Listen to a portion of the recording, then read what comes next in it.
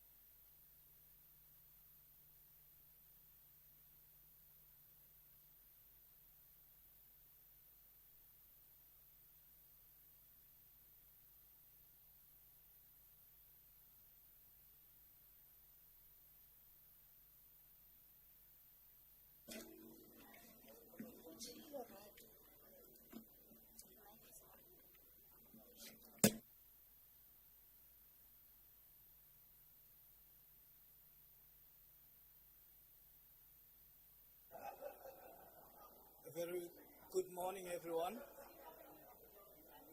Morning. So, just a sincere apology. We're supposed to start at 9, but there are two groups that are still en route. As soon as they get here, we will start with the proceedings of the day. You guys look good, and I hope that you are excited to be here, and we'll start as soon as the first group gets here. So please just bear with us as we wait for the other group. Thank you.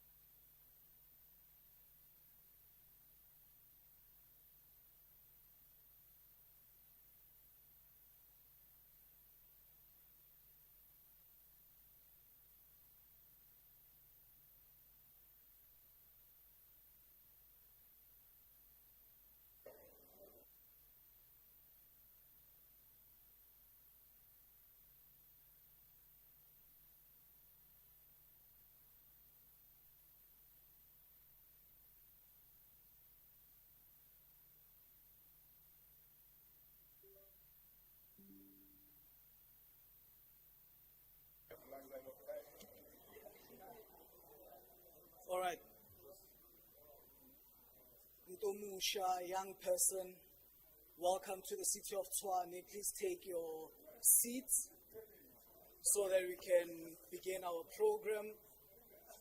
You have the day for you to take your lovely pictures, so that we can honor our leaders and their time as they take a picture with Coca-Cola.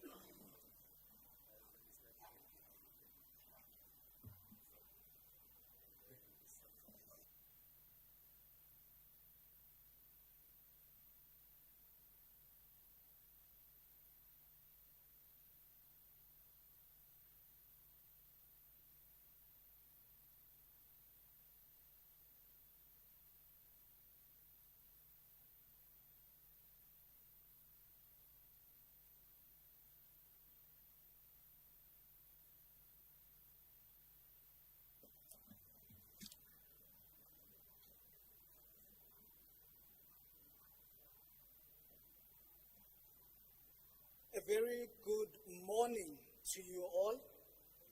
Kalina ke Tato Matsita, and I am with the city of Tshwane, and I will be one of your program directors for the day. But I'm not alone. I am with my co-pilot here. She'll introduce herself. Morning everyone. My name is Londi Telezi, and I will be with you in the second half. And welcome, guys. Welcome. All right. Thanks, Londiwe.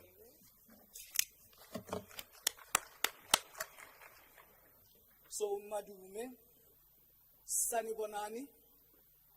Okay, guys, I'm expecting you to interact. I don't know where I am. Madume, Tobela, La bona lidietsa so a ge ke Setswana or ke Sepedi. Sanibonani. Molweni, Macheloni. Ah no, we are there. Goeiemorgen. Young people, Ntomusha, I'm expecting you to bring the vibrance live. We are here for you. One of the mandates that I was given was that, look, you represent young people as well. So you can easily connect with them. And I hope I can. I know I might just be a generation before you, but we are here to launch the Tshwane Youth Climate Action Network. And this is important work that the city does as part of the C40s network. We're a city that prides ourselves in saying that we want to become climate resilient. And we are very aware that as young people, climate change affects you. You are amongst the most vulnerable. You face your own challenges because when the heat waves hit our communities, it becomes unbearable to study. It becomes, we get sick, and we are so challenged in so many ways also because of how the weather changes. It's winter, but wait for the afternoon. You'll see the effects of climate change. It will be hot as if it's summer. So those are some of the things. But we brought you here because we know that you are innovators in your own right. You are sharp. When you are faced with challenges like the youth of 76, you rise to the occasion, you face the challenges, and you find a way forward and carve a way towards a better future. And we understand that you are not just leaders of tomorrow, you are leaders in your own right today. And my invitation is that take your stand as a young person. Use yourself, the talents, the gifts that you have in order for you to be able to effect change in our beloved country. You don't have to hold a particular position in order for you to effect change. You can do it using yourself as a young person. You still have energy within you. Use it wisely. There's a particular scripture that I love so much that says, do not let anyone look down on you because you are young. But even in your youth, you can set an example for others. So while we complain about peer pressure, let us exact a positive peer pressure on others and be the leaders of tomorrow who will deal with the challenges of climate change that we are faced with. And with that, let me welcome our Executive Mayor, Dr. Nasipi Moya. Thank you, ma'am, for honoring us. You will see her, she's rocking all stars. I'm always amazed at how she shows up at events. She brings her full self. And thanks, ma'am, for being here. DEM, Councillor Eugene Modise, you are welcome, sir. And they will be rendering a few words of encouragement to you today. But let me get to the housekeeping rules. Our bathrooms are to my right, which is to your left, up there. You take the stairs up, you go through the glass door there. But if you are here on the ground, you find one on the right and on the left, but therefore the people living with disability, you can use those as well. And then there's no eating allowed in the chamber. We're trying to protect the equipment, the mats. You can drink your water, but please refrain from bringing coffee during tea time. And whatever other snacks, let's have them where it is designated downstairs. We will lead you to the canteen later on. You will see it if you haven't been there yet. There are refreshments for you. And then in case of an emergency, you will hear an alarm. And then all we have to do, we just evacuate, we go downstairs, we follow the signs. The fire marshals in the building will lead us to the courtyard outside. And then should there be a power dip, Kokumoya, relax. In a few minutes, backup power will switch on, and then we'll just have to give the IT team a few minutes to get the equipment up and running. And those are our housekeeping rules. With that, Madam, are we ready with the national anthem? Because we have to take pride in the nation that we live in, even with the heartbreak of Bafana Bafana. But it was young people who represented us well. So we're going to have the national anthem. And as we do, I'm going to ask everyone to stand. You may rise to your feet. We stand in attention with your hands to your side. Remember, this is a prayer for our nation. Let us honor the national anthem. If you are singing, sing along with hands to our side, standing in attention as civilians. It is only the state president who puts his hand on his heart because he carries the whole nation. And with that, ma'am, can we have the national anthem?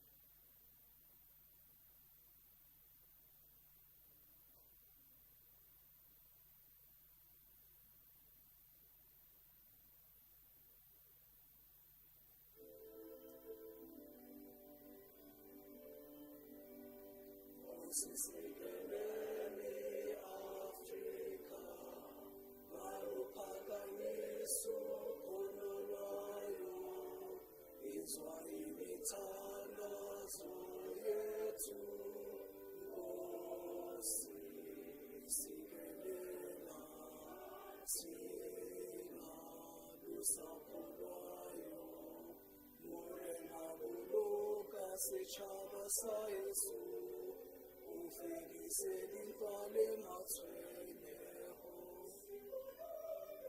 o se boloke setšhaba sa Jesu, setšhaba sa South Africa.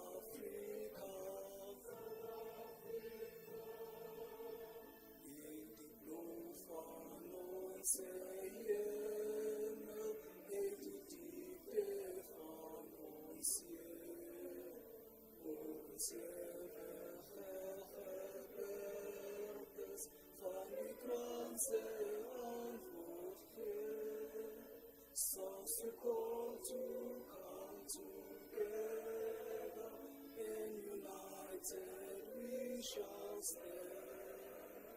Let us be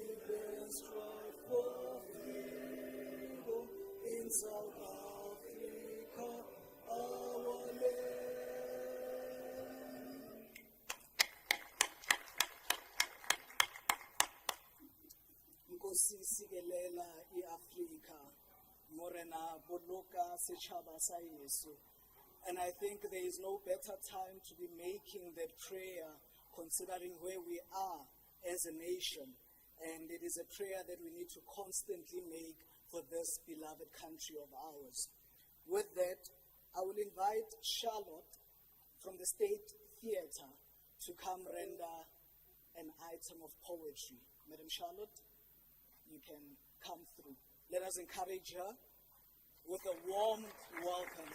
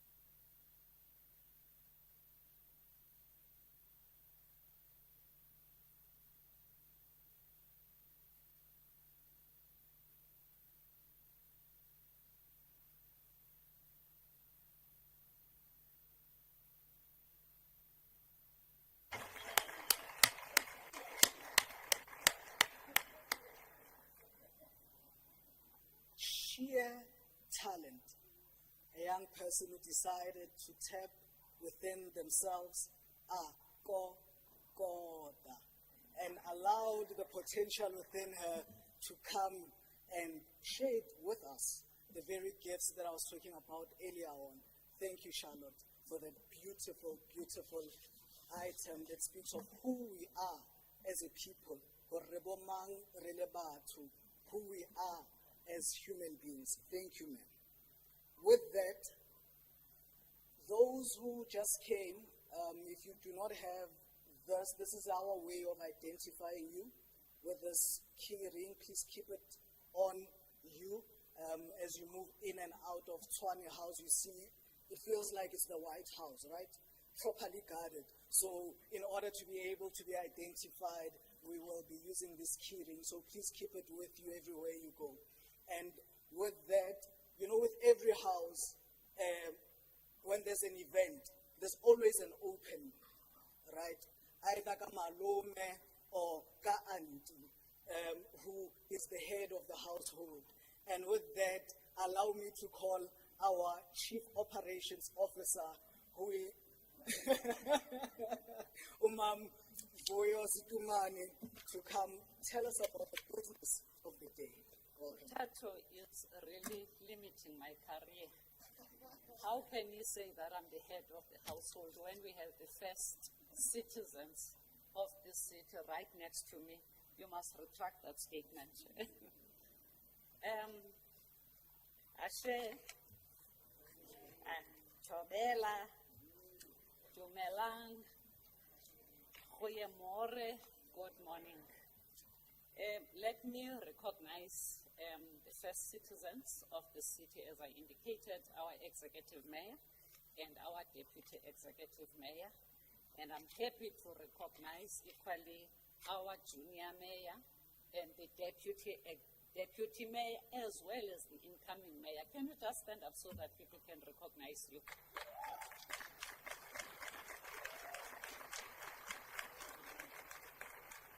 Thank you.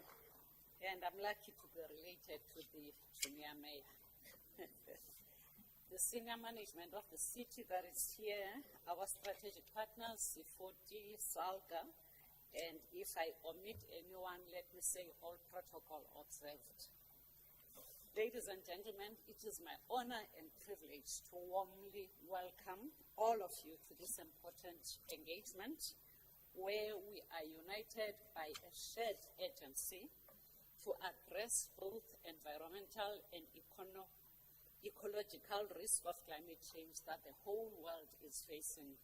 You will agree with me that currently, as we are sitting here, there's an excessive heat wave that is moving from the Western Europe to the Eastern Europe. But also, we have seen the devastating effects of the earthquake in Venezuela.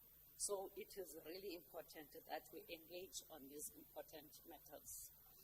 Your attendance of this session, and especially our targeted invitees, which is the youth, underscores a conviction to create platforms of engagement and activity-based plans that are all aimed at mitigating the effects of climate.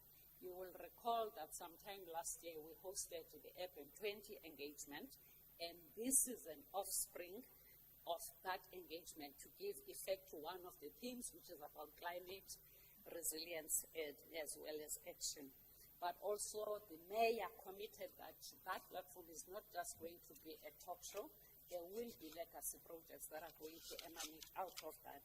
And this engagement is really giving effect to one of those legacy projects, which is about youth empowerment in matters of climate change and action. So today it's about recognizing that the fight against climate change can never succeed without the leadership of the youth. Hence we are here today, and the focus is on you. So this is about building bridges between generations, institutions, and community. We are closing that gap. We are saying let's create platforms of engagement where we can have structured engagements to deal with this effects of climate change. Importantly so, it is about ensuring that this city stands as a beacon of resilience, a beacon of hope, sustainability, and justice for all. So we're proud to announce the establishment of Tshwane Youth Climate Action Network, which I will refer to as TYCAN. This platform has been specifically designed to ensure that youth voices are not only heard, but they are integrated within the municipal climate governance, policy development, advocacy, as well as accountability. You need to hold us accountability to the extent to which we are implementing our climate action plan. So this platform is more than just a platform, it is a movement, and we want to see results. A movement that ensures that your voices are not only heard, but they are at the center of municipal governments when it comes to the implementation of our climate action plan. So this network has been specifically built to ensure that youth must move beyond just protesting and lobbying, but you must be directly involved in action. It must become a formal, structured engagement and a respected part of decision-making. Your voices must be heard. You will help shape climate action, environmental stewardship, resilience, planning, environmental justice, and green economic development because you need jobs. Some of you are complaining that once you exit university, you are not absorbed in the work stream. So this is a platform to create economic development, and especially as it relates to green economy. Today is about empowerment, as I indicated. It is about recognizing your ideas, your so much needed energy, and your courage, which is indispensable. It is about saying we can never win the fight against climate change if you are not at the center of driving the mitigation plans.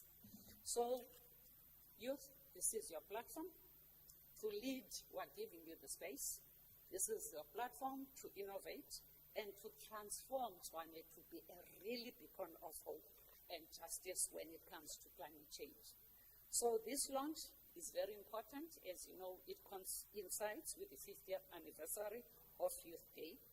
As you know, that the Youth Day of 1976, with all the criticism that is around whether we have really benefited from that, however, we're saying use the same energy that you used at the time, because now the focus is different.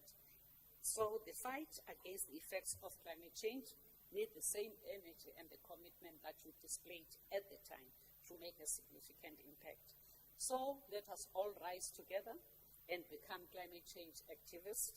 Let us prove that when young people lead, cities change. And let us show the world that Tshwane is more than ready, not just to face the climate crisis, but to do something about it and to overcome it. So you are all welcome. Thank you, and I hope you'll have very meaningful deliberations. There are some gifts, I'm told, but those gifts, they are less than the number that is here. However, the criteria would be those who interact more will be recognized and be given those gifts. Thank you very much.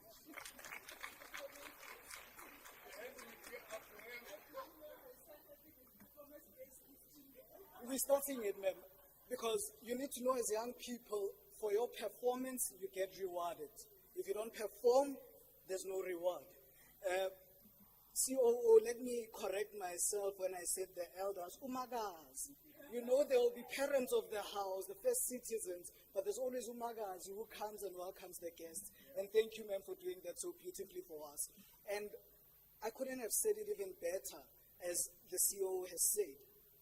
We need your energy. I think that's something that you're going to keep hearing from me as well, because I am young. I relate to some of the challenges that you are faced with.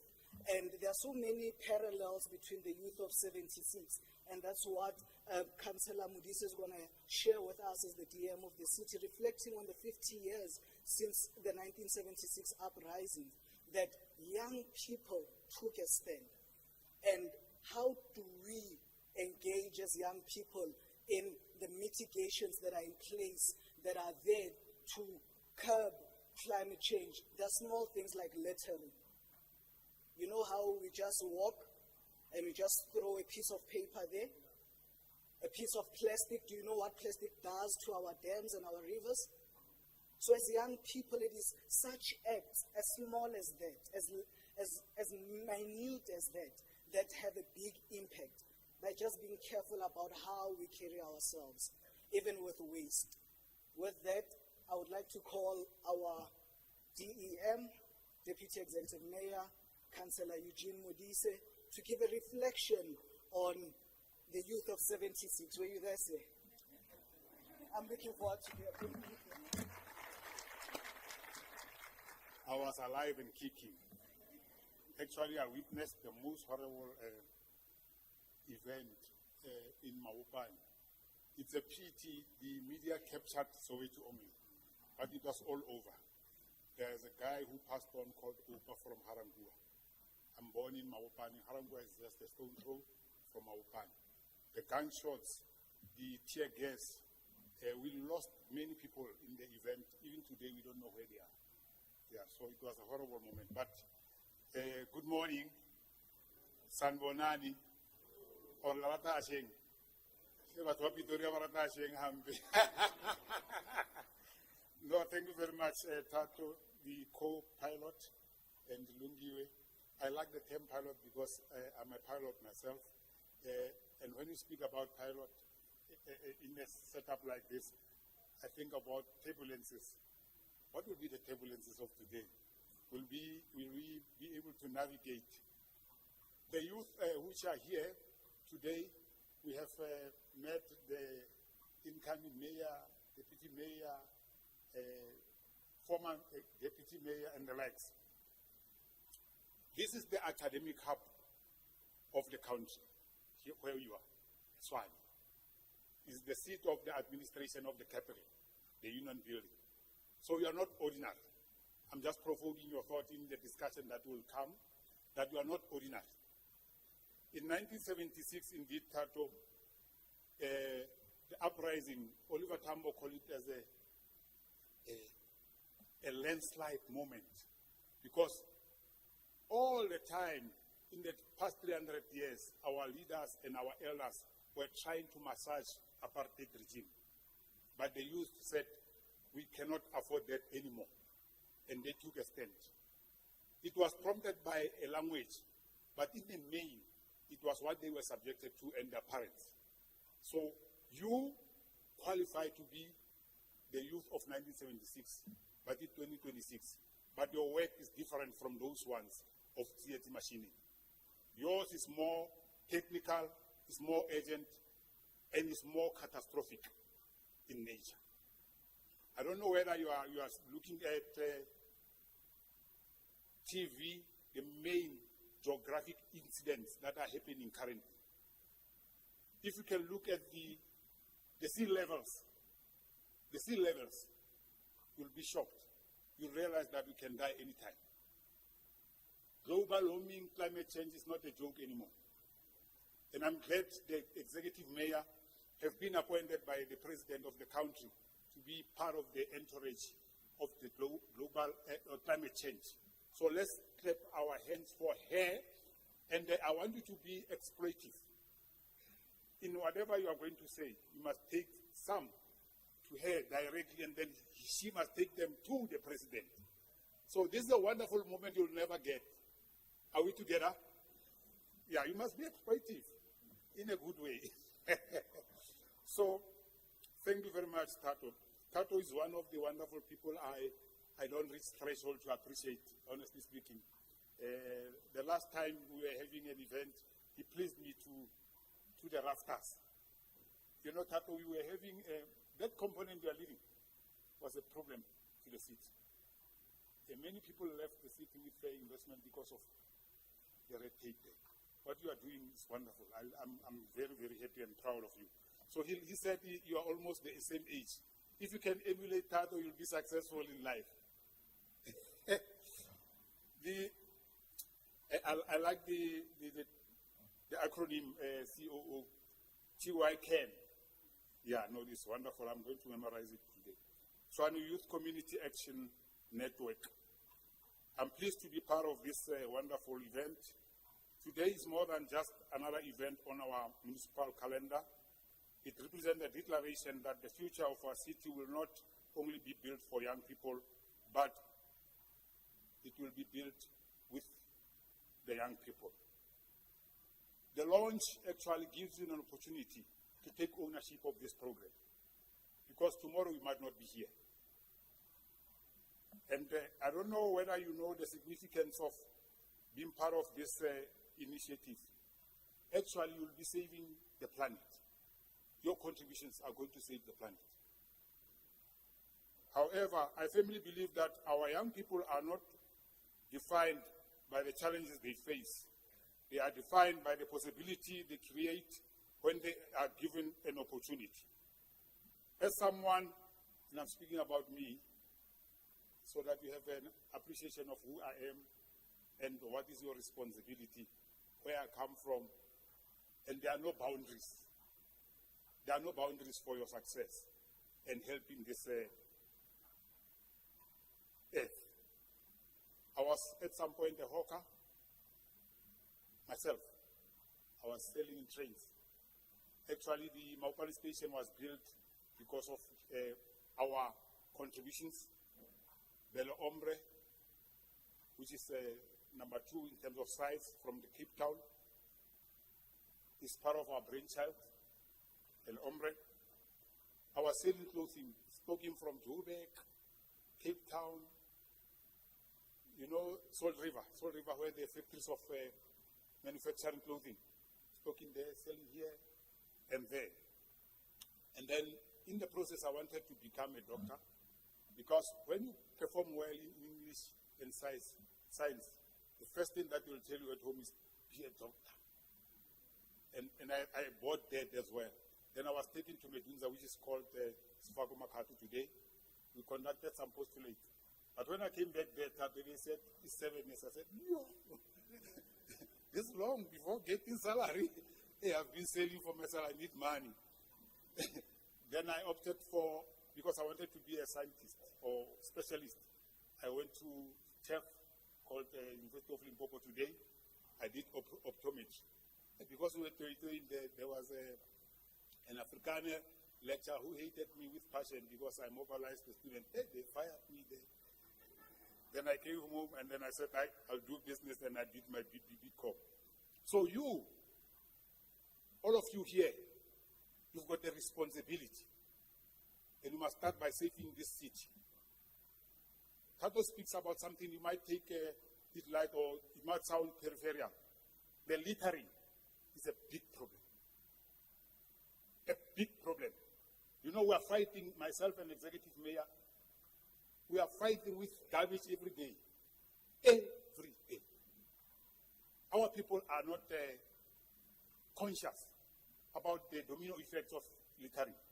You know, littering causes harm to the soil. And if you get a disease from a rubbish area, you can't heal, unfortunately. Yes, because there's rust, there's chemicals, there's cocktail that cannot be able to be diagnosed. So, myself and Mayor, we are heated, we are fighting with illegal dumpings every day. Illegal dumpings are a big problem for the city. We clean them today. Before you reach home, they've already dumped. So I want you to be champions of that aspect. Because if you talk to your parents, your peers, your next door, I get to some society naga jelly, and those that social clubs, it will help us a great deal, honestly speaking. Yeah, no, I don't know, I'm not sure. This initiative is not simply another program. It is a platform that connects young people with opportunities, encourages active citizenship, promotes innovation, develops leadership, strengthens entrepreneurship, and inspires community participation. Government alone cannot solve every challenge. Sustainable development happens when government, business, educational institutions, civil society, and community work together with one shared vision. We are going to create exactly that partnership. That is the purpose of this gathering. It invites young people to become problem solvers rather than spectators, innovators rather than critics, and leaders rather than followers. As political leadership of the city, we remain committed to creating an environment where young people can thrive through skills development, enterprise development, investment attraction, financial inclusion, and community empowerment.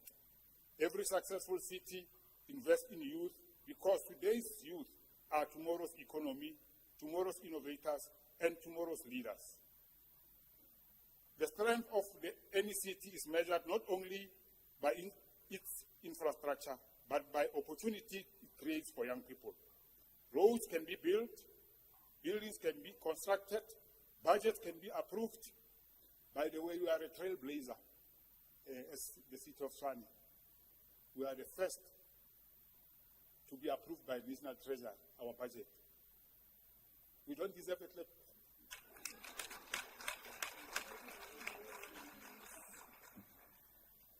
But if our young people are left behind, then our development remains incomplete. That's why today's launch is a call to action. To every young person present here today, I encourage you to dream bigger than your circumstances. Believe in your abilities, invest in your education, develop your skills, build businesses.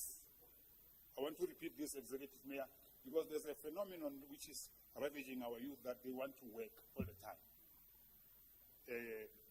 Build your businesses, serve your communities, never underestimate the value of your being part of the society. Your ideas matters, your voice matters, your future matters. The city of Tshwane believes in your potential, and together we can build communities that are inclusive, innovative, and prosperous. To our partners and stakeholders, thank you for choosing collaboration over competition. Coca-Cola, we truly appreciate you. I didn't see others there because I heard the beautiful news that you are donating 18 million of a valve. Ooh, thank you very much.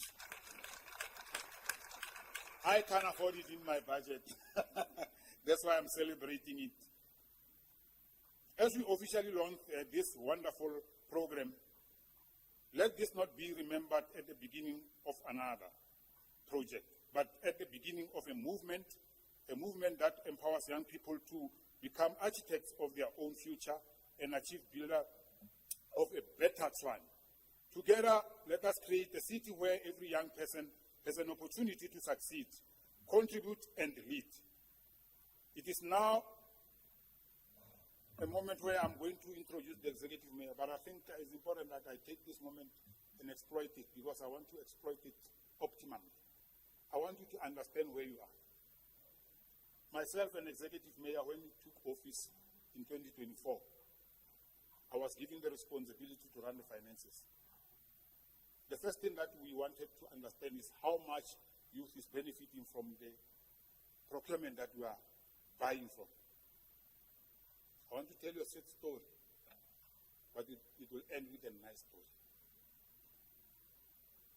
They gave me the responsibility to bring the report to detail who benefits, demographics, categories. In the first batch, there was no youth. 0.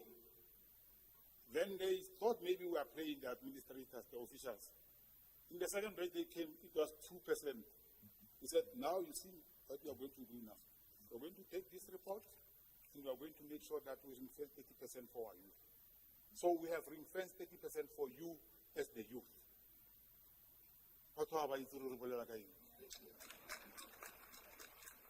Do you have an appreciation? We are saying, if you want to do business with the city at your age, here is 30% for you. Yeah, no, first time they didn't get it. Now they got it. So allow me to introduce the former chief of staff, the former deputy executive mayor, the former MMC, Remita Hunari. Hunari is a special name in Sepedi, a wonderful woman, Dr. Nasipi Moya.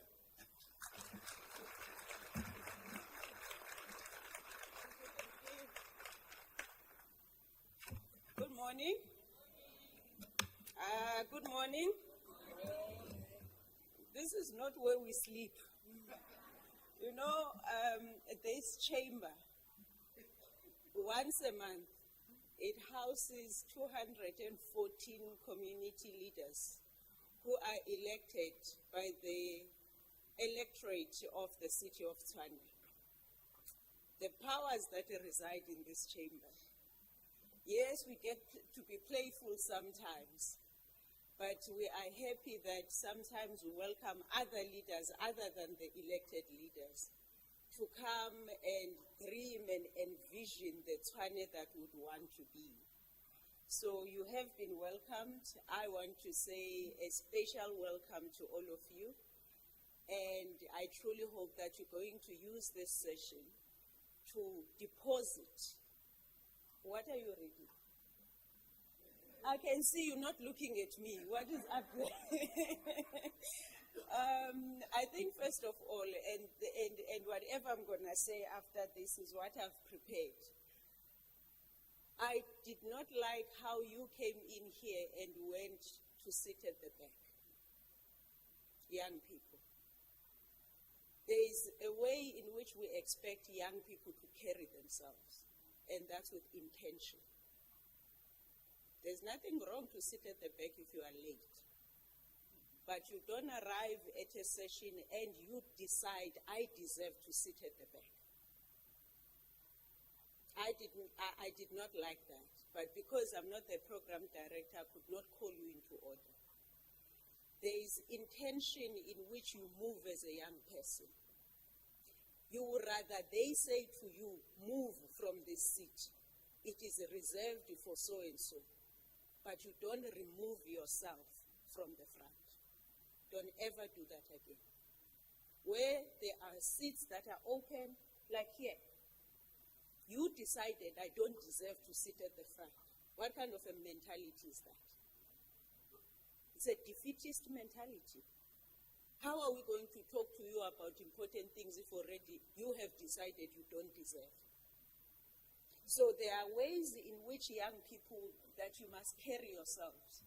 And I speak to you as an older sister, that we are so sick and tired of fighting for young people who don't fight for themselves. For me, that was a symbolic move that I don't like it. Don't do it again. You need to learn how to take spaces when they have been availed to you, even if they appear to be insignificant to you. I don't know you personally, but already now I have a view that you guys came here to listen. Because if you want to be taken seriously, you want to be as close as possible to the fire. But you decided, nope, I don't know what they're going to say to me. I deserve to sit at the back. And you left. Can I give you 2 minutes to fill in the spaces, please?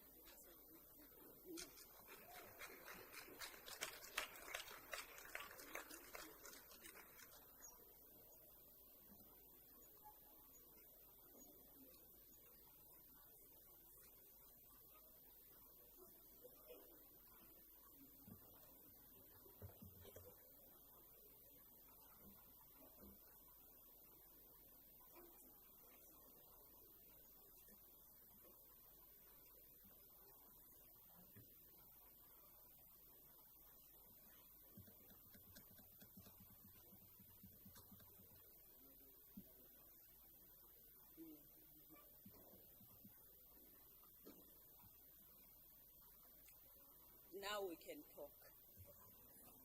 Now we can talk. Let me first acknowledge the Deputy Executive Mayor of the City of Tshwane, my right-hand man, Ndate Ankile, my big brother, Councillor Eugene Modise. And to me, the Deputy Executive Mayor, as we lead as different generations, there's not even one day where he said to me, I won't take what you are saying because you are younger than me. In fact, I think he's gone above and beyond to afford me the respect that sometimes I did not feel I deserve. And so do not be scared, young people. You may just be lucky as I am and lead with people who understand that leadership is not about age. It's about what you bring to the table. So this is my big brother. Even though we're from different political parties, this has become a person I lean on a lot. And welcome, Deputy Executive Mayor. I want to welcome the COO to your house and the team that you are leading today. I see the city manager is not here, but the COO is one of the deputy city managers that we have. Can I please see the officials of the city? Can you please stand?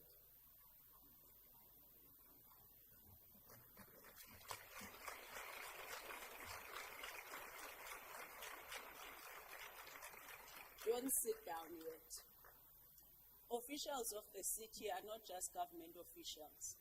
These people are mothers, they are fathers, they are aunties, they are big sisters, big brothers, they are uncles.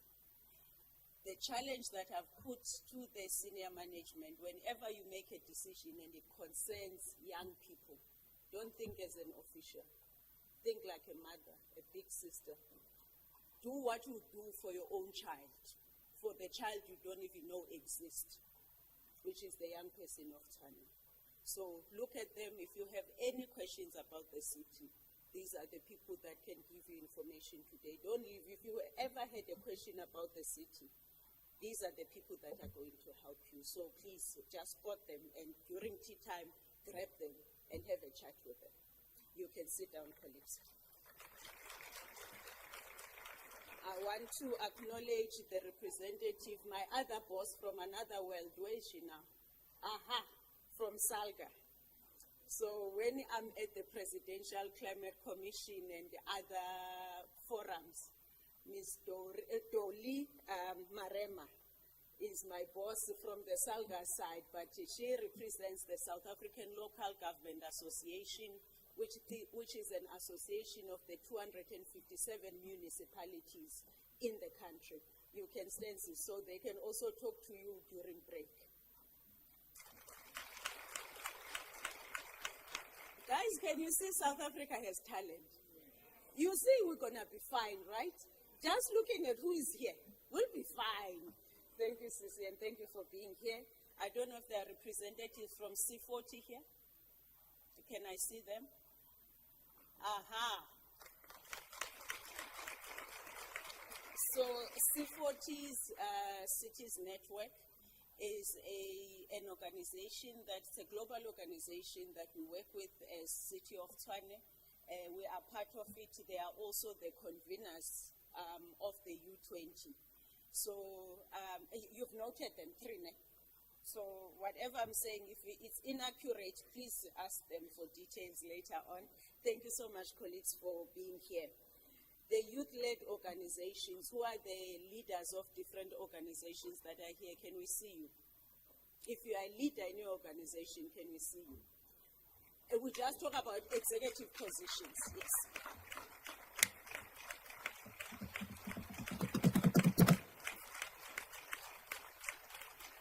Thank you so much. Thank you so much for accepting to serve. Leadership is not easy. That's why it's not for everyone. It's for those that it's not that you are more talented than others. Don't be arrogant when you're a leader. Doesn't mean that you are more talented, more insightful, but it starts with your heart where you say, I believe I have a bigger purpose to serve beyond I. I have something that I can do that may serve the person next to me. So thank you so much for accepting to lead in your various spaces. And of course, my junior mayors, my counterparts, they even showed me their budget for the financial year though. Mila and Ms. Fanga, can you please stand up? So these are the junior mayors. The one, so Favor is the current junior mayor. Mila is coming in to replace her. You see, mayors are supposed to be women.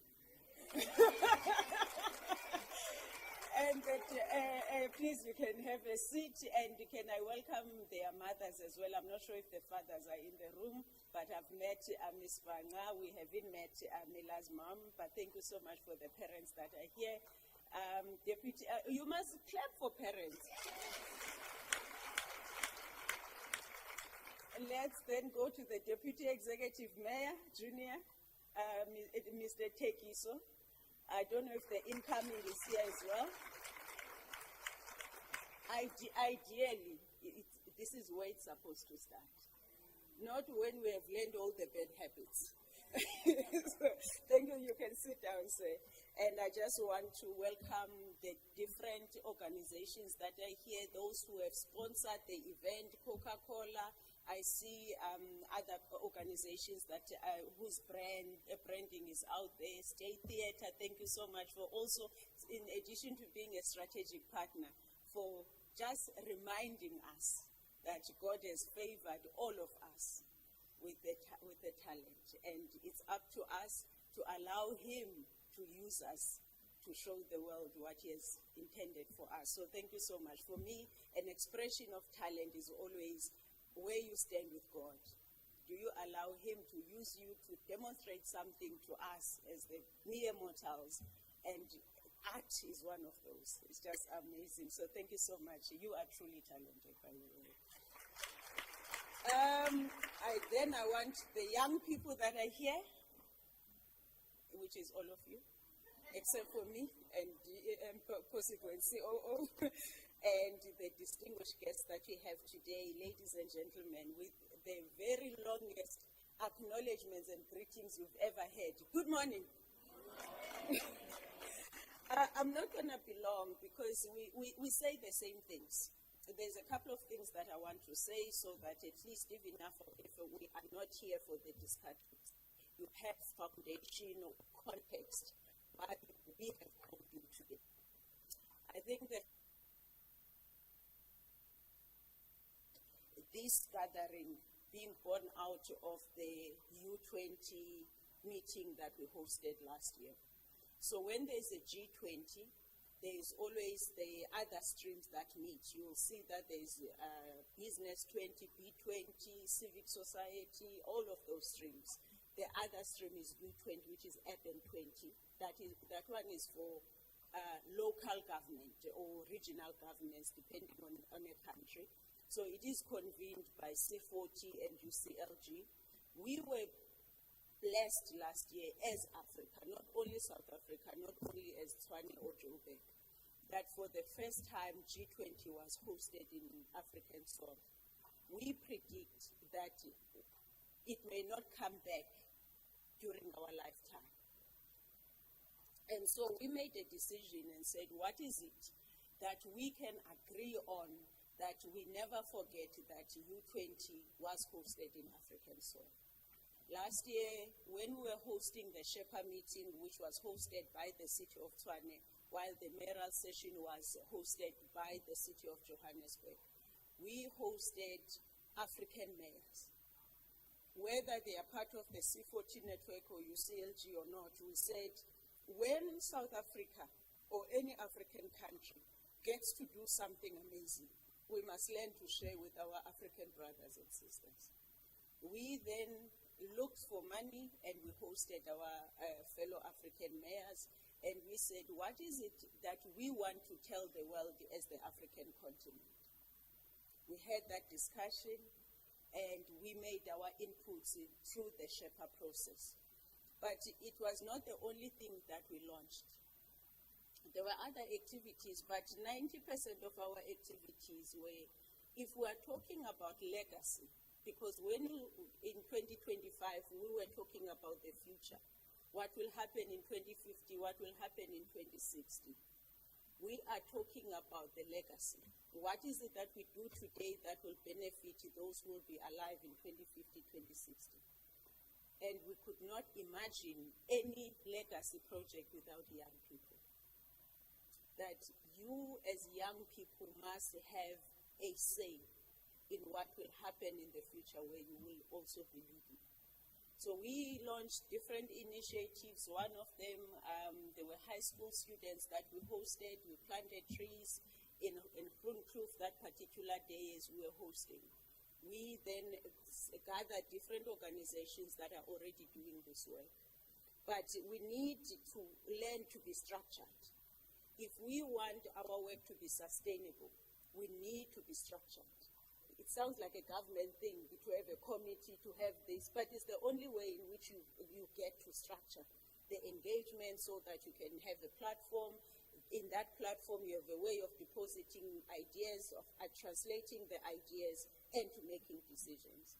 So you being here is part of it. But the success of it is not on us. We were just people who initiated it. The success of it is for you to come together, everyone that is here today, become part of a community that is going to make sure that we can talk about the future of Tshwane. What will it look like? When you just randomly think, and I said this to someone, that if you were to get a picture of Tshwane in 2011, the aerial view of Tshwane in 2011, and you get an aerial view of Tshwane in 2026, and you get an aerial view of Tshwane in 2050. Totally different pictures.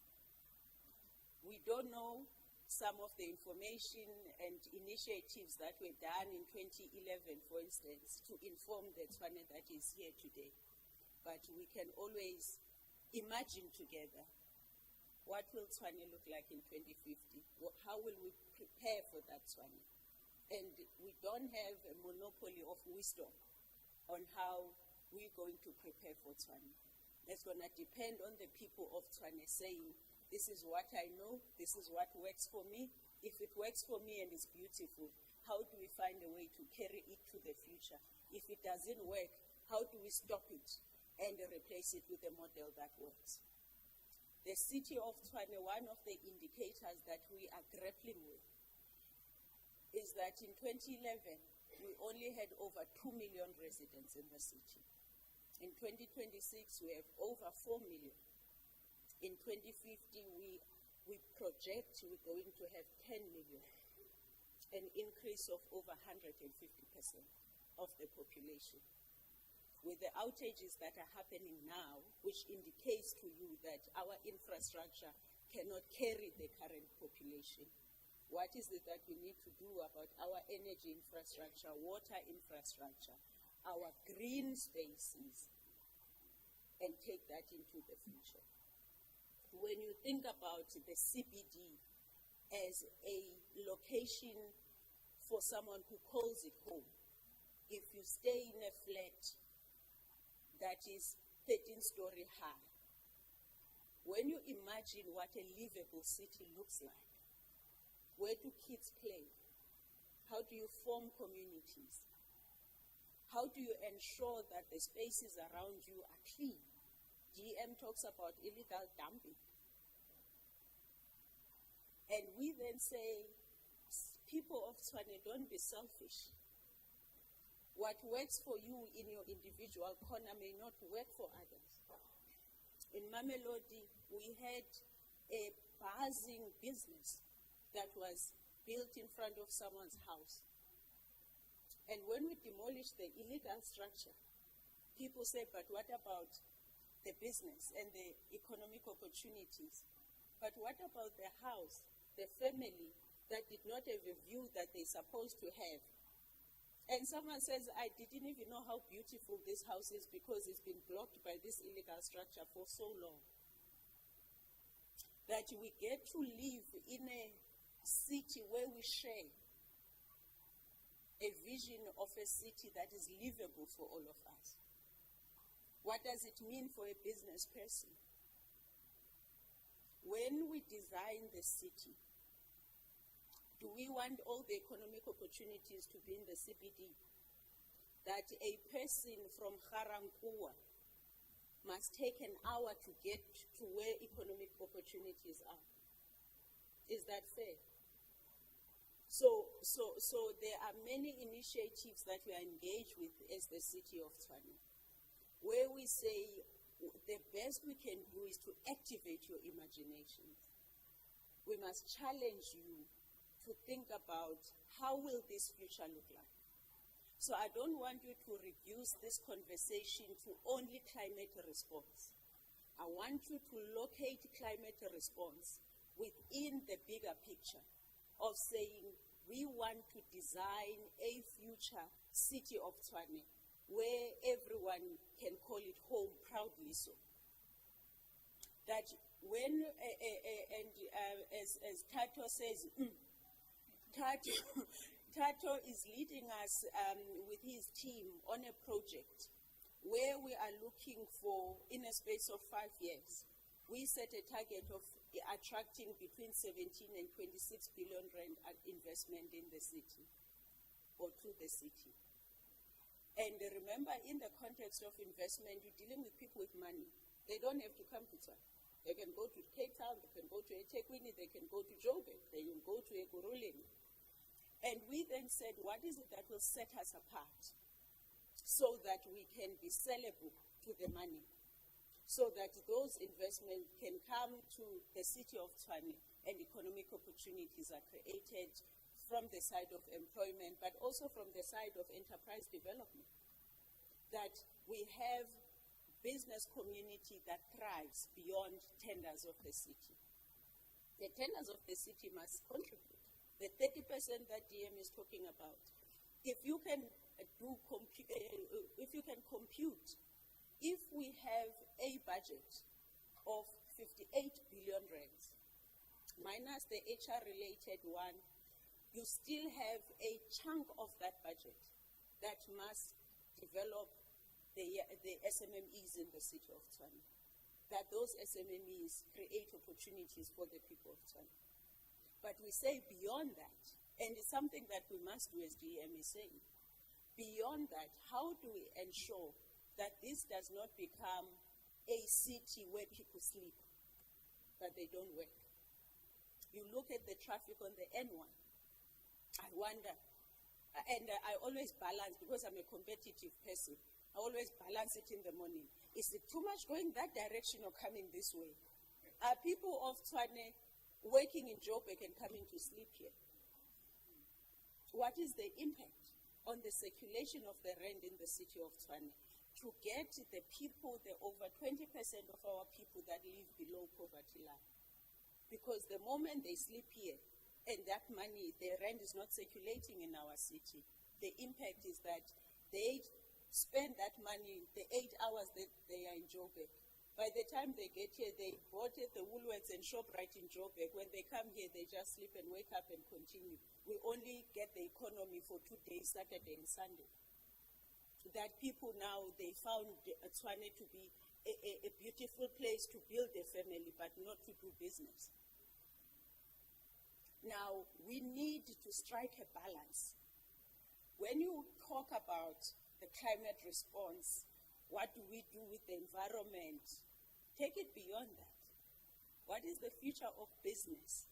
In the work of responding to climate change, what are the innovative ideas that we are getting from you young people to say the substations that can't even handle rain, or the substation that can't handle extreme heat, or the substation that can't handle cold? How do we design them differently? With water, how do we make sure that we have quicker ways of purifying water, of fighting pollution into our rivers? How do we make sure, as we are planting trees in Mamelodi, some died? We were doing something good, but it was the wrong tree for Mamelodi. Who is learning these species to come and guide us and say, for Tshwane, jacaranda, yes, beautiful, but it's only for a few weeks. These are the species that survive in the city of Tshwane.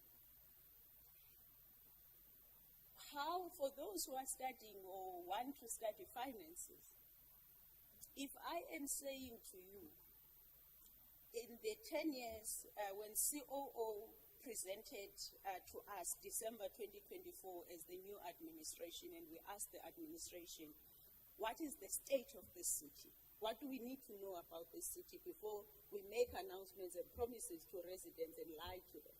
Ground us in evidence. COO's presentation was on the master plan of the city of Tshwane, where she said, I don't want to depress you beyond 10 years, but if you can find me 58 billion rands in a space of 10 years to deal with the infrastructure backlog.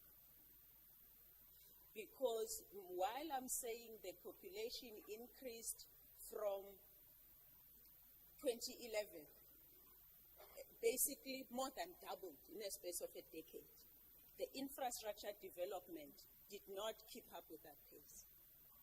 As a result, which is a shame, in a capital city, you have 502 informal settlements that are not all serviced. You have areas formalized still without internal rules,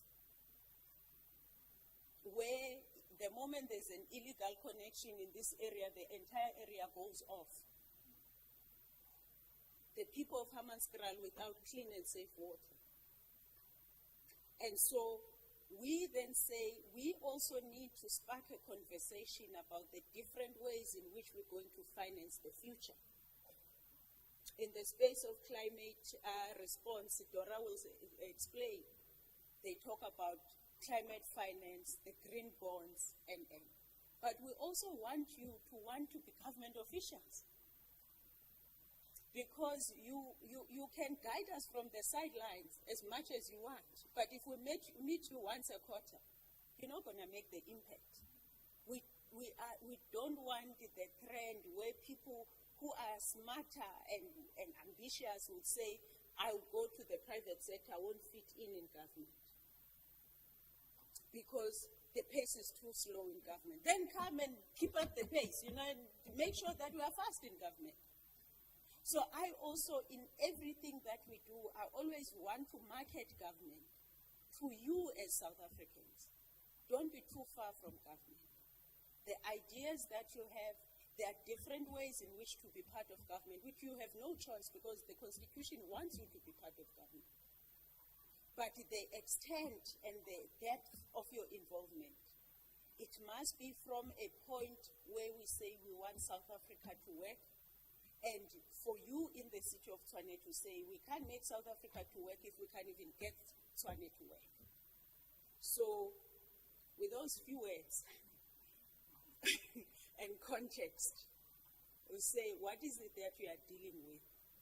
You may not answer all of these things today now, but I believe where you are, which starts with your homes, starts with your groups.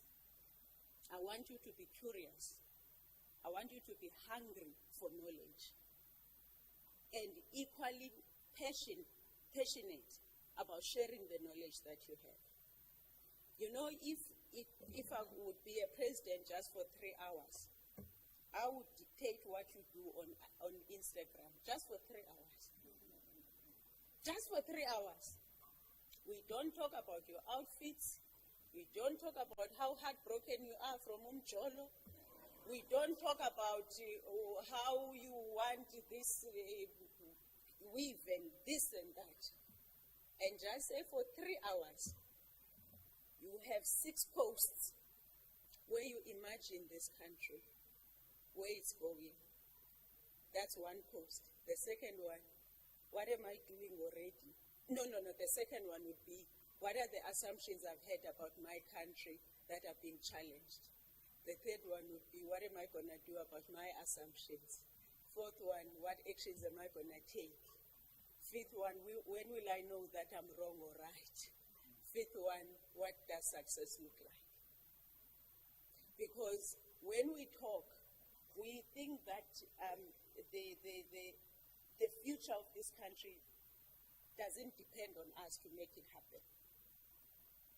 And unfortunately for you, if the youth of 1976 did what they did as high school students, knowing that there was a bullet that they could get, which bullets are you scared of when you don't speak up, when you don't voice your opinions?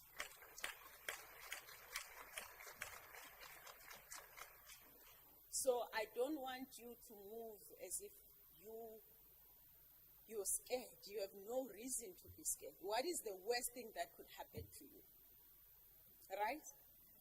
But as we are launching here today, I do want to acknowledge the people that are going to serve as your inaugural steering committee of TYK. And when I ask them to stand, if they can stand so you can see who they are. When I'm good at matchmaking. Ms. Londiwe Buthelezi, our co-pilot.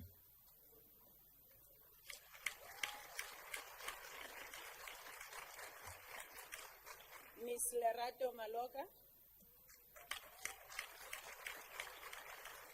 You see, leadership is already sitting at the front. Mr. Tabang Shongwe.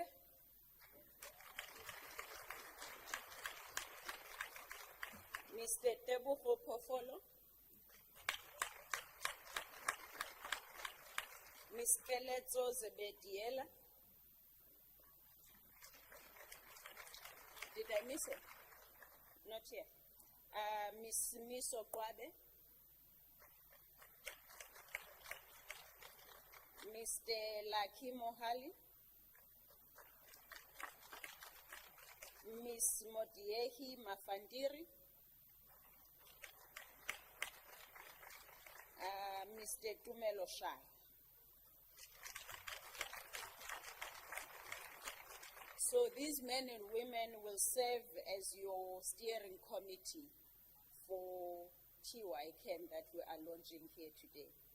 What we are asking you to do is that don't be those bad people when you are given a responsibility to start factions. You start advancing your own interest.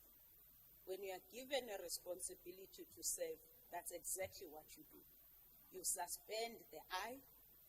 Sometimes it's going to be difficult. And a pastor said yesterday in church, you are a generation of do you.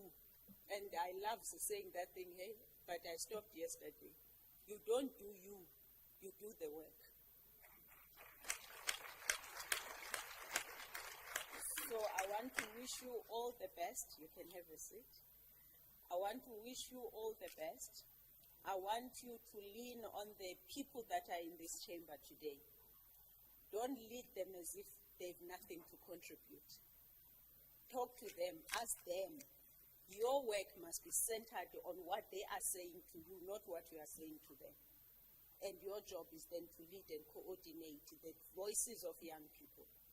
But if anything, if we are successful as my generation, is if we give you a platform to voice your views and you have a platform to share what it is that God has given you as your talent, and to make sure that that talent serves the people, understanding that you are the selected few. The reason why we don't have, if you understand that the city of Tshwane, the population here, 58% are people 35 years and younger. You don't see them here. We see you. So they being on your phones, checking this and checking that during the session, please don't waste that. Don't waste this opportunity. Engage, ask questions, make friendships, the networks. Please do that so that wherever you go back to where you come from, you feel that you've been empowered. That was a speech from an older sister, more than the executive mayor. Now, as the executive mayor, welcome to the Jacaranda City, Tshwane Mamelodi, 012, Pitori Mahlanyeng. But more than anything, welcome to the city that in 2050, whether we are alive or not, this city will be the beacon of hope for its people because we would have done the work. Thank you so much.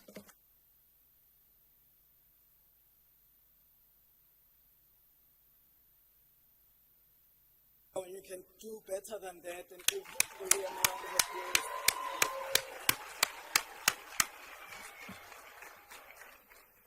So, there's something that I forgot. When you are no longer on the socials, because sometimes it feels like it's wasting time, right? But you put a challenge to us, EM. There are a few hashtags. Can you please put them up there? This is an opportunity for us to even start tracking. What is it that you are saying? The commitments about what do you bring to the table? Huh? We brought you to a conversation, a round table discussion. Look at how beautifully the chamber is set up, almost in a shoehorse, in order for you to have a dialogue. And part of that, you can put it up and use those hashtags, hashtag TYCAN, hashtag young voices. Make your voice heard today. Hashtag climate resilience. Let's make this city a resilient city. Because like the EM said, we want to build with you.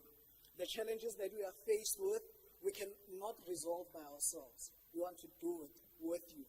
And trust me, kumnandi government, when you are innovative, when you know how to use yourself and occupy your space, even as a young person, using yourself to bring solutions to our public sector. With those words, EM, DM, COO, we really, really want to thank you, and we are aware that you are rushing.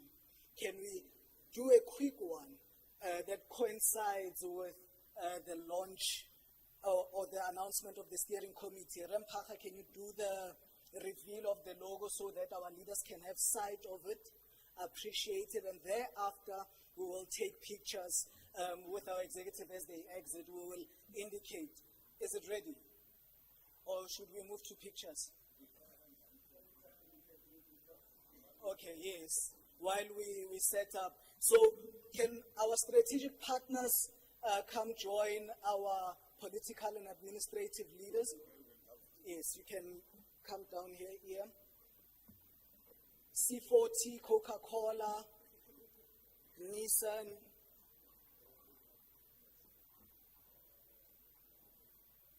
Please come join. Salga. State Theatre. Yes. We will start with the executive, and then I will call the next groups who will join the leaders. State Theatre represented, I see Salga, C40. C40 is coming. Coca-Cola.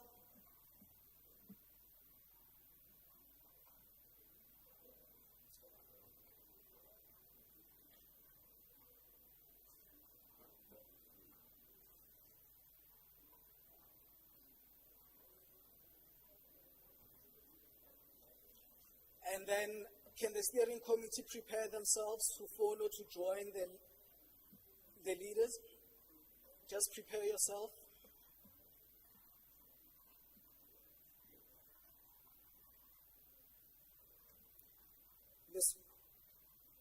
The junior city council will follow the steering committee, the TYCAN steering committee.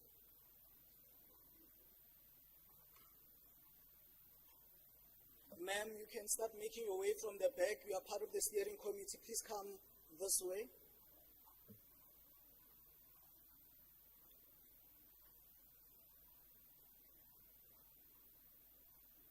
The steering committee, please make your way just to the front. You'll be guided by these guys. I just want to get them ready to come forward, please. Junior council, please make your way forward to stand there. Salga can remain. C40 can also remain.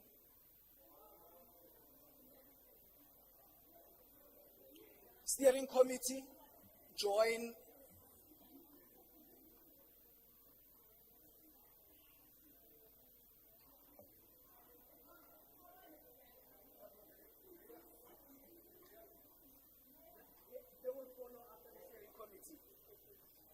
The junior council will follow the steering committee.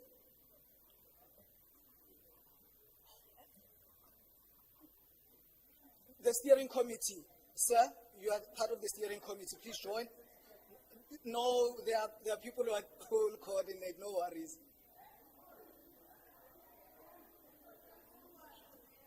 The mayors, you will follow. Yes, you will follow. You will follow. Allow the TYCAN steering committee. Oslerato, they will follow. The junior council will follow. We want those chains to be seen.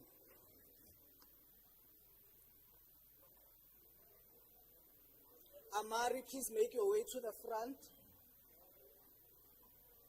Along with UNASA.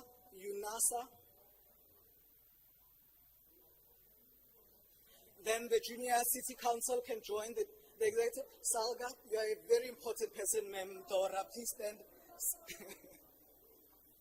You are tired, CEO? Are you tired? No? The junior is... There's two more groups to follow. Sorry, COO. Sincere apology. COO wants to get to the operations of the city.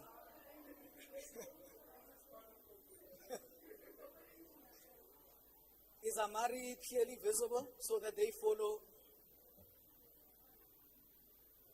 Amari and UNASA.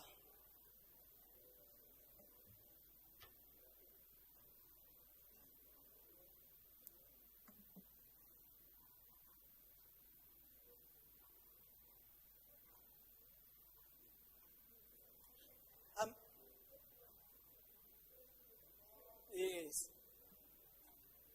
So there's two more groups here. Oh, yes. Yes. No, there's two more groups. Yes. Amari, UNASA, please join quickly so that then we can have a family photo thereafter. It's Amari and UNASA joining you.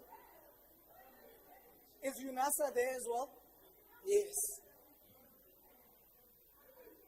So both Amari and UNASA.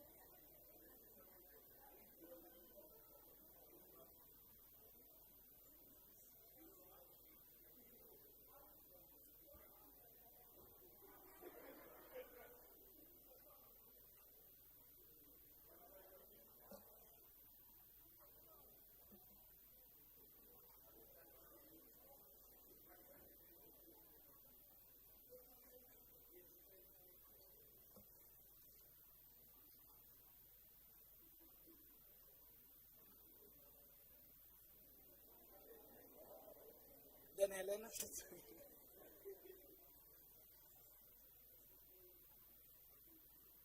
And then our leaders then can then stand this way, and then we take the picture with the family photo.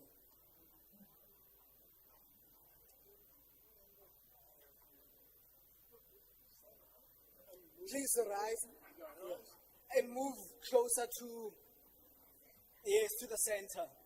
Everyone rise for a family picture. Move close to the center. Squeeze closer so that Helena's can see everyone. Rise, everyone. If you want to be in the picture, please rise.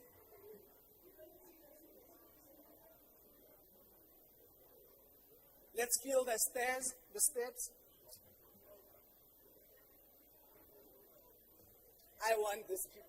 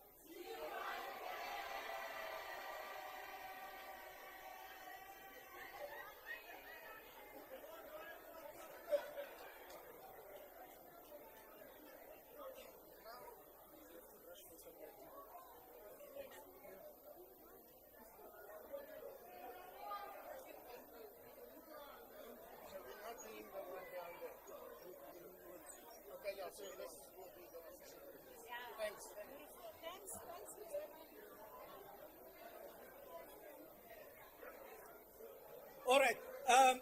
Semphaga, the logo reveal, please, sir. Just one second. Yeah, just the logo reveal so that you see the significance of the logo, and then we take it from there. Semphaga, over to you, sir. Otherwise, if I stay here, we won't get salad.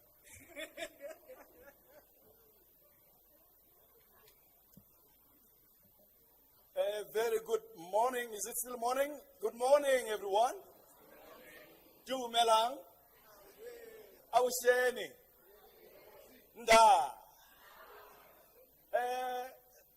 I think I should stand on the protocol that is already being established by the Chief Operations Officer to say greetings to our Executive Mayor, our Deputy Executive Mayor, and our partners, Salga, State Theatre, and all protocol observed.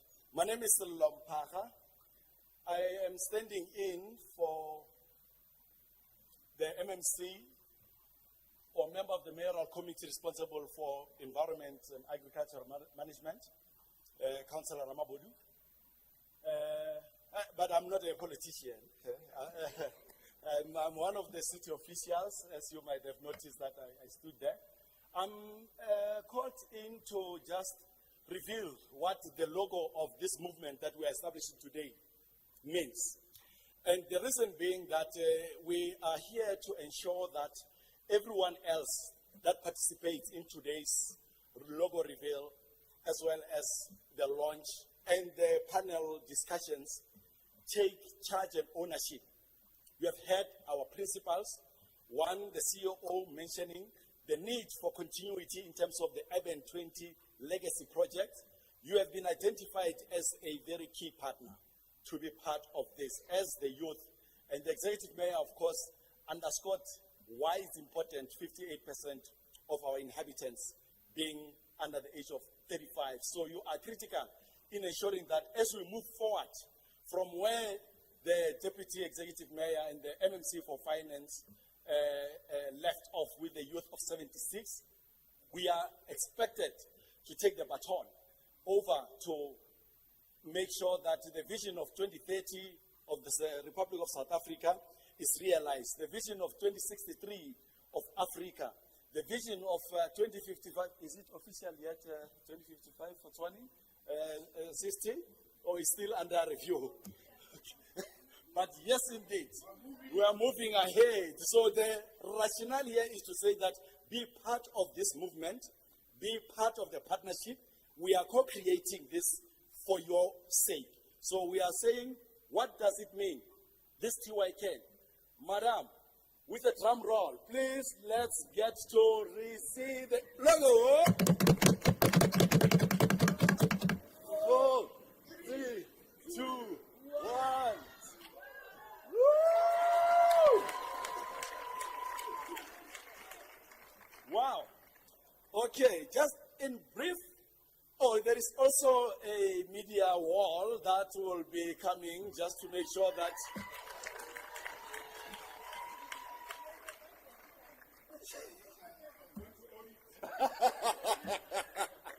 while we are saying that, we also need to appreciate the fact that this was entirely supported thanks to the lasting partnership we have with the C40 Cities Leadership Network, as well as SALGA.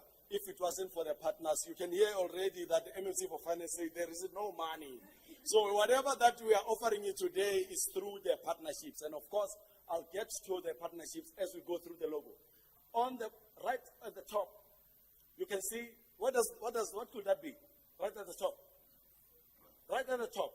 That green is the sun. Thank you very much. So with the sun, this is the energy that we are drawing from all of us in here, particularly you as young people, to make sure that whoever partners with us, from the private sector, government, and of course, Executive Mayor made mention that government is not as what you have been told.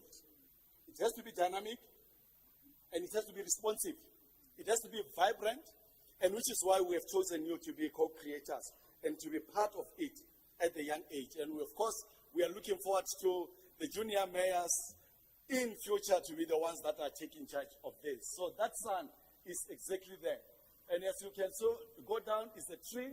With that, it goes through to why it's important to consider nature-based solutions. We have been told about this in climate change. The sustainability aspect of it is to say, let us protect our natural resources, let us protect our rivers, our open spaces, let us clean. The Deputy Executive Mayor has made a plea that we can't be cleaning and people coming to, throw there.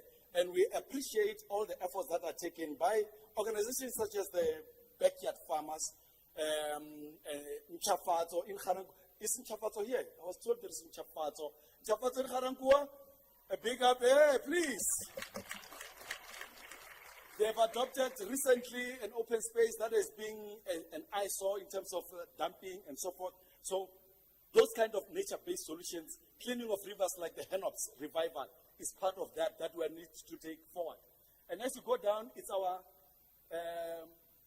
cityscape. And what can you see there? Union buildings, of course, the Reserve Bank, and others. We are in a capital city, and we recognize that the built environment, like the very building that we are in now, the capital city headquarters is a 5-star green-rated building. It's a green building because it is efficient in terms of its water use, its energy use, and so forth. And we are recognizing that we've got a role to play to ensure that our city, as the capital city, when people get in here, and maybe others are even regarding it as a downtown. We know we have been to downtown not so long ago with the COO. Downtown LA compared to our downtown, you leave much to be desired with LA. We were so disappointed. This is the emerging new downtown of the capital city. And of course, with the partnership that we have with the diplomatic community, we hope that we will elevate it so that everybody, when they talk about South Africa and its capital city, they reflect on all our aspirations in here. And lastly, you can see there are people there. What do we say about them? The youth, the young, and the different colors, it means different backgrounds. And that is why it is important now that we embrace the Junior City Council and others to say that we now have to forge one path as a youth of tomorrow, to be one and to make sure that we bring everyone on board. And this, in short, is saying Tshwane Youth Climate Action Network. This is the new steering committee, or we can say the inaugural steering committee. Executive Mayor made a point that it's not here to be gatekeepers. We are here to make sure that these are the people that will open doors, that will reach out to our communities, that will reach out to our youth organizations, that will empower and capacitate. When they say there is a youth organization in Sokulume, make it your duty to make sure that they are part of this network. In Winterfeld, in Olivenhout Bosch, in Hammanskraal, and so forth. It is your duty to make sure that you make the circle bigger and not close those gaps. And of course, finally, we are going to put the spotlight on the custodian of this effort.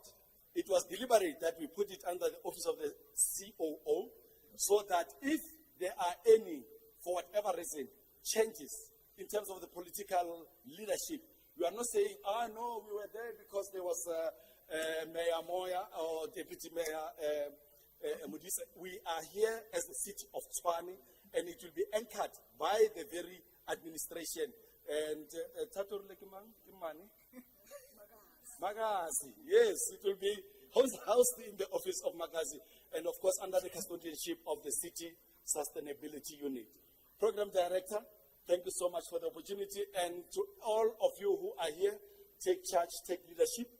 We are here to support you. Thank you so much. Enjoy the rest of the day. Thank you so much. Bye, everyone. Come on, let's say bye, loud one. Bye, Sisomdala.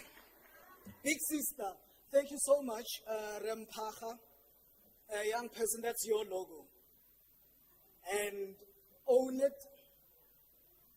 make the most of it, relate to it, like we said, repost, hashtag. Is it really easily accessible somewhere? If we posted it on our socials, if it's there, just repost it, right? Hashtag and so forth. And with that, we move quickly to Hope Recovered, who will take us to the next segment before we break for lunch and go see the exhibitions outside of what solutions exist, COO out there, water leakages, the valves that are there that can help us with our non-revenue water. There are brilliant ideas out there. So before we move there, we'll have two more presentations, one from Hope Rikhli, Khonzi Rikhli. I hope I'm saying it correctly. She here from Hope Recovered. And then thereafter, we will have Salga for a message of support. And then I will let you know then how we move forward to go to the exhibition. Let's encourage Hope Rikhli as she comes up.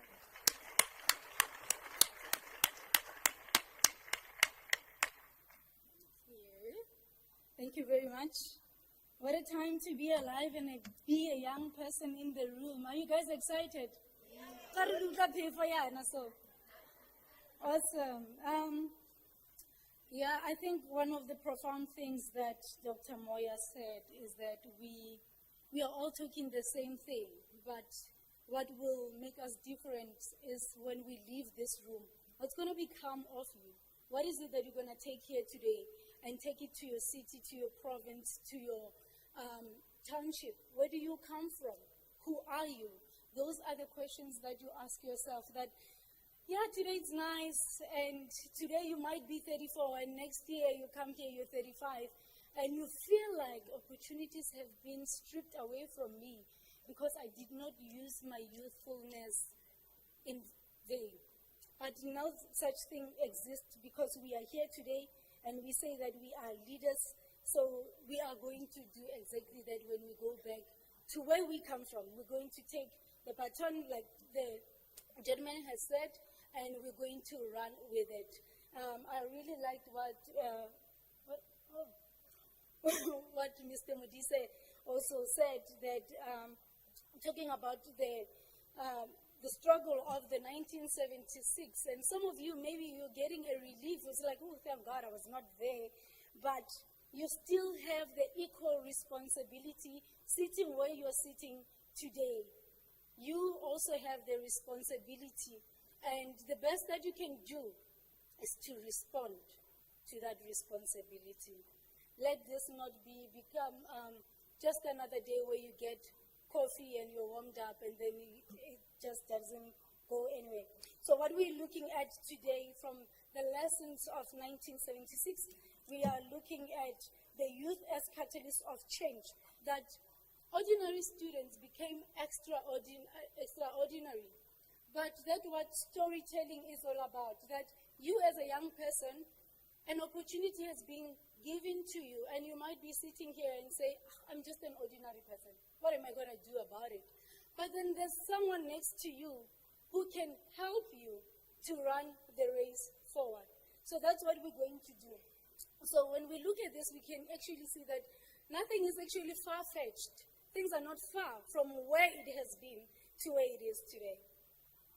So one of the things that we have to look at is the sacrifice for the justice, that the freedom was won through the courage and unity. I said to a lady earlier in the room that no man is an island, you know. I came because I was invited, because I struck the conversation. So if you are going to come in here and sit on that warm chair that is swinging and you're just like, and then you don't form that partnership, you don't form that unity, you don't see yourself aligned, you're just going to be the same person like you were yesterday, which is not the goal. Because the goal is that today, when we look at ourselves, whatever we don't like, tomorrow we become the better version of who we are today. We look at the solidarity, how people were, like back in the 1976, they stood together, providing that collective action is stronger than fear. Never, ever, ever feel like there's a better person in the room. I love what Dr. Moya says. Sit in the front. What makes you think that you don't belong to the front? What makes you think that you cannot shake hands with the COO or with the MMC? What makes you think that? So today, I hope, young person, you can just eliminate that thought.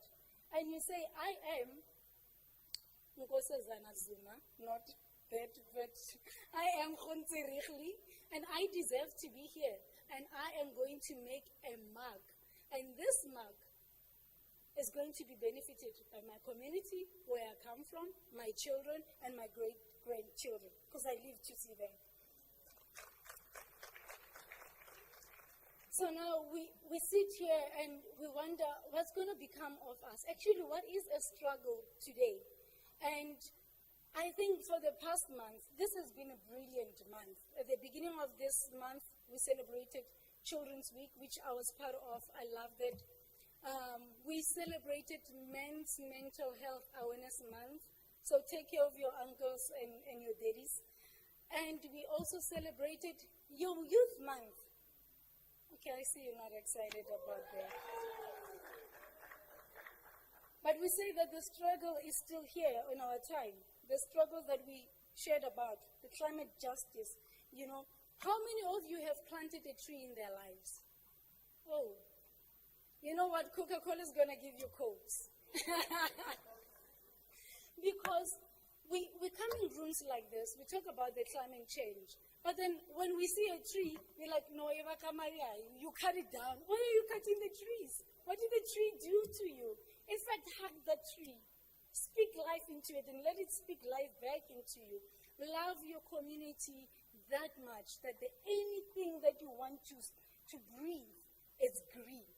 If there's anything that you want to breathe, is green. Green, it is the color of growth. That's why Tshwane chose green. So we talk about the unemployment, which is the struggle today. But we also have graduates standing on the corners and says, I am an unemployed graduate. Why did you study that? Because the only thing that you can go into, the faculty that you go into to study, must be a solution to the problem that you're trying to solve. Like in business, we encourage you to start a business. Why do you start a business? To give people solutions. So when we say we are unemployed, how many jobs have we created? Who here has employed somebody who's under 30? Yeah. And it does not matter, there's no limit, whether you sell hair or you are a reseller, whether you are in beauty, you are in makeup, you are, I don't know, whatever rocks your boat. Employ people. And I'm not saying do it formally. If you don't know how to ask questions, we'll help you. But take your neighbor and say, neighbor, what is your passion? What are you passionate about? Right? That is employment because you're bringing them into the space. And employment is not only like, oh, I'm getting a salary, this and much. And we have to eliminate also the thought that we need to pick certain careers because they pay more. Listen, you will pay with your mental health. Uzogowa. And but then, moving forward with the leadership in our nation, that we have to vacuum it. So what are the things that we have to hope for? What are the stories that we need to rewrite? We need to rewrite the unemployment into entrepreneurship. Entrepreneurs, where are you? Are you evolving in your spaces? Or the entrepreneur? Or no, what are you doing? I'm an entrepreneur. But it is what it is. So we need to rewrite the despair into innovation. Innovate something in your community. Don't wait until you are over 35. It starts where you are with the problems that are there in your community. Instead of gossiping about it, do research. Do your research. Go and look at this problem. How can it be solved? I said to a young person in the room this morning that life constantly introduces us to the things that reveals where we are not free. And the things that we talk most about are the things that we are not free. We're not in space where we are free about. But what are we doing about it?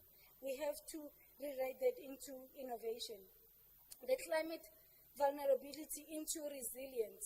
We need to look at that aspect with caution to rewrite the passive into active leadership. Leadership is not a suit. Otherwise, people wouldn't be sweating the way they are sweating in their three-piece suit. Leadership is you saying, I am this, and this is the area I am going to lead in a way I know how to. To finish this off, I'm going to tell you a real life story because you might be sitting there and say, I don't know, maybe she comes from privilege or whatever. It says there, born and raised in Mamelodi. I know people say the dusty soil. I didn't grow up on the dusty side. And we need to stop disregarding where we come from because it shapes us to where we are right now in this space. So, real life story. In the middle of the pandemic in 2020, a young woman worked in a township to do a food relief program because those were the programs that were really running into that with the unemployment as well. So it's not a new thing. So you can't blame COVID. So that was the COVID time. And her initial plan was to do a food relief program. She did it day one. It was a success. Day two, there were threats. Day three, she had to be escorted out of the township because the real same people that she came to help promised to burn her alive. because there was not enough food, you know. And then she went back home and she thought, what could be sustainable for the people?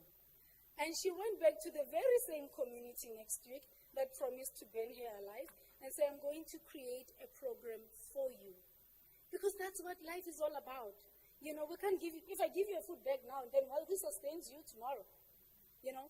And so she went back to the same community and started a literacy program. 2 years from the literacy program, she emerged from starting a literacy program with 300 books. 2 years later, she expanded her territory because there was work and there was a need. Till to date, we're sitting with this woman, sitting with a library that she owns and has established because she realized that the problem in the community is not just getting another paycheck and getting another food bag, but a sustainable plan that is going to educate children, fathers, mothers, communities as large, and the society. So she initiated a library that is fully functioning, that started with 300 books. Today it's standing on 4,600 books. Over 100 beneficiaries that are children from 6 years and youth from 13 to 20. She creates jobs, she creates employment, she creates platforms for young people to exist. And that lady stands before you because I believed in innovation. My very last point, is from my late father. He said to me, with the backpack and the heaviness that comes with it, never forget to climb the ladder. It's going to be difficult, but march up. Thank you.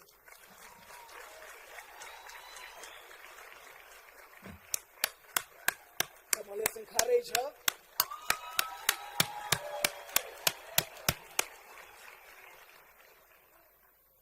Thanks, Khunze, for sharing your story of how to recover hope when it seems like it's a dim situation, and doing it so through books. You know how precious books are.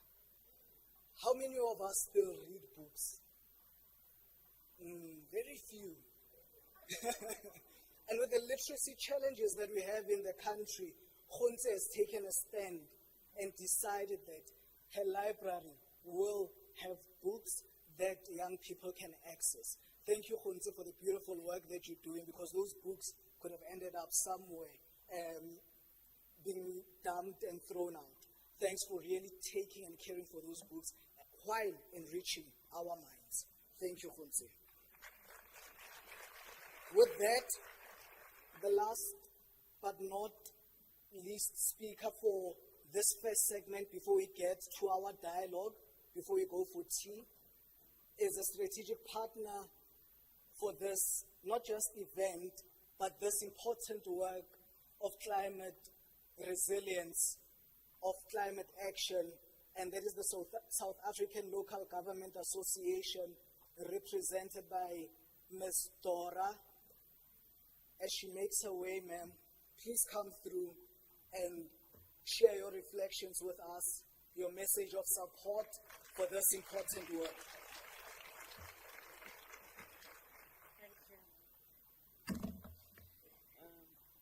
Thank you so much, Program Director. Really, really honored to be here and to speak after such a very powerful speaker. I am really, really in awe. I think as she began to tell the story, I was asking myself, is it her? Is it? And I think that's the same thing that was going on, in our minds. But what a time to be alive! I think the other person said. I think she said.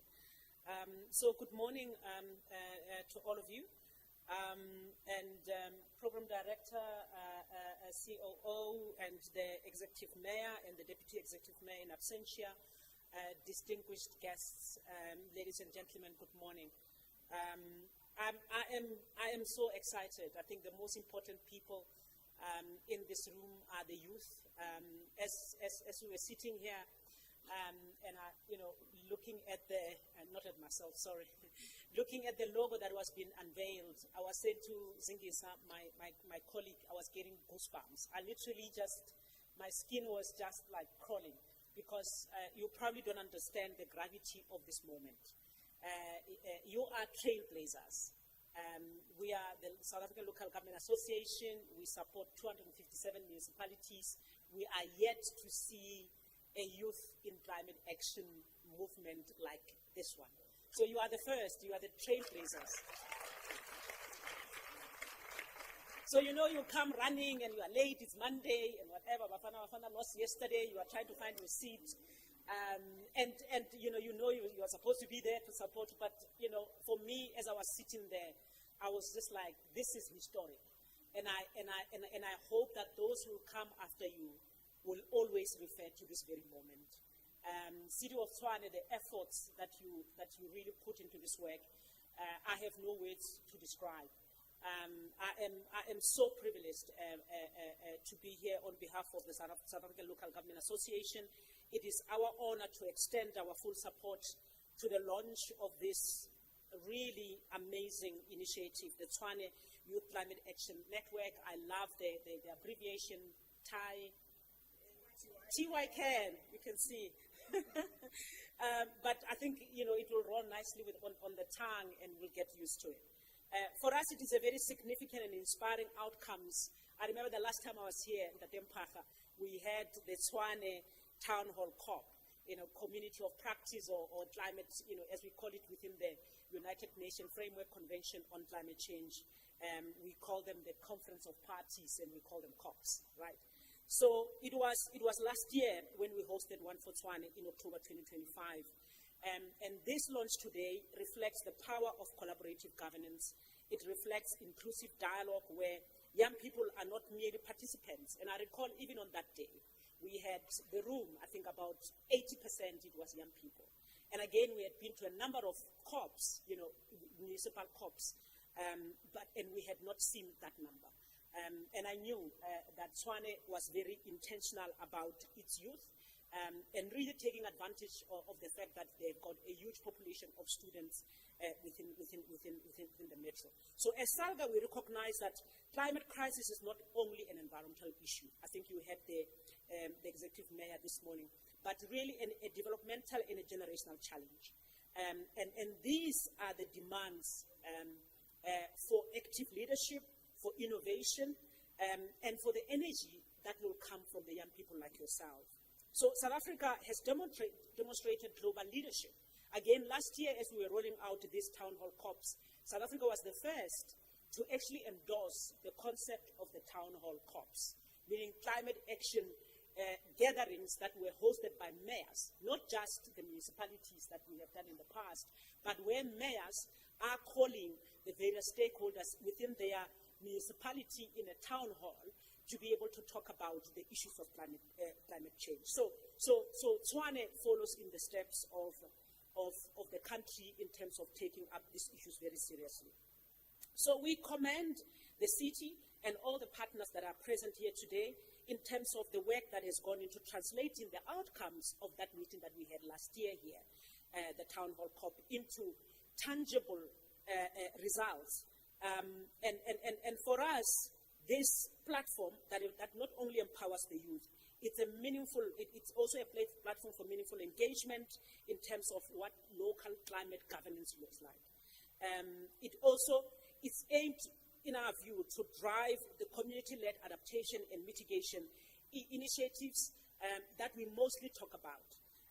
It also probably will also help us to raise awareness and drive the behavioral change that I believe even the Deputy Mayor was talking about when he was talking about literacy. And also help us to contribute towards building resilient, inclusive, and sustainable cities. So we as SALGA, we pledge our support and commitment to this work. And as I was sitting here, I was thinking about the work that is done at the United Nations Convention on Climate Change level work. There is a big piece of work that is channeled through a structure called UNGO. So UNGO is a constituency for young people globally. So my wish, as I was sitting there, I know my colleague wrote on my notes in terms of how SALGA could support.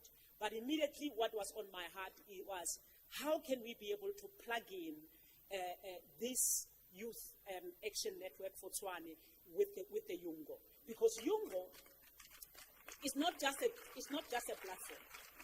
It's a platform that really is about the voice of young people in different nations. It is the voice that captures the issues that are faced by children. So it makes sense that as part of the delegations that will attend or that will participate, we already start now that Mpage and Doli in this round, because there are various meetings that are happening. We just missed obviously the June meetings in Bonn at the Substar, but then there are other meetings that are coming in September, and there's a pre-climate change conference that takes place before the COP itself. So the COP this year, which is the Conference of Parties of the Signatories to the United Nations Convention on Climate Change, takes place in Turkey. I can't remember the dates, but I believe that it is really vital and important that local government in South Africa, through this network, because it is one of the first, and plugging into the South African local government youth commission, which is led by the mayor of Mogale City, we start to plug in this network into that work.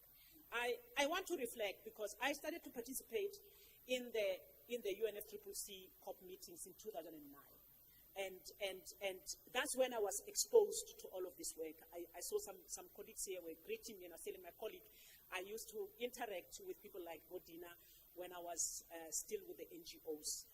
I worked with a number of organizations, and I set foot within the UNFCCC at that time.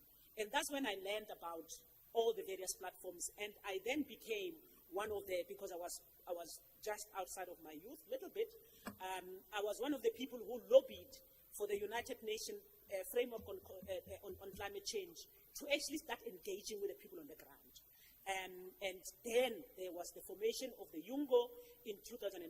There was the formation of the constituency called Women and Gender Constituency. Then there was a constituency on local government, which is called the Local Government and Municipal Authority. So I've been through the Yungo, and I've been through the Women and Gender Constituency, and now I'm with the local government and municipal authorities. It is not just a platform. In fact, I believe I'm sitting here today purely because of that work that I did there.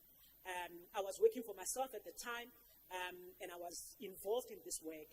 And when I pitched in those spaces, I had a vision of not only representing myself, but I remembered that this opportunity that I've been given, many people in South Africa and Africa, in fact in the Global South, would have wished to be able to have the space.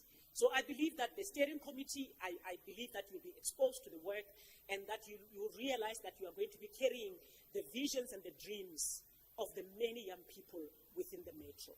So, because indeed, the opportunities are endless, as Bonzi was saying. It is really up to you. And I think your mayor, I get an opportunity to travel with her. She's an ambassador, not only for your city, but for the cities of South Africa, the entire local government. She represents us, and I work with her within the Presidential Climate Commission. I support her. I also travel with her internationally, where she represents not only the cities of Africa, but the cities of Global South. And she carries the work with diligence, and she's present. And we are so amazed to be able to work with her, and the passion that she brings into the work. And I believe that she will carry this work together with you, and at least you can be able to build on the foundation that she has set. So back to my script. We are going to look at supporting this from the South African local government in a number of ways. By, as I said, connecting with the UNFCCC Yungo, an official youth constituency a platform, so that your work can then find expression there. So through the government of South Africa into the global platform. Then secondly, we are ready to share the good story of the city of Tshwane and its youth action network with the other cities in the country, to be able to not only inspire, but to set the tone and to set the agenda in terms of the issues of the youth and climate action. And we are willing to also provide capacity building and support, and I think we'll work with the city officials to be able to identify the areas that we could be able to be supported, to also advocate for your inclusion in the work that is done by the country around climate action. Because for us, it has to be a bottom-up approach that would then result in South Africa's commitments on the global platform. Most importantly, to bring in your voice as we build partnerships to unlock an important element which the mayor was talking about, the issues around climate finance. We are still in that work, and we are trailblazing the work as SALGA by looking at, there are all these obligations that needs to be done within the climate action, within the Climate Change Act, that are apportioned to local government. But what is not there and what is not visible is the issues around funding. But what we would like to do is not only to lament, is for us to look at what are the innovative ways in which local government could be able to fund itself or to fund the work that we're doing, to identify partnerships that could help us together with C40, ICLE, and others as we navigate from local to national to global, the partnerships that could start unlocking all of these pathways for young people to be involved. So in closing, we applaud this initiative as a beacon of hope in terms of what is possible in local government. I've heard people say, oh, municipalities are doing nothing and whatever. I said, you really have not seen. You need to be in the room to be able to now see the work that is being done at the local level. So young people, you are the ones that are going to have to take the baton. You are the ones that are going to have to commit because your voice matters, your ideas matters, your leadership matters. You are not only the future, you are the present drivers of change in our communities. So for us, we stand ready to take hands with you and the Metro and the entire South African local governments to be able to make the change so that our impact is not only felt in our communities, but is also felt at a global platform. Thank you very much.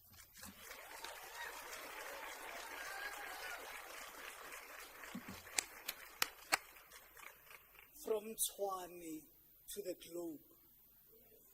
Just think about it and see yourself when sitting here.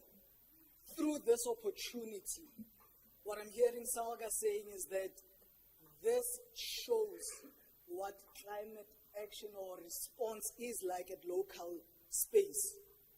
But it is important to join forces and go to the globe. And Salga is looking to join hands with us, with you and me. I think I'm going to include myself now, because I'm the city. So with me and you, in order for us to show what, as the capital city, we are doing in leading climate response, even with the youth at the local level, doing so also for the country. You are setting an example. You are indeed trailblazers. Clap hands for yourself. With that, we're going to transition to the exhibition, but I would like to invite the State Theatre to render a performance to bring life to this room so that when we transition to the exhibition, we go there with vavavoom. You see, and the State Theatre here, they are gracing us with a beautiful performance. Let us offer them the opportunity and take it in. I think they surprised me earlier, so I want to take it in. Ma'am, over to you and your team.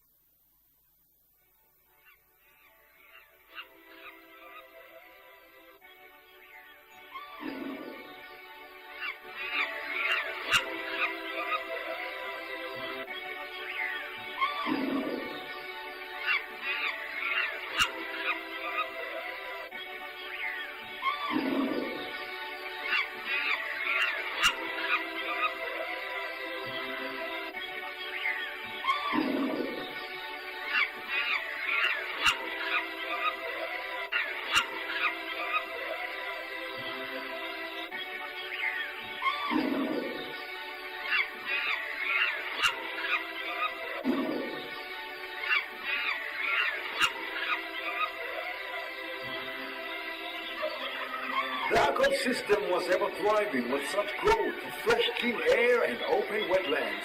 The land was lush and vast, the soil was fertile, the trees were evergreen, and the animals lived in good health and peace. Until the poachers came and hunted animals for sport, killed massive numbers of wildlife, took their hides and horns and sold them worldwide. The lumberjacks, they came, chopped trees and eroded the grasslands, thus contributing to deforestation and loss of food for animals. And the litterers, these ones came and threw their paper, plastic, glass, and every inorganic form of materials on the land, even when there were garbage bins for them to dispose of their litter.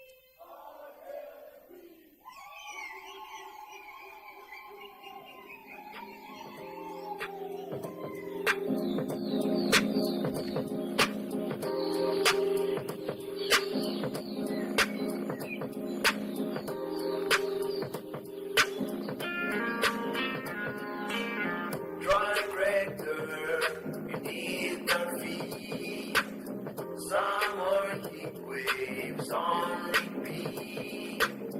Glaciers melting in the north. Silent warnings pouring forth. Turn the tide before the storm.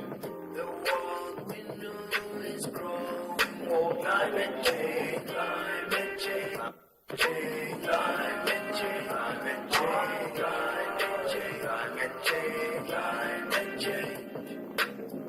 Smokestacks painting skies in gray. Reefs of coral fade away. Wildfires racing through the night. Time is fading now inside. Turn the tide before the storm. The world we knew is growing more. Climate change, climate change, climate change, climate change, climate change, climate change, climate change, climate change.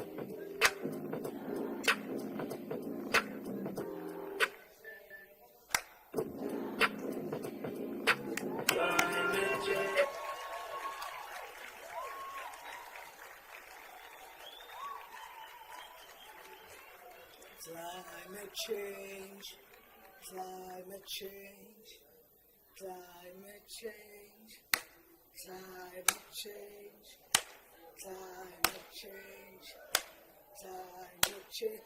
See, why can't climate change? Climate change. Actually, I thought I could compose. No. But that was beautiful, beautiful. The power of the arts to communicate and using the best tool that each of us has, ourselves. Because no other tool is far better than yourself. That's the best tool that you have. And that brings us to an end of the first segment, where a foundation was laid for you to do your dialogue, as we're gonna reconvene after a short break of 40 minutes. Can we come back at 12:05 so that you are able to see what other young people, what other innovators are doing in the space of responding to the challenges of climate change? The exhibitors in the water space, we have WHC leakless valve.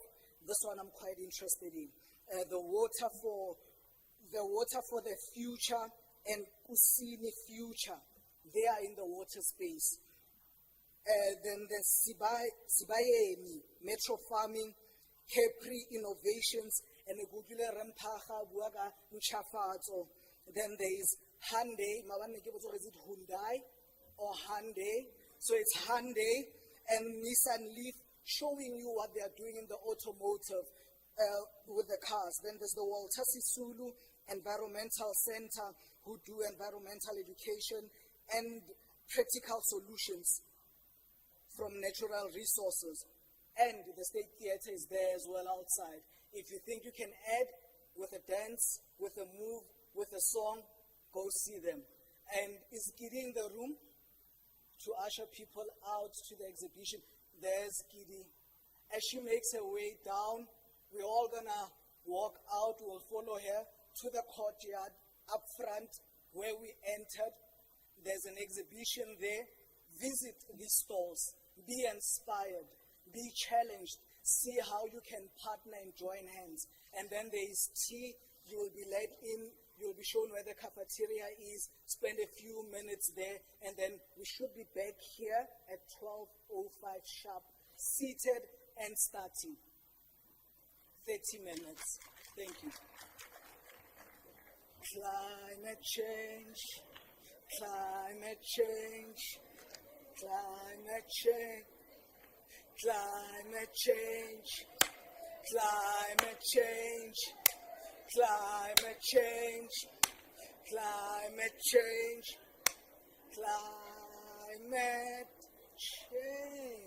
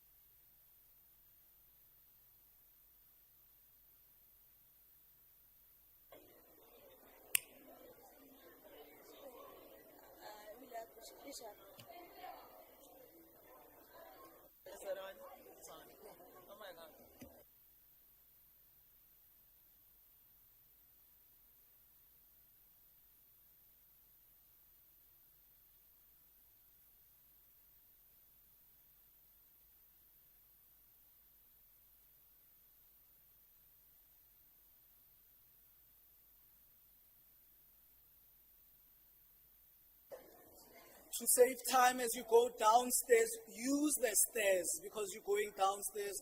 Don't wait for the lifts. Just use the stairs going down. To the left and to the right. And then we are back here, as I said, 12:05 we're starting.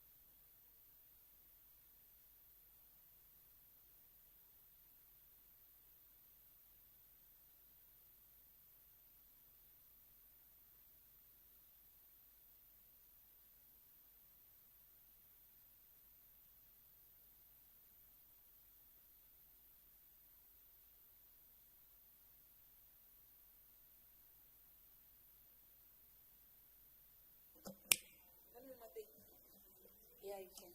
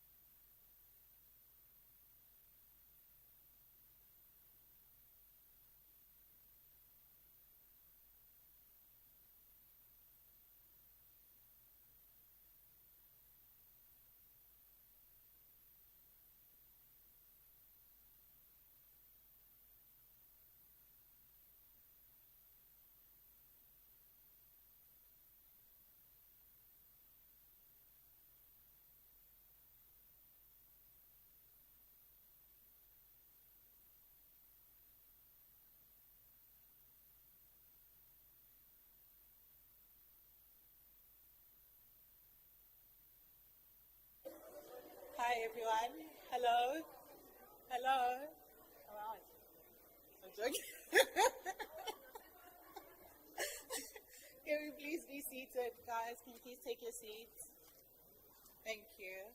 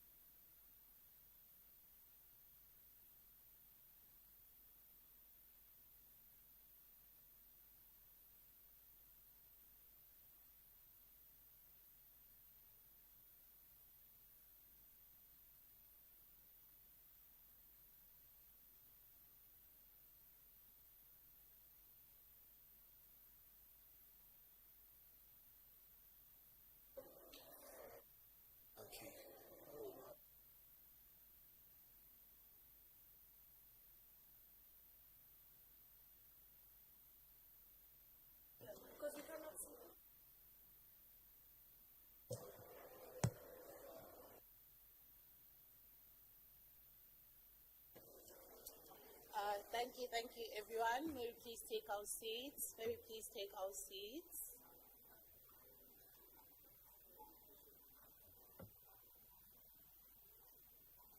Trying to see if there's still people coming in. But in the meantime, what was the song? Climate change, climate change, climate change, climate change. Thank you. Do you want to continue? Oh, climate change, climate change, climate change. Thank you, guys. See, this is why I love you. We have a bit of a vibe.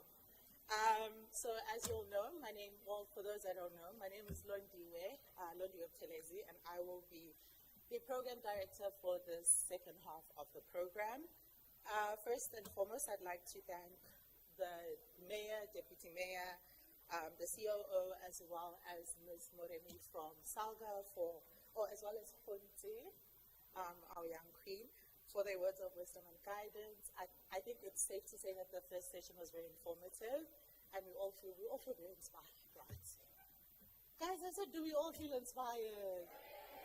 Thank you. I know we took an hour yesterday, but please, you must feel the vibe, you know? I'm actually not sure about this vibe, I'm not going to lie to you guys. So just to give us a bit of energy, I'd like to call Mr. Tebogo Hofolo to usher us into a bit of an icebreaker. Tebogo.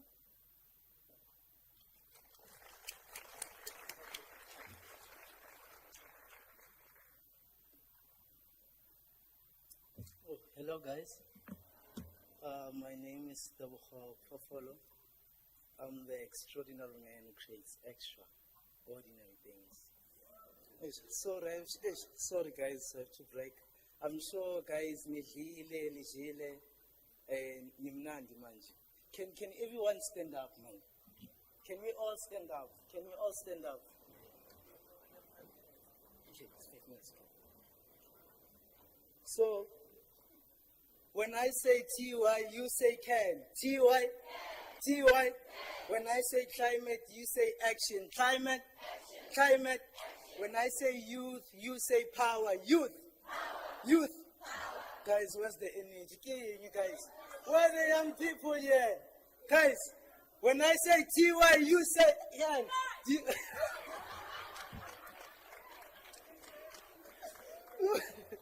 Okay. When I say TY, you say can. TY.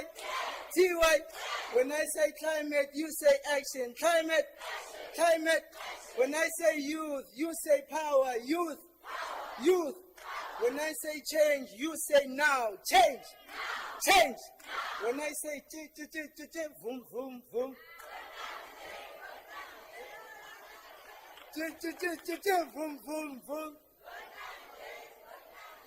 Okay, guys, we're gonna play Simon.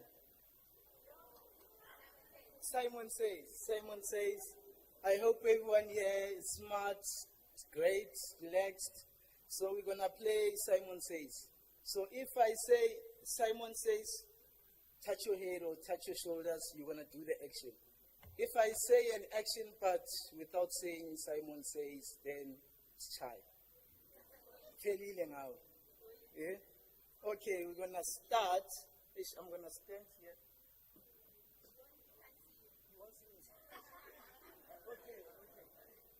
Okay. I'll just remain here. So Simon says, touch your head. Simon says, touch your shoulder. Wait. Guys, focus on. Guys, focus. Focus, guys. Guys, focus. So Simon says, clap your hands. Simon says, clap your hands twice. Simon says, touch your head. Wave. Don't wave. I didn't say Simon says. So don't wave. So Simon says, balance with one leg more. Simon says, spin. Simon says, right hand up. Simon says, left hand up. Sit. Why are you sitting? Why are you sitting, comrade? So Simon says, look on your left, look on your right, and say to that person, I appreciate you, I love you. Anything that you need, come here.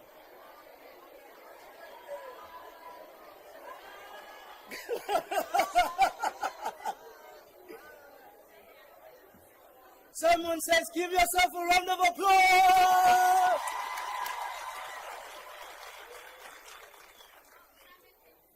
Simon says you can sit. Thank you so much, Tebogo. That was amazing. I think we're all energized now. The vibe is up. So on to our next session, which is a special address. For this address, it will be all things AI, innovation, as well as climate opportunity. So today, we're not just talking about the future. I know that because we're young, it's always said young people are the future, but we're also very much the now, right? We are the young professionals of today. We are the youth leaders of today. We are the business owners of today. So I'd like to call on Dr. Sydney Kasongo, who will lead us in a special address that addresses or speaks about all things AI innovation as well as climate opportunities. Dr. Kasongo.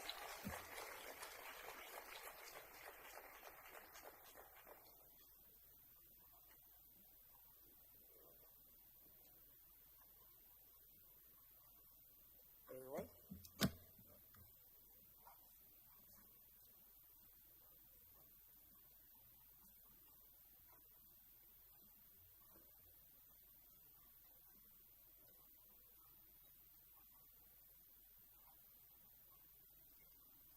Oh, that was quick.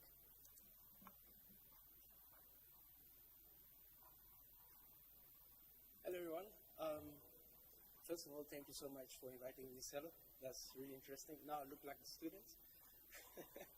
I was sitting with the student earlier on and the youth. That's very enlightening because maybe a little bit of background on myself. I'm an independent contractor at the moment, but in my career, I was a lecturer in AI at Stellenbosch University. I was teaching AI, master's level. I'm still affiliated. I'm senior research associate at University of Johannesburg. Did a bit of work for Formula One We built the power data platform for this season. So I built that with my teams. I was an executive at Standard Bank for data and AI, and I did some work at Take a Lot and AWS. So I'll stop there. It's quite a. But yeah, let's talk AI. I think today the topic is very interesting because it's all about AI and climate change and the impact of those three pillars to the future. But before going deep into the impact of AI on society and the world as we see it now, I was to step back and just look at the opportunities of AI in South Africa. So most of the people always say, we're right in the middle of AI. The reality, we're not even close to it. From a South African context, we still have a lot of work to do, right? And some of the work requires us to understand how can we use AI to solve some of our real problems in South Africa. And before getting there, we must look at our industries, right? We can look at South Africa in terms of our banking system, for instance, in terms of our mining sector. What is the kind of data that we're generating, and what are we doing with the data? Are we storing the data correctly? So we need first to fix the data foundation. And there's a lot of opportunities to do that, because then we find innovative way to sort of solve that data problem, which is the foundation for AI. And then once we get to that point, then we can go and say, okay, cool, how can we use AI, for instance, in the health sector to solve some of our health problems?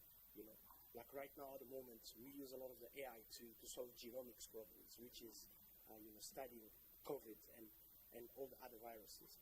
So that's key, right? So there's a lot of challenges there we need to solve. So that's the sort of one of the biggest foundation is the data. But then people ask, okay, cool, then we've solved the data foundation, what next? Well, the models, we need to build the models, right? Then, great, if we build the models, where are we going to put those models? Do we have data centers? And then that talks to AI sovereignty. So Africa, or South Africa in particular, the opportunity there and the innovation is to say, let's now build our own data centers where our own people can train the models on the data foundation that we've sort of fixed, right? That's key, and it's very important, and that's going to be the future. So the people who are going to be able to build enough data centers in the future are going to be the people who are going to be controlling the AI, and which is very critical. And when I talk about AI, it's not just foundation models or generative pre-trained transformers, as you call them, GPTs, and the rest. Because when we talk about AI, it's beyond that. There's also classical AI, which is very important. But the key there is the data foundation, get the data centers, and then get the models, train the models, and do whatever you have to do with them in different sectors in South Africa. I hope I did not go too deep into that. But yeah, that's key for Africa. And South Africa.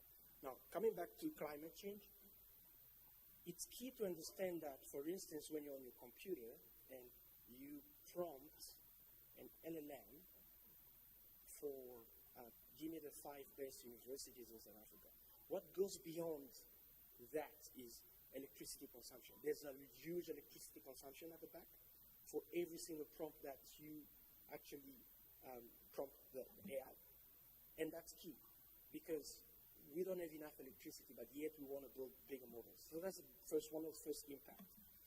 One of the second impact is the carbon emission, because if the electricity was generated, for instance, using coal or using some other form of not clean energy, then there's that carbon footprint that you leave each and every single time you prompt an element, right?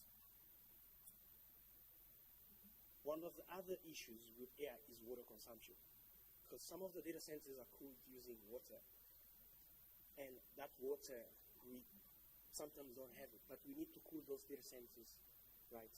And that's an issue that we need to look at and say, how do we then build tools? How do we then build systems that, we can cool efficiently, not necessarily using water?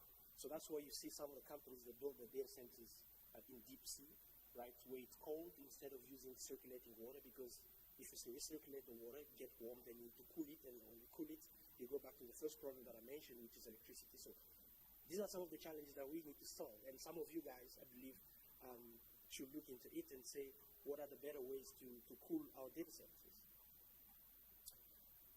Electronic waste. So you can imagine in a data center, AI data center, you do have a lot of electronics, right? You're talking about CPUs, you're talking about TPUs, you're talking about GPUs. For those who don't know, those the GPU is a graphical processing unit, CPU central processing units, and TPU is tensor processing units. So those then need to be discarded sometimes. Because when they break, they get discarded. How do we discard that waste? Because then it doesn't impact on the environment. And if we don't discard them the same way we do discard nuclear waste, that's going to be a problem. Critical minerals, right? To build chips these days, we need critical minerals, right? We're talking about cobalt, we're talking about lithium, we're talking about all the other critical minerals that are needed for building those chips and building those data centers. How do we then get them more efficiently and in a more environmental friendly way, right? These are the things that we need to think about when it comes to AI. So to leadership, I think for me the most important thing in the South African space is around leadership. Leadership need to take action in terms of saying, this is the direction we're going to take to be more proactive into this AI race. And one of the first things would be, we look at our environment, number one. Number two, we look at our youth. How can we empower them to actually get into the business of understanding what is AI, working into the data space, working into the data center space, and working onto projects that are geared towards getting us to a level where we can say, yes, we're actually in the AI race, and we're not just fast or slow followers. We're actually part of the conversation. Right? That's what I have to say today. Maybe one anecdote that I'll say is I've worked on one of the projects in AI when I was still in the banking space, and that was the first time I saw AI in reality. No, not the first time. The second time I saw AI in reality. So it's basically the power of building correct AI and AI that can bring measurable impacts, and that was in the space of corporate and investment banking, where you use the AI to actually generate more money for the corporate clients.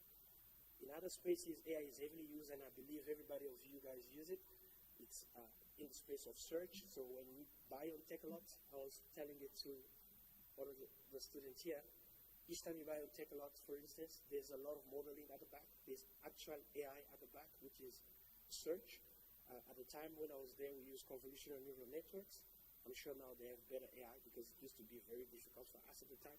But yes, you do have companies in South Africa that actually use AI in their business on a daily basis.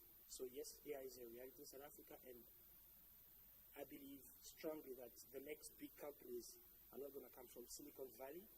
They're going to come from people like you in this room, because we have a different problem space compared to the Americans and the Europeans. We are unique, and we are uniquely positioned to have the youth like you, and the younger population in the world is in Africa, and that's key to get the AI to where it's supposed to be in Africa. Thank you.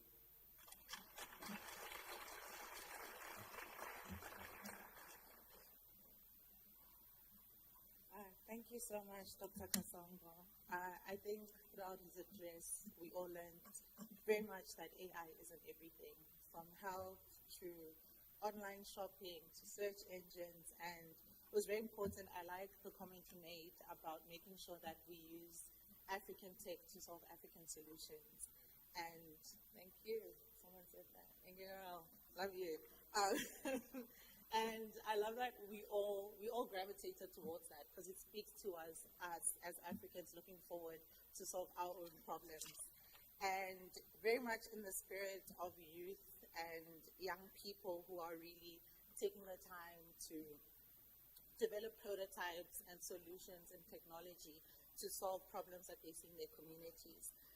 For this next session, I also would like us as young people, just while you're listening, please think about where you fit in. Are you, in comparison to the earlier sessions, are you more of a storyteller? Are you an organizer? Are you going to be part of the builders? Or are you a future policy maker that will help us solve these kind of problems that we face in our community? Our next speaker, which for the next session, which is going to be a youth innovation showcase, is Mr. Paseka Lesolang, who developed a water-saving technology. I don't know if you guys know this, but you know in the toilet, there's water that drips in like the back of the toilet. That is not supposed to happen. Just putting it out there. It's actually not supposed to happen. And Mr. Lesolang will basically take us through his innovation and how it is really helping solve water problems in the communities. So, Mr. Lesolang, if you can come forward, please. Okay.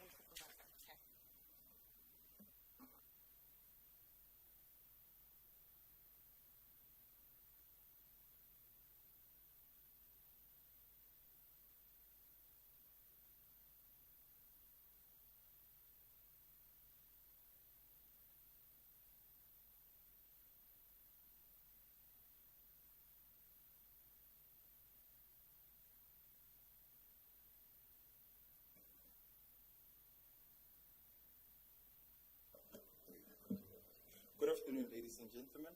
My name is Paseka Lesolang. I appreciate the humbling honor to be here. I believe that all protocols have been observed. I'd like to share with you a short story of how I began my journey and what puts me here before you. Once upon a time, I was seated in my grandmother's house in Garankuwa, just northwest from here. And I heard this annoying hissing sound coming from the toilet. So I approached the toilet and I closed the tap that leads the water into the cistern, and the sound stopped. So logic prevailed that it's this water coming in and causing the sound, but why doesn't it stop automatically, I asked myself. Now, given that my grandmother's an indigent living on the state grant, prioritizing getting a plumber versus bread and butter issues was a no-brainer. So I started to do some online research and offline research, and I came across some interesting facts. Yes, please. I then found out that we as a country, we are living in the 30th driest country in the world. And according to the World Health Organization, by 2030, our water consumption might exceed availability of supply. And we as a country are losing over 11 billion rand due to leaks. Okay? Not specifically from the toilet alone, but the toilet is a contributing factor. Because according to Rand Water, toilets are the single largest water consumer in the household, and a leaking toilet is inevitable. They waste over 250,000 liters of water a year. So that's like 700 liters of water a day, or 7 bathtubs full of water. Now, another problem to the city of Tshwane is that for every 1 million liters of water that enters the sanitation network, it requires the city an additional 10 million rand to treat and redistribute the water back into the system. So all those indirect costs.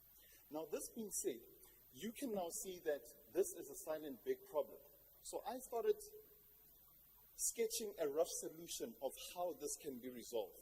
And I sketched what I call the leakless valve, which is basically a device that you retrofit into cisterns. It controls the water flow, it detects leaks, and it stops the water from flowing in the event of a leak.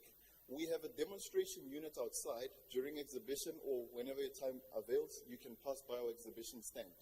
Now, toilets inevitably leak because of 3 factors: the chemicals in the water, the pressure, and obviously the frequency of use. And because these chemicals assist us to have what we call potable water, I'm not here to advise otherwise. And we also throw these blue and green blocks into the cistern. They too cause a chemical reaction, and therefore water always seeps out. So that's how we know that water will always be lost through leaks. Now, through the research, I then came across what they call a leak detection test. If you take any form of colorant and you pour it into the cistern, after a few seconds or minutes, if the colored water appears in the pan, it's a clear indication you have a leak. Now, further on to that, if you were to monitor the amount of water you lose with a smart water meter, you'd find out that by the time you hear the annoying hissing sound, your toilet has been leaking for at least 6 months, wasting over 400 liters of water a day. Okay, so we would then intervene with our technology we call the leakless valve. I then decided to start WHC. Considering that I went to the various departments that were advocating for water saving, but I was not well received. Eventually, I was interviewed on a national radio station. I got calls as far as Botswana asking two questions. How much does it cost and where can I get it? So I have a commerce background, so it only made sense that not only can I give this as my contribution to society, but this could be a business. So this is how I started WHC, which is a water efficiency management company. And to date, we have patented the technology in over 40 countries. Thank you very much. The city of Tshwane was kind enough to give us a platform to demonstrate the impact of this technology. We trained 20 youth, women and men in Soshanguve PP2 to be certified plumbers and taught them how to assemble our technology. Through this particular project, we managed to address 9 SDG goals, all right? So the first is SDG 4, where we trained the community to be certified plumbers, and we were able to give them quality education, which they can also contribute to the city's maintenance plans. We also addressed SDG 8 by creation of the 20 jobs.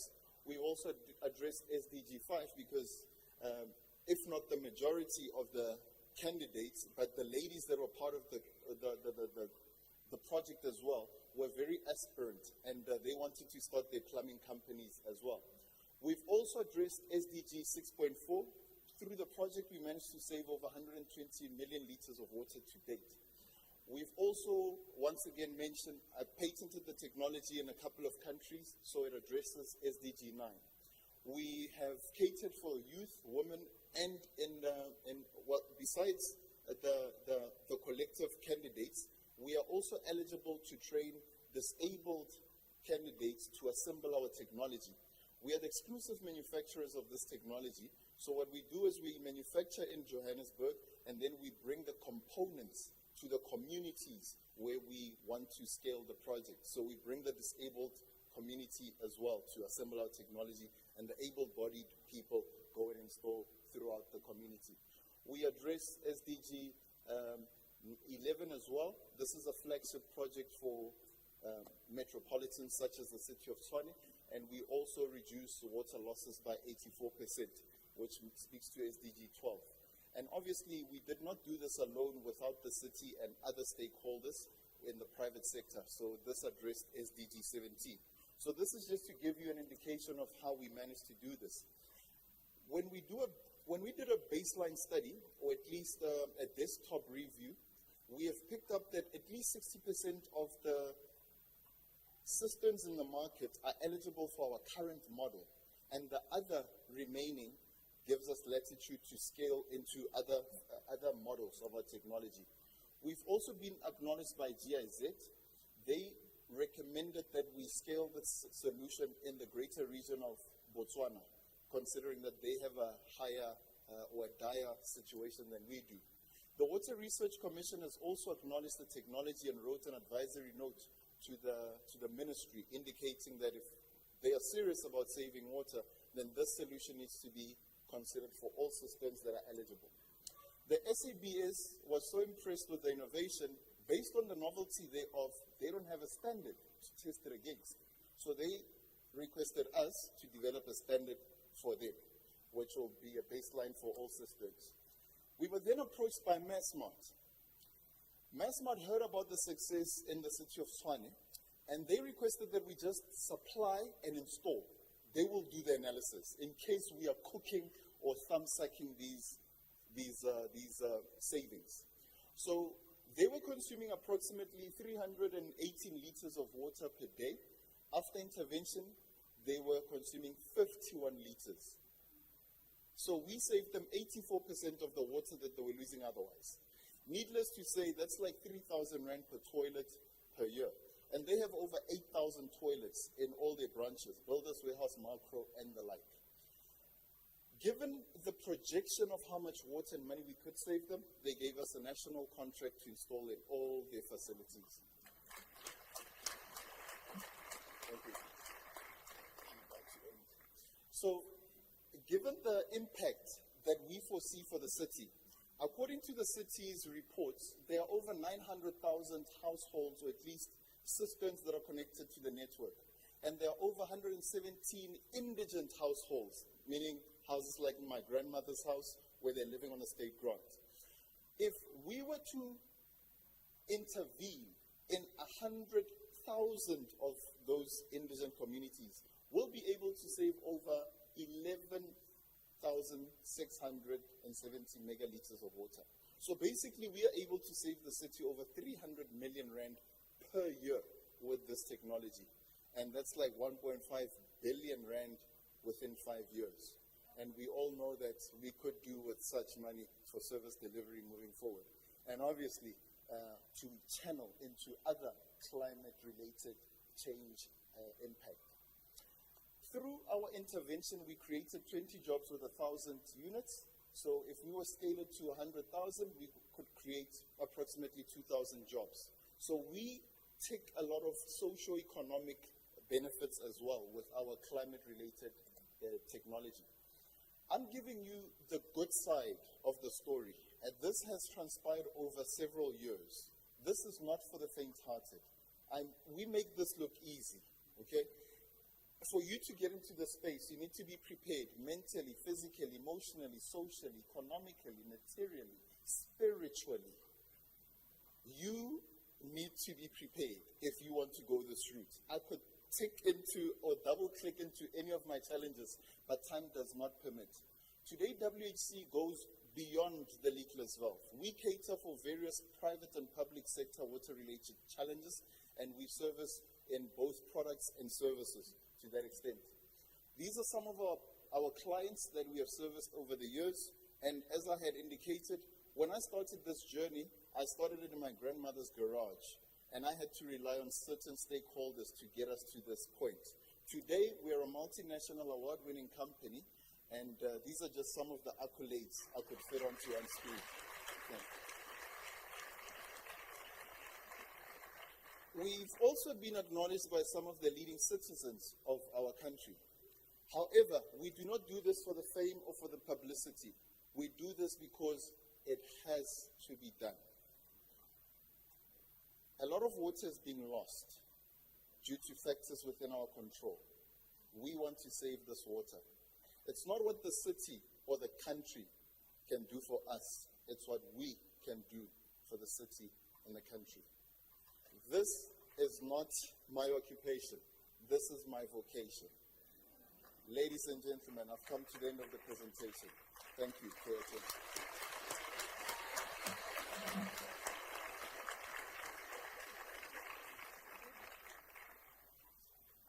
Thank you so much, Mr. Paseka. As we all heard, it's not his occupation, it's his vocation. Thank you. I think from what he said, one thing that really struck out is that it started in his community. It started in his grandmother's house. And I think for us as young people, it's very important that we remember that we should look towards our communities. And we should start there. So if you live in a rural area, or if home is a rural area, start there. Look around your communities. Look at the problems there and think about what can you solve from those communities. And if you are in a township, like some of us, look around your township. Look around the issues that your township is facing. For him, it was wastage of water. It could be even tree planting. As much as people do not like tree planting is equally important. So please, guys, I urge you, look towards your communities, look towards your homes, look towards the areas that you grew up in, because that is truly where we can start. With that being said, I want to bring us back to the song, okay? Because we're going into the real heart of today, the TY camp. Before I bring Mr. Tumelo Shai and Mr. Tabang Shongwe, I'm going to bring us back. Time may change. Guys, there's no way. We're about to do launch of TY Cam. You don't want to sing climate change. We're doing it by climate change. Climate change. Climate change.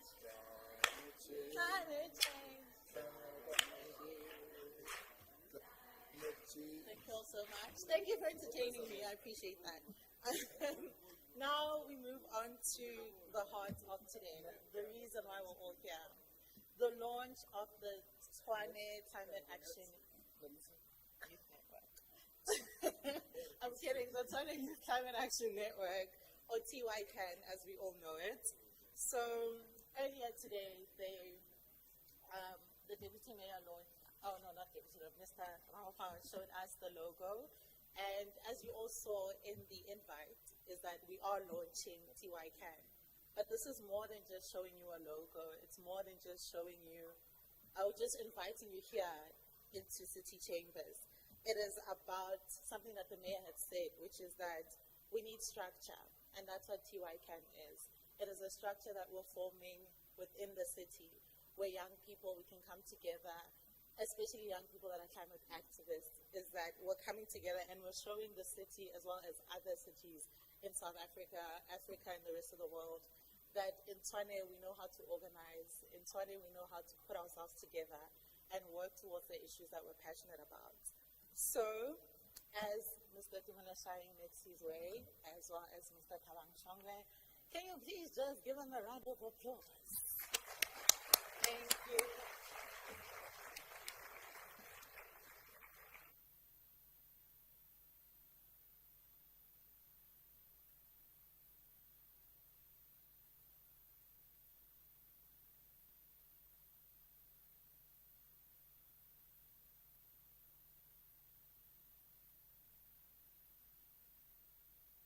Ladies and gentlemen, we are saddened by the elimination of Bafana Bafana from FIFA World Cup. However, let's shift our focus to South African Premier Soccer League and rally behind a team that embraces excellence and winning, which is the mighty Orlando Pirates.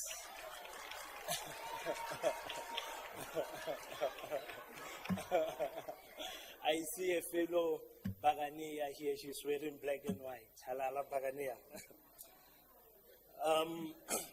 Ladies and gentlemen, my name is Tumelo Shai. First of my name, second to none. Top, brilliant, handsome fellow. Yes.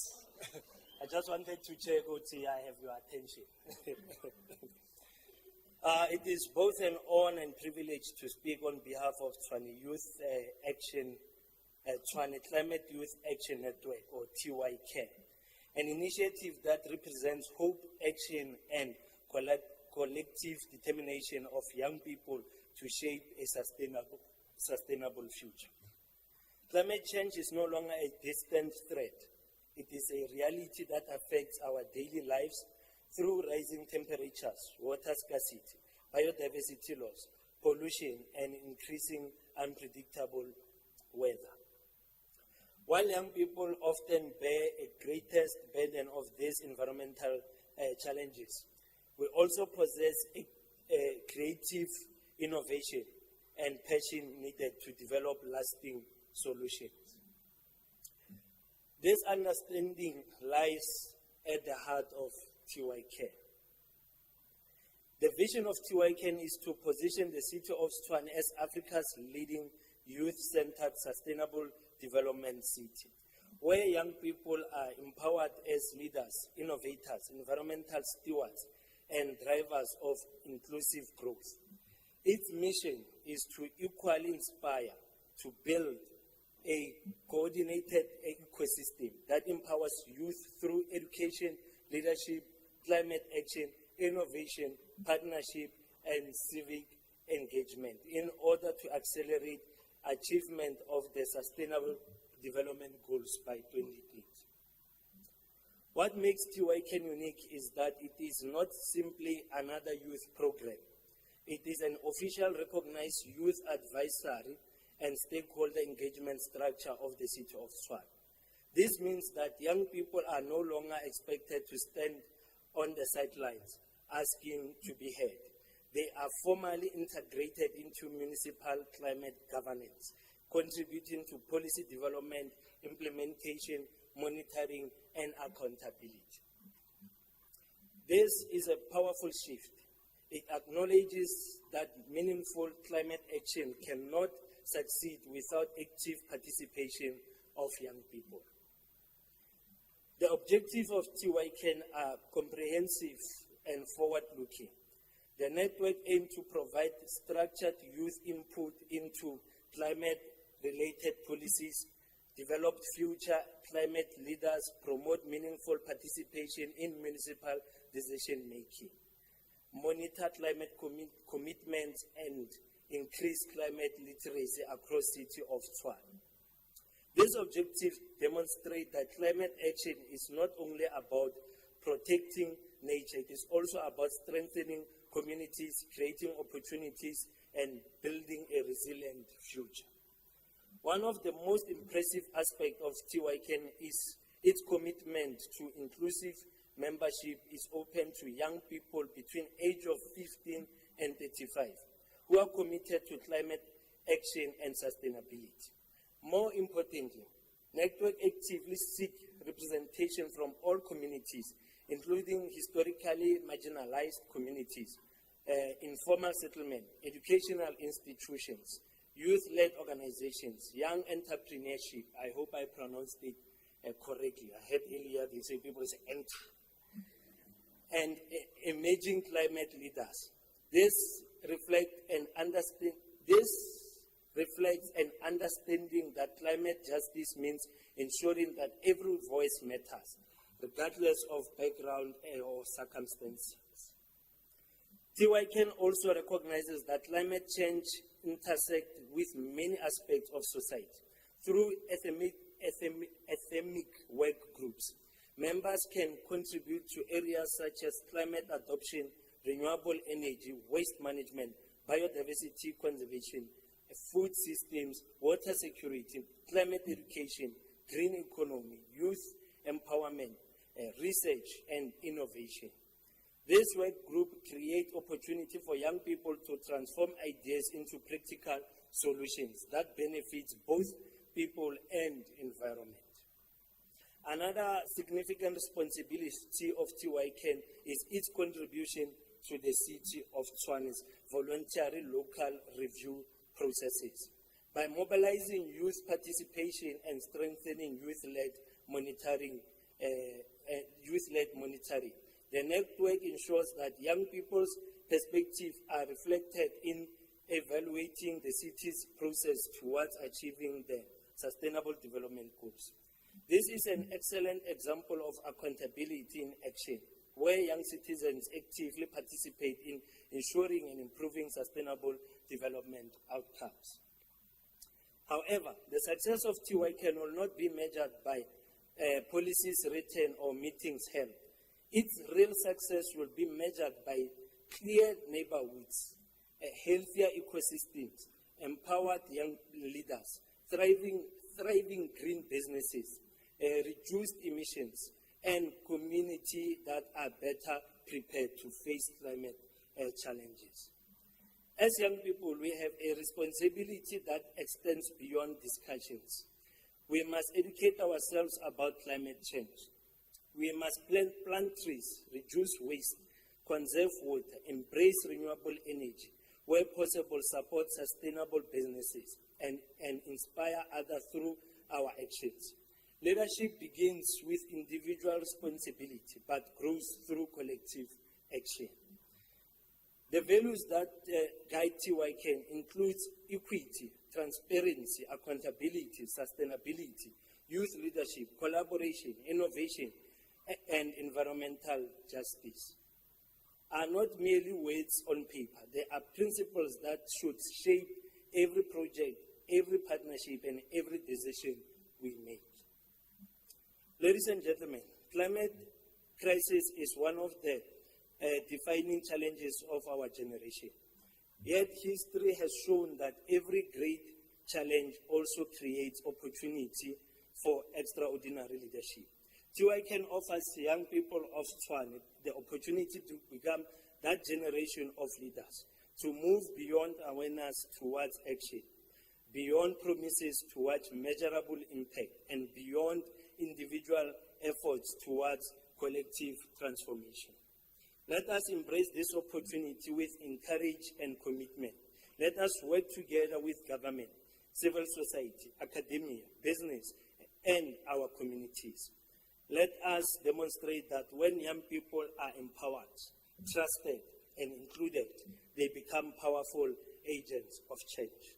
Together, we can build a greener, more resilient, more inclusive, and more sustainable city of Tshwane, not only for ourselves, but for future generations. Thank you.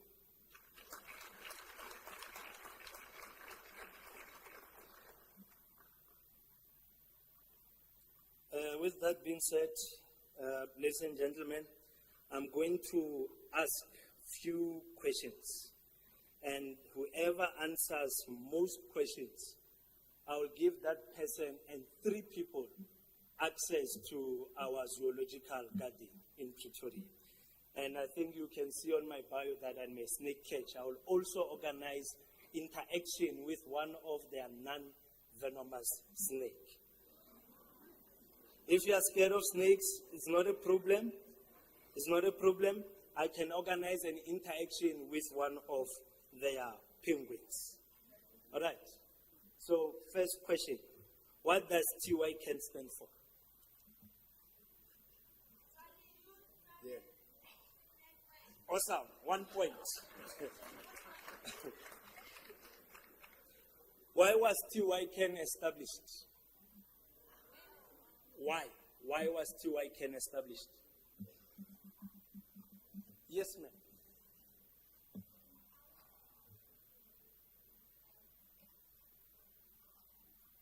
Can you project your voice?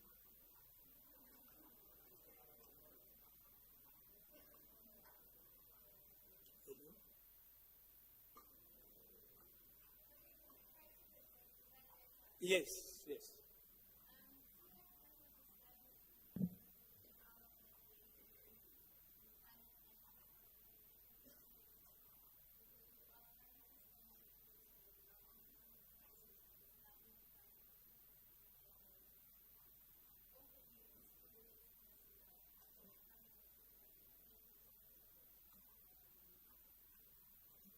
Awesome. 1 point. 1 point each. And who can become a member of TYK? Yes, ma'am.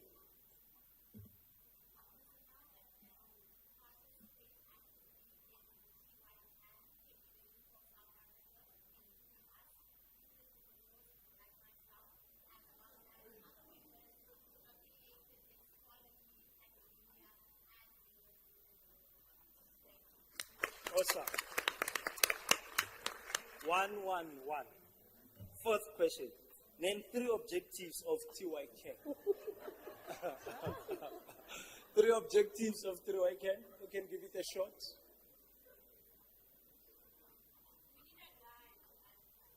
But I mentioned the 3 objectives during my address.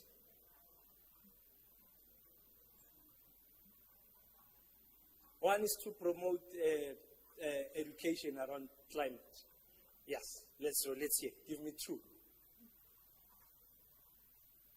Or should I pass? Going once, going twice? Yes, ma'am.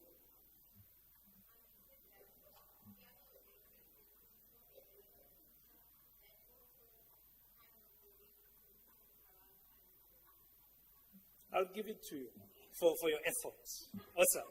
2. 1, 2, 1.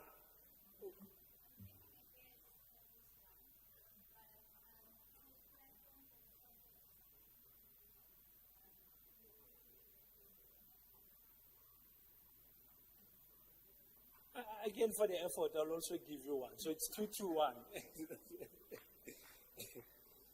What are some of the thematic work groups within TYK? 1, or example, renewable energy and energy transition. That's 1. So you can give me 1. Waste management. Awesome. 3. 3, 2, 1. Oh, 3, 2, 2. Yes. What values guide the work of TYK? was also mentioned during my address. One, equity. Accountability. You can give me one. Innovation. Where? Who? Who said it? Yes. You are leading. Last question. How can young people contribute to climate action through TYK?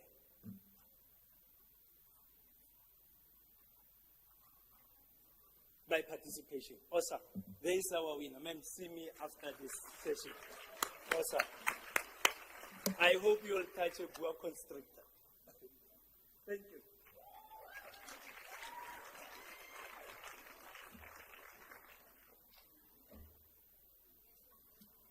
Thank you so much, Mr. Shai.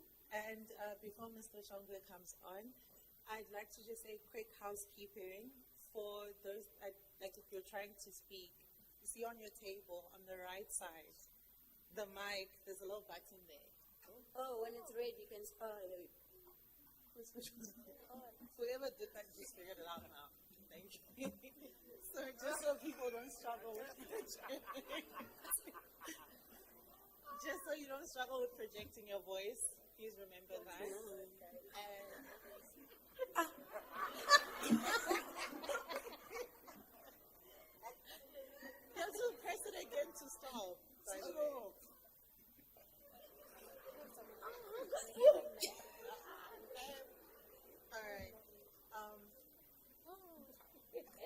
All right, so I'd like to bring Mr. Tshwane to just give a vote of thanks. Thabang is one of the steering committee members for T1 Camp.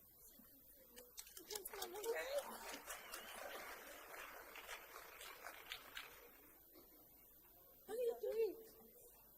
You have to press the button again. What happened? Press it.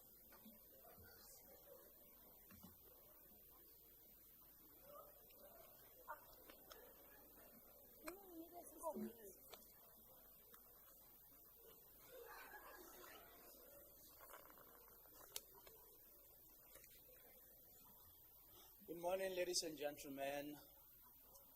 What a proud moment it is for us, and I want to believe that it is for every one of you. Thank you for taking the effort to come. Thank you for availing yourselves. We appreciate it.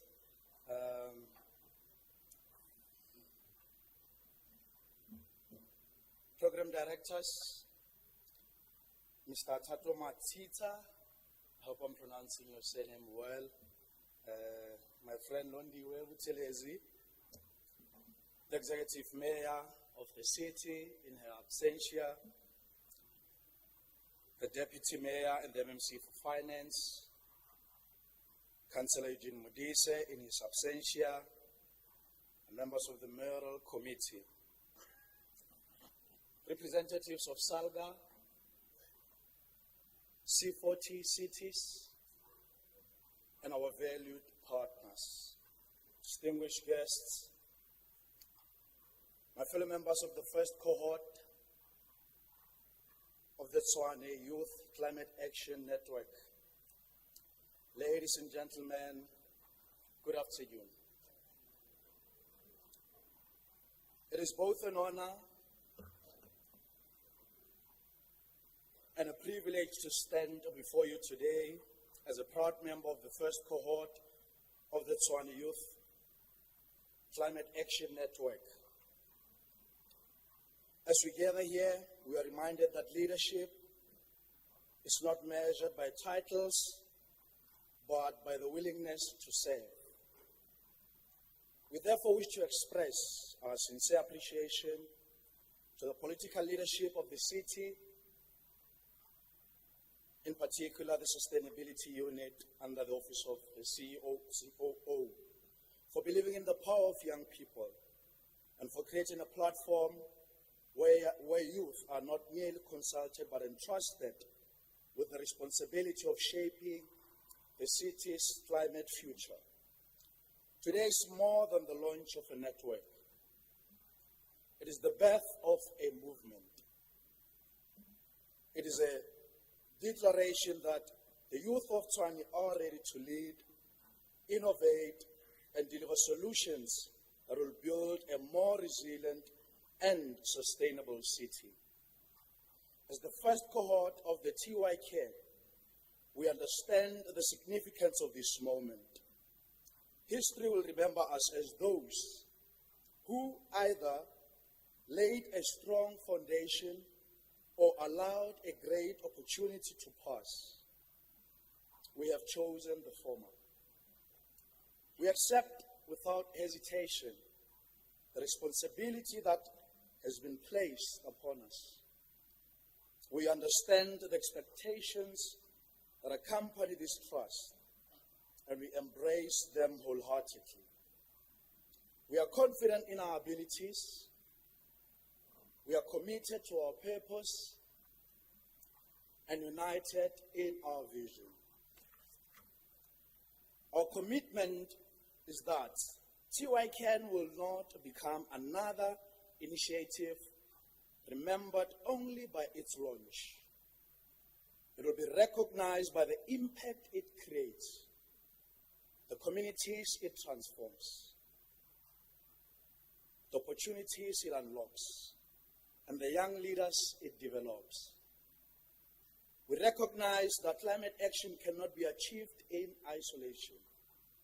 It requires collaboration between government, civil society, the private sector, academia, and communities. We pledge to work alongside every stakeholder represented here today to ensure that together we turn ambition into action. To our political leadership, thank you for entrusting us with this responsibility. To our partners, thank you for believing in our potential. And to the young people of the city of Tshwane, know that this first cohort accepts the challenge before us with courage and determination. On behalf of every member of the first cohort of TYCAN, I make this commitment. We accept full responsibility for the mandate entrusted to us.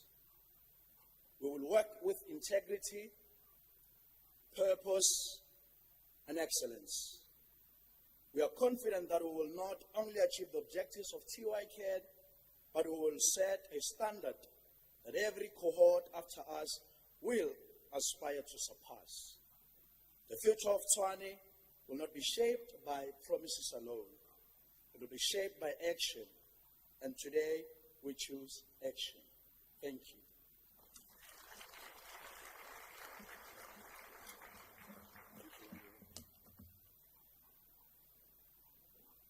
Thank you so much to Mr. Shai as well as Mr. Tshwane. I'd like to say that we're all very informed about TYCAN now. Is that a safe assumption, guys? But why didn't you answer when they were asking you questions?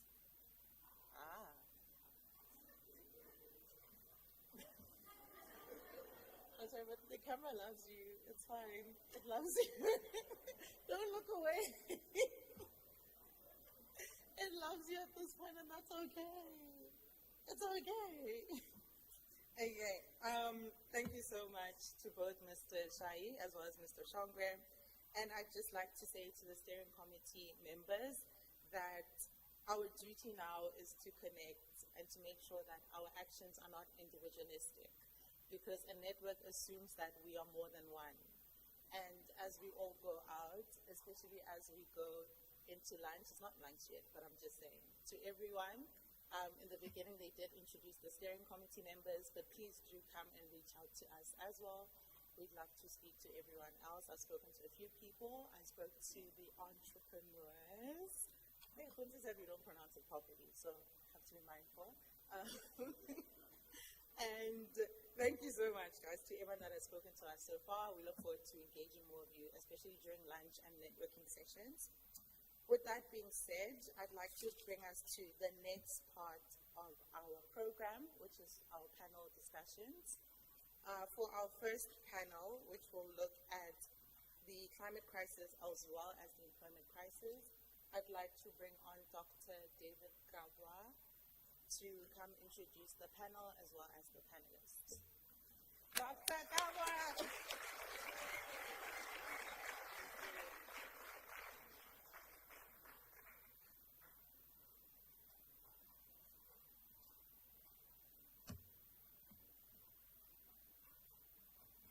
Right. Thank you, Program Director. I will be brief. Good afternoon. And it is indeed a good afternoon.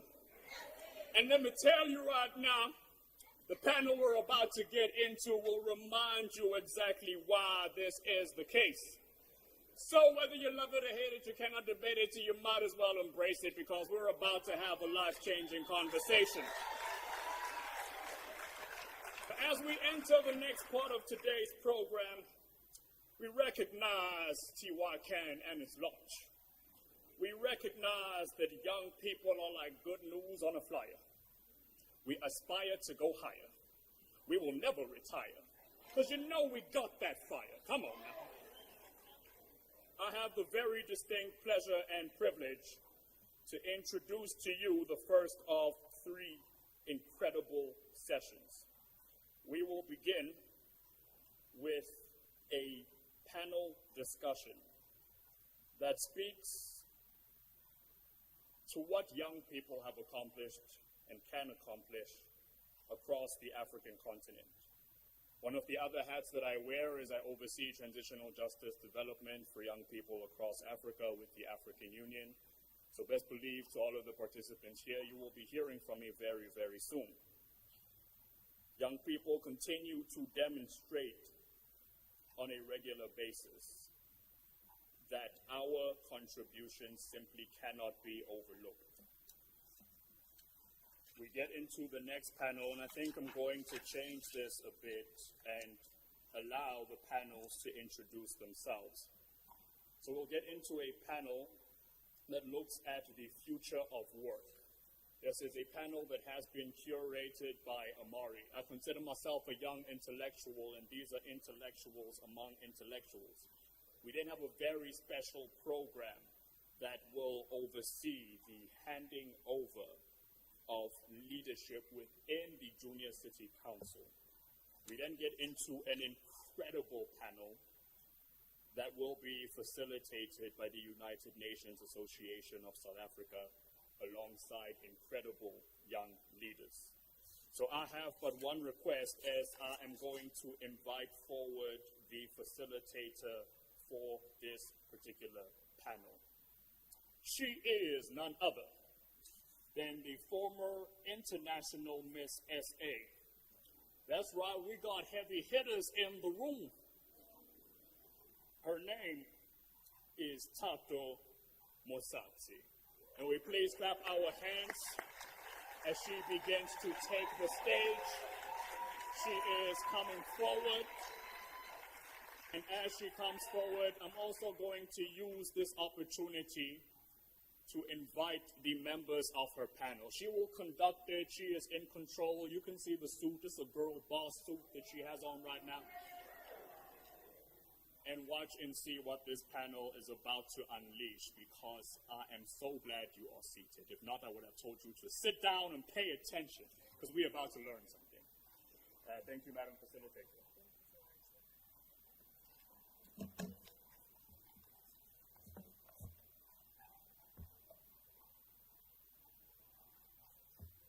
All right. Good afternoon, everyone. As mentioned, my name is Tato Motsazi. I am former International Miss South Africa. I'm also the founding director of a non-profit organization, Tato Joy Foundation, which focuses on improving access to quality education, healthcare, as well as empowering communities. I'm also an honors candidate in international relations at the University of the Witwatersrand. And today I am very privileged and honored to be wearing this hat as being your panel facilitator. Allow me, thank you. Now allow me to introduce our panelists for this discussion. First up, I will start with Mr. Luyolo Limakweyekwa, who is a driven scholar who started at the University of Johannesburg, where he completed a double major undergrad in journalism, politics, and international relations. He then furthered, yes, a round of applause. He then furthered his studies with an honors in politics and international relations, where he was awarded a third position at the 30 Years of Democracy DERCO essay competition, where his research explores how international law influences the implementation of Agenda 2063 with a focus on diplomacy, conflict, and international organizations, particularly the African Union. Currently, Mr. Luyolo is doing his master's in public policy in international affairs. His research is looking into South Africa's economic history and its intersection with nationalism. As the head of the Amari History Department, he's all about contextualizing stories through African perspectives. A round of applause for Mr. Luyolo, please.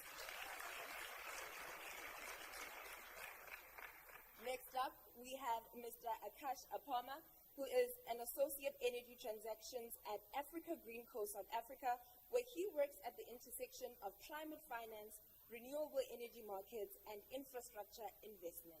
His work focuses on structuring renewable energy transactions, developing innovative power purchase agreements, engaging independent power producers, commercial banks, development finance institutions, and large corporate energy users to accelerate South Africa's just energy transition.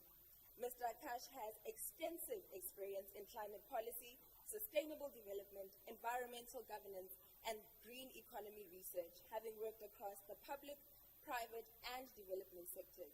He has contributed to projects covering climate finance, energy policy, carbon markets, infrastructure development, and sustainable investment. He was recognized as one of the Mail and Guardian top 200 young South Africans in 2025 in the energy category.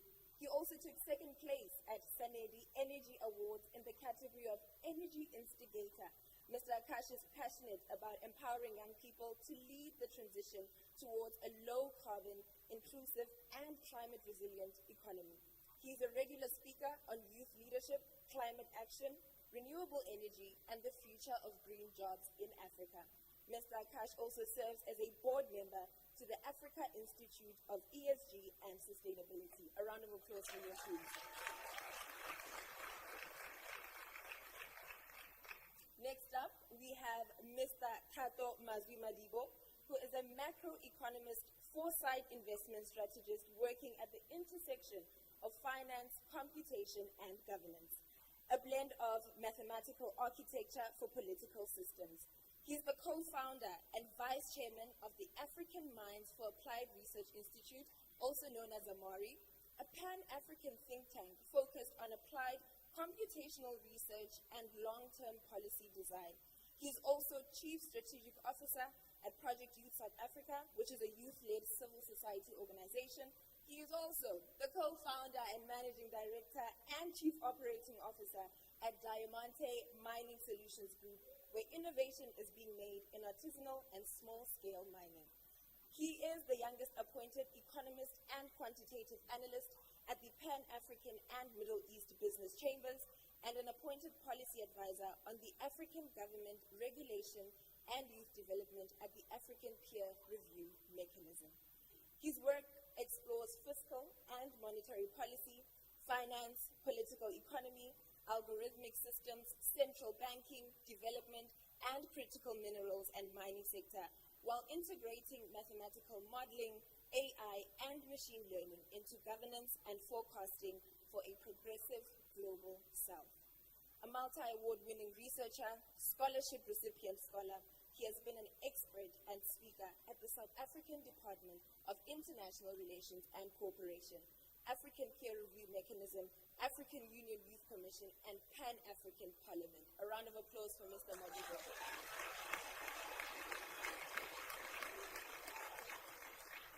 And last, but certainly not least, joining our phenomenal set of panelists, we have Tulo Theo Tulo, who is a law and politics student at the University of Pretoria and the founder and fellow of the International Society of Politics, also known as the ISP, and the board liaison for the African Minds of Applied Research Institute.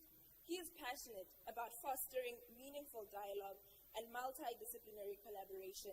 He is committed to creating platforms that encourage intellectual engagement and impactful change.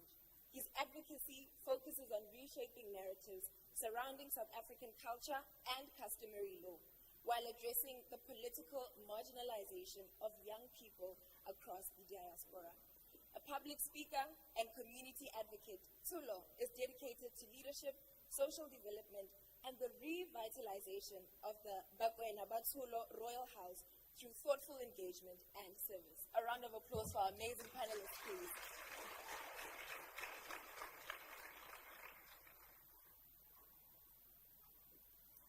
Now, I hope you've taken some notes on who you would like to engage with after this panel. I think there's very exciting people who will be speaking to us today. Now, Mr. Luyolo, perhaps I can start with you in getting this conversation going. You are a history expert, so you would be the best person to let us know when it comes to the topic of economic justice. What did that mean for the youth of 1976, and what does that look like for us as the youth of today? Thank you very much. Can you guys hear me? It feels so weird. Anyway, thank you for that question. I think you have to be very fair when you make these comparisons, as the youth of 1976 were not really focused specifically on economic justice, but more on political participation, as they were fighting against the system that was oppressing them, oppressing their identity, especially during the time of wanting Afrikaans to be the language for learning. So their economic system was first political, in the sense of they're fighting their right to participate in governments, fighting for the right to actually move freely in the land that they're from. As when you come to us, we are fighting to not just participate in the economy, but to own it, be the ones to enforcing and creating what works for us and not what works for the West. Thank you so much for that. So, given what you've said, is it then safe for us to, assume that our fight, or rather our struggle in this generation is, well, one of them rather, is the transition towards a green economy? Most definitely, as it is important to understand that we need to treat the environment with respect and to make sure that whatever we do, we make sure it's efficient, and whatever we do leaves more than what we have left it for the future generation. When you look about the green economy, we don't want to just skip to, no, we must leave fossil fuel and just go to greener energy. We need to understand the fundamentals of how do we safely bring everyone out of a period where there's fossil energy being used into green energy, because you have to look at all the economies that rely on fossil energy, all the jobs that rely on all these unsafe sources of energy. How do we integrate them? How do we educate people? How do we look at people who are trying to pursue environmental science? How do we include them in these conversations of trying to create a greener economy, and how do we make it more sustainable and not just make it a more exclusive society? Now, I want to engage a bit more with the audience, especially on this one. I think when it comes to trying to transition into greener economies, we can definitely think of a couple of inequalities that are already persistent in our communities. Am I right? So I wanna pose this question to Mr. Tulo. Can we really achieve inclusive economic growth in terms of the green energy transition without transforming ownership structures? Well, I'll speak English now. Bommele bontate ba hlomphehi bohle ka hara ntlo e kgolo ya masepala wa Tshwane o moholo, e re ke dumedise re ke le hlompheng tse a rena letsatsi. Ke thabo e kgolo hore re be teng le nakwano haholo re tlo bua ka taba tse bohlokwa tsena tsa botjhaba le bomotho le mmuso wa rona le naha ya rona. Ladies and gents, thank you so much for the opportunity. Thank you so much for asking that question. I'm pivoting a little bit because I deal with a different side of the question that you're asking me. It is achievable when we remember that land is not just land, for the economy, but to us as Africans, to us as African people, land means a totally different thing. Now, we have to now contextualize, number one, the urban-rural migration that we need to talk about when coming to issues of land ownership and land use for the green economy. And we also need to think about traditional leadership, who are the royal custodians of land. And now we also need to think about whether we are empowering communities to actually engage with the systems and the structures and the stabilities of land ownership and land use. Because we can't talk about the green economy without talking about the land. The land. And I think that starts with us being sure of leaving the future generation with tools and equipping them with the ability to understand that we cannot talk about the green economy without discussing the availability of land, because we are all moving from the rural areas to the urban areas. We cannot agree that Joburg is overpopulated. We cannot agree that Tshwane is overpopulated. We cannot agree that a host of our cities are overpopulated, and that creates a lot of carbon emissions, that creates a lot of situations and scenarios. But when you go back home, it's underdeveloped. People don't have resources. People have to travel hours to go to a shop to buy something as simple that we can now do here in Tshwane. So what do we need to do? We need to now agree as a system, as a culture, as a young people, that we have a problem with our green energy use because we have a problem with our land use. We are not using our land constructively. We are not using our land competitively. We are excluded from the economy that uses our land for us. And we need to now talk about how do we make sure that we bring back respect for the spiritual aspect of the land. We bring back the respect for the sociological aspect of the land, and we bring back the respect for the cultural aspect of the land. Because it doesn't help us that you are here in suits, you are here in a metropolitan lifestyle, but when you go home, you have nothing to offer the people who really need it most. Let's start the day. It's absolutely possible. Thank you so much, Mr. Tshwane. I think a round of applause. Now, Mr. Madibo, perhaps I can reel you in here. You are an economist, so I think you would be the best person to just let us know what your thoughts are on how governments integrate fiscal and monetary reform for the green economy, just adding on to as well what Mr. Tshwane said. Yeah, baheso dumelang le nna re ke dumedise ka Sesotho thabela ho ba mona ke dumedise ka lentswe la Bataung le ya Bakwena. Good afternoon, everyone. Very easy question, although it does seem to be complex. And the response here is, quickly just to get onto what the conversation that would swallow, just to add brackets, as he likes to say. It's a very counterintuitive question, Ms. Mutsati, to talk about ownership when we don't even have a navigation process as to where to knock on the door to be part of that conversation to begin with. So how can you ask us young people, even those of us on the panel who are quote-unquote experts, about ownership when we don't even know how to spell the word? So that's number one. When we look at the economy as a whole, colleagues, we need to first contextualize it with statistics. I'm very much data-driven in my presentation. Number one, the state of the economy is looking at, from 2025 to 2026, we're looking at about 1.4 to 1.6% growth. Over the past 2 quarters, we've seen about 0.3% growth. That's not growth at all, but we really consider it as growth. Nominally, we're looking at about 410 to 430 billion US dollars. But again, this is money that, how do we even begin to see that on the streets? But this is money that is believed to be around, right?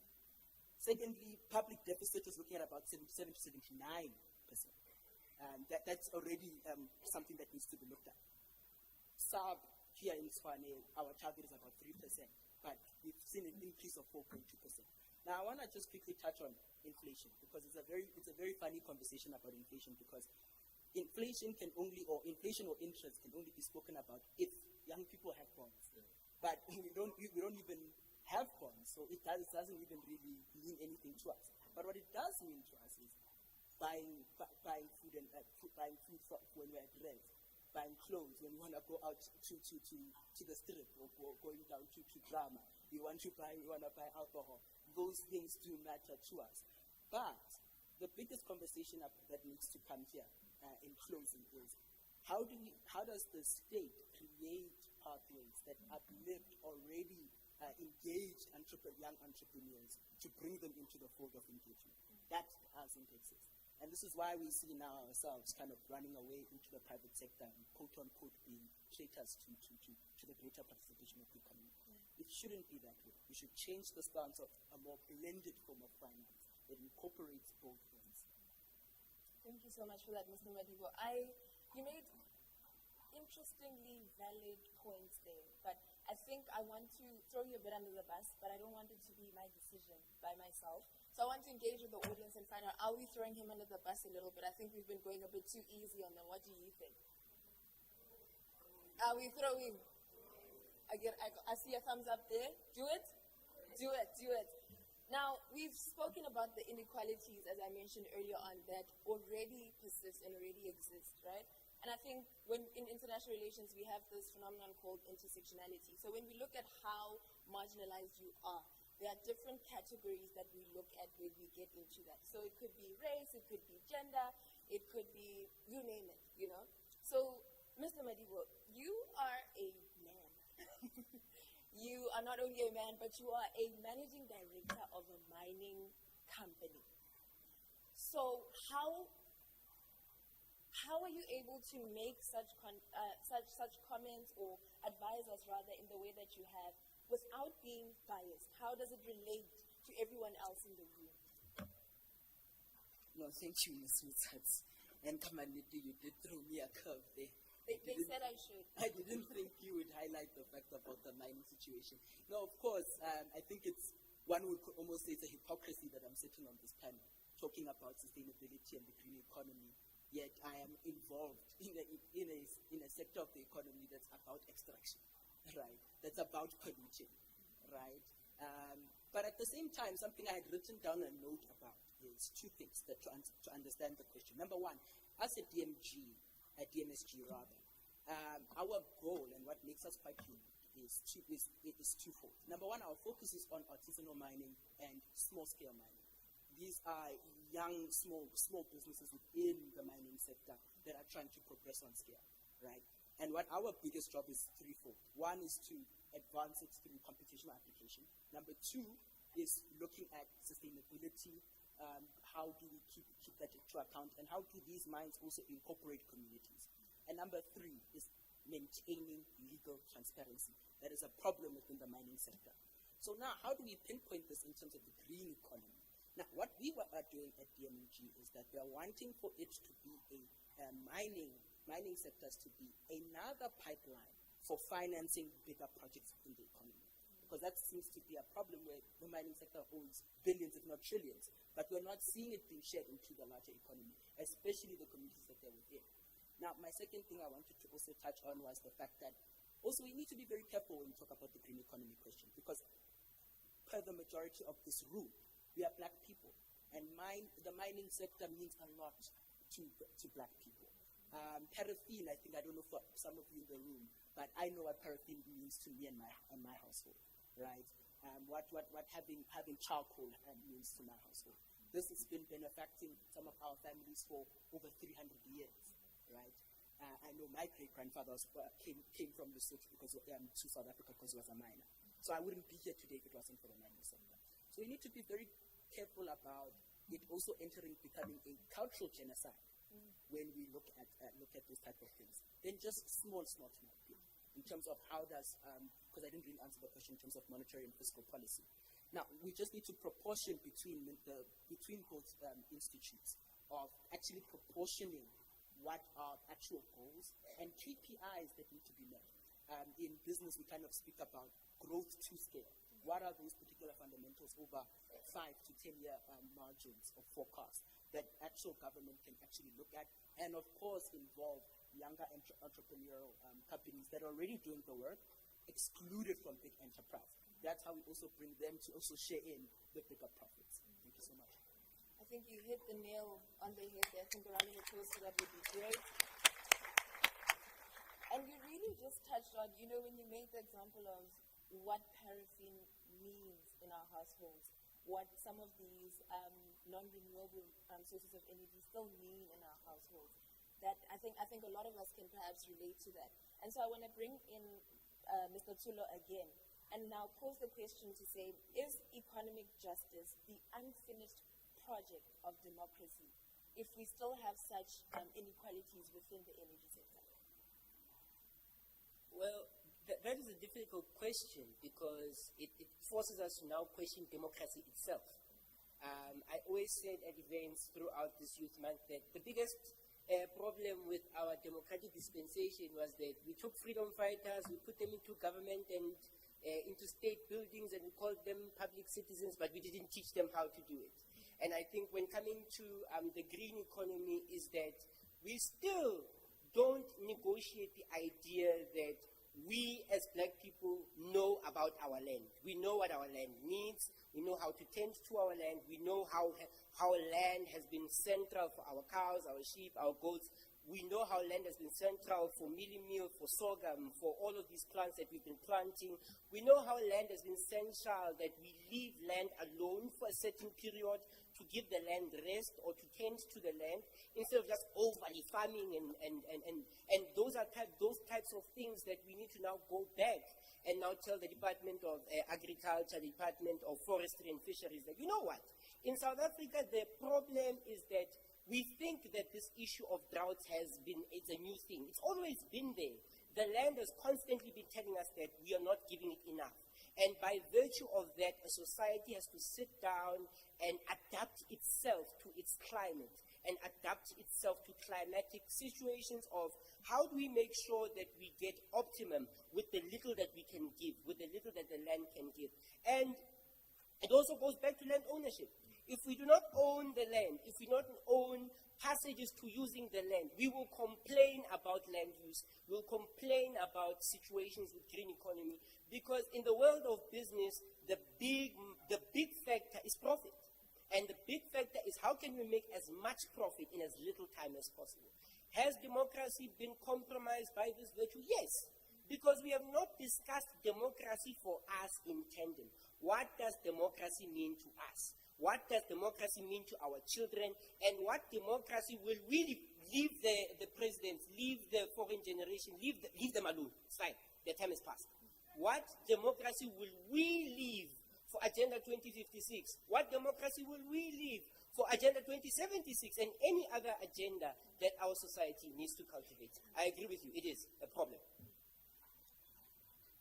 Thank you so much for that, Mr. Tulo. Yes, please, a round of applause. Now, South Africa has quite the history of inequality, of separation. I mean, looking at the intention behind homelands, looking at why that land specifically was allocated to a specific people. But today is not only about talking about what has happened in the past, but the panelists that are sitting here today, are more focused on finding solutions so that when we look forward, when we look back in 30 years' time, what will we say we would have done by then? And so I want to bring in energy specialist, Mr. Akash, into this conversation and ask, which green skills will be most valuable by the year 2035? I think the mic is... You can't hear him, no? Good afternoon. Good afternoon, moderator, and good afternoon to the young leaders. It's a pleasure to be here. That's a critical question that you have asked, and just to give you some evidence, by 2035, the green economy.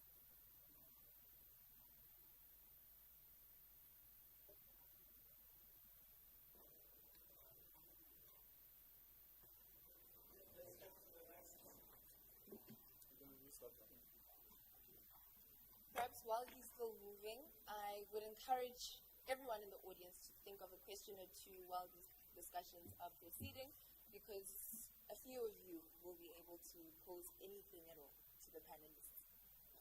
Thank you. That's a very critical question, and I just want to give you this info. So by 2035, the green economy will no longer be a niche sector. It will be integrated into almost every industry. And I do feel that the most valuable skills will combine technical expertise with business and digital capabilities. But for me, the 5 important skills will be renewable energy, solar, wind, battery storage, grid integration, and my personal favorite, which I would love to engage on with the audience at some point, is nuclear energy.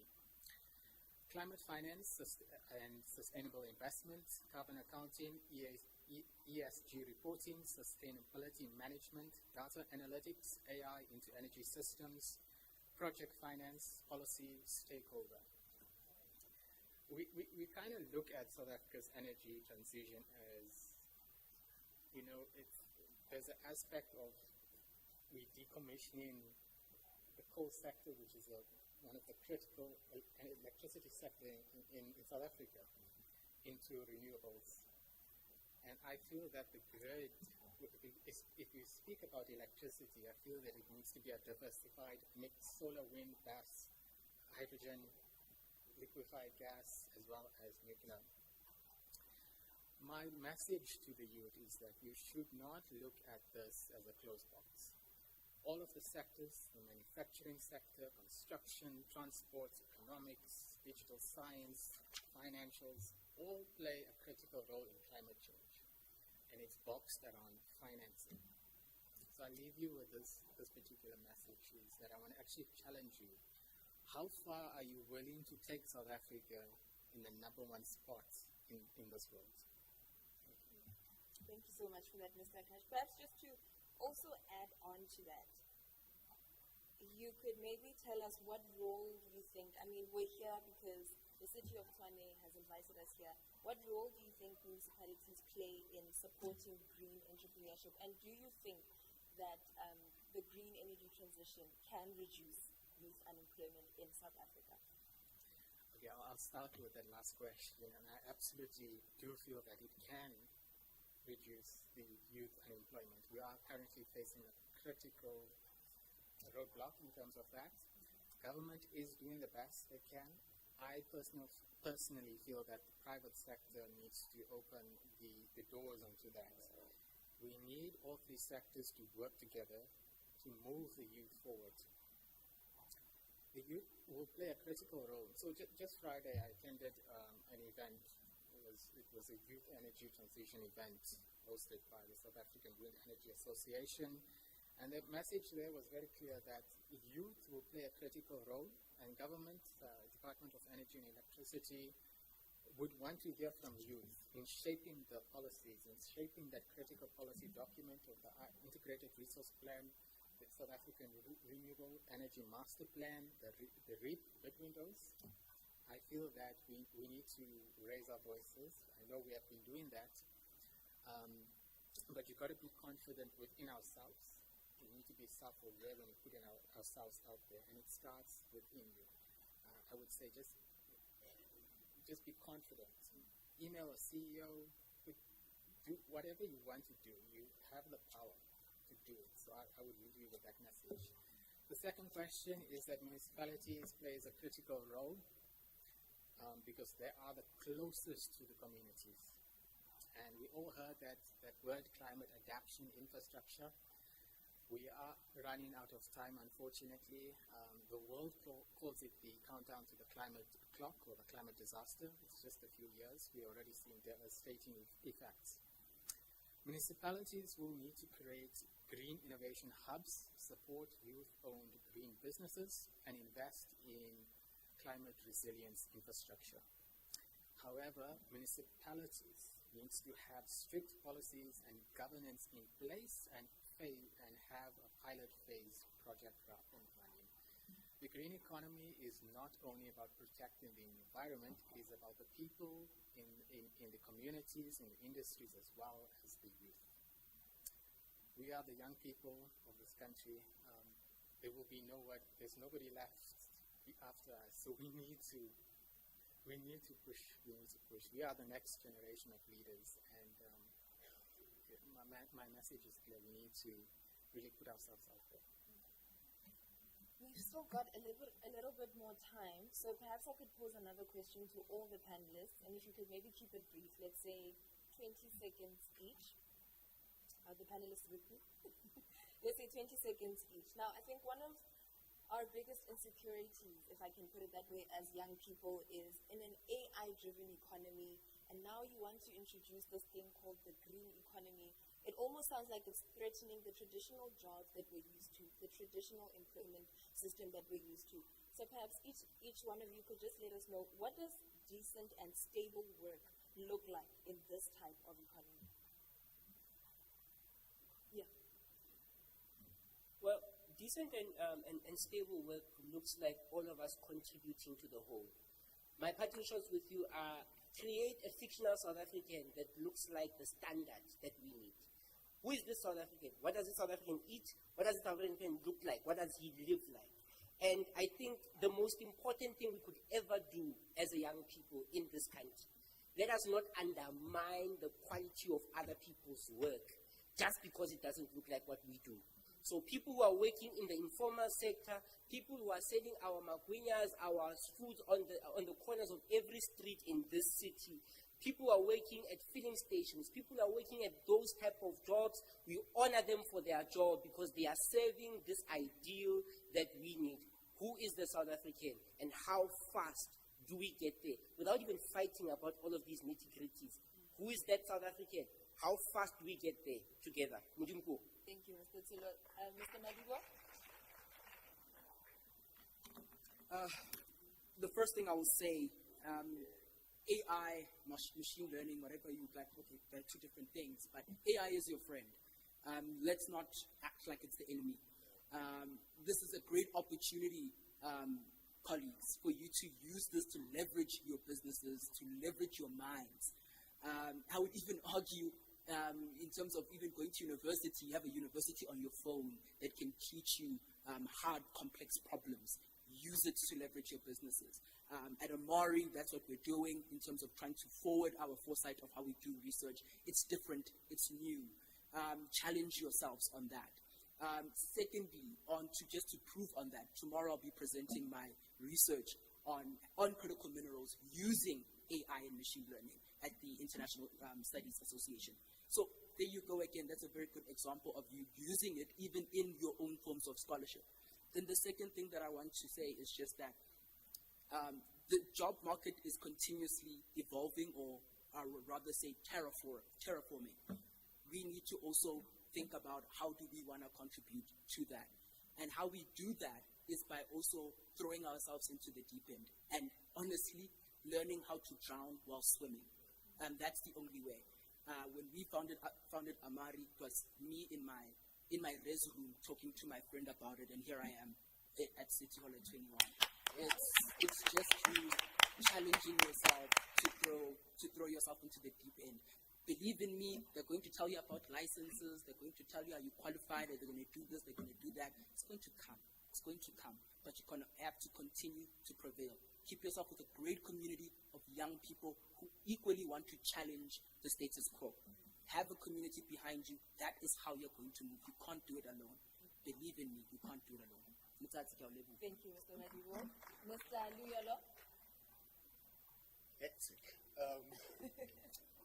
How I see myself, or how we see this, is we need to see ourselves as contributionists. We don't participate in the sense of we reacting to what's going on. We'll be able to contribute knowledge, contribute solutions to what we're doing. Let's take, for instance, what's happening in KZN with all the natural disaster. As African scholars, we have to say, no, we understand with the natural disaster is not new to us. We have our own African ways of dealing with this. Here's how we expand our knowledge on this matter. When you look at architecture, here's how we manage the heat, the drought, all these fancy things. Same thing when it comes to energy. Here's how we could expand it and pay respect to the nature while including people in the sectors of fossil fuels and all the things that my colleague was talking about. Always see yourself as someone to contribute knowledge, whether it be in academia, whether it be in corporate, public sector. See yourself as a contributionist, not someone that's just reacting. Thank you so much, Mr. Luyolo. Mr. Akash? Thank you. I think that we need to be innovative in a sense, I would want to say this innovation through infiltration and infiltration in the good kind. I also have seen in the sector that gatekeeping has become a very, it's what I've seen. I've always fought against it. I mean, we are the next generation. We are here to stay. And we have the power to make a noise. The older generation needs to learn that they need to give up the power.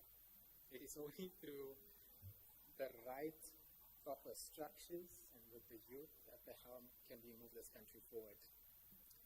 If I had to look at the working sector, we still have a lot of work to do, if I'm being honest. But I think for the youth, you need to own it. You need to be confident within yourselves, to put yourselves out there. Nothing is stopping you at this point. I started out, I did my research, I did policy work. It was then introduced to government. I've engaged within the presidency. It starts within you. You need to be confident within yourself and self-aware. So do not listen to the noise. Reform the sector and the working sector. You have the power. My message to you is clear. Power to the youth, power to you. Thank you.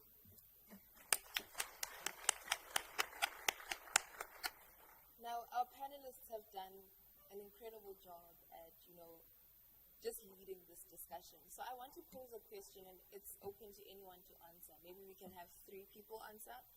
But for you as a young person looking towards 2056, what should South Africa's economy look like?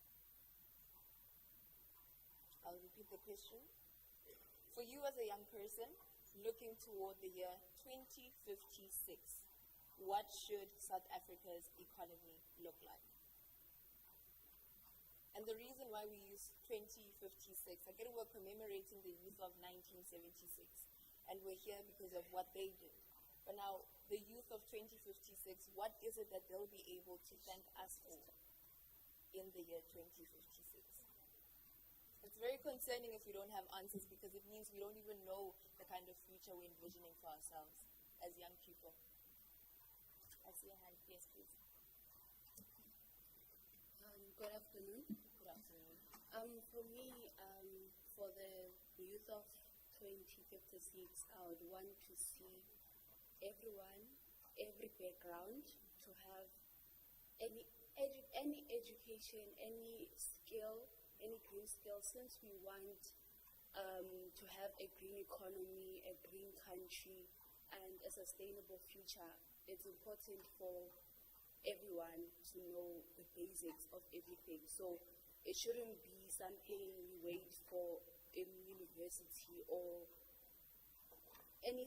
actually, you shouldn't be going to spaces such as these just to learn about the green economy or anything that's towards saving the planet.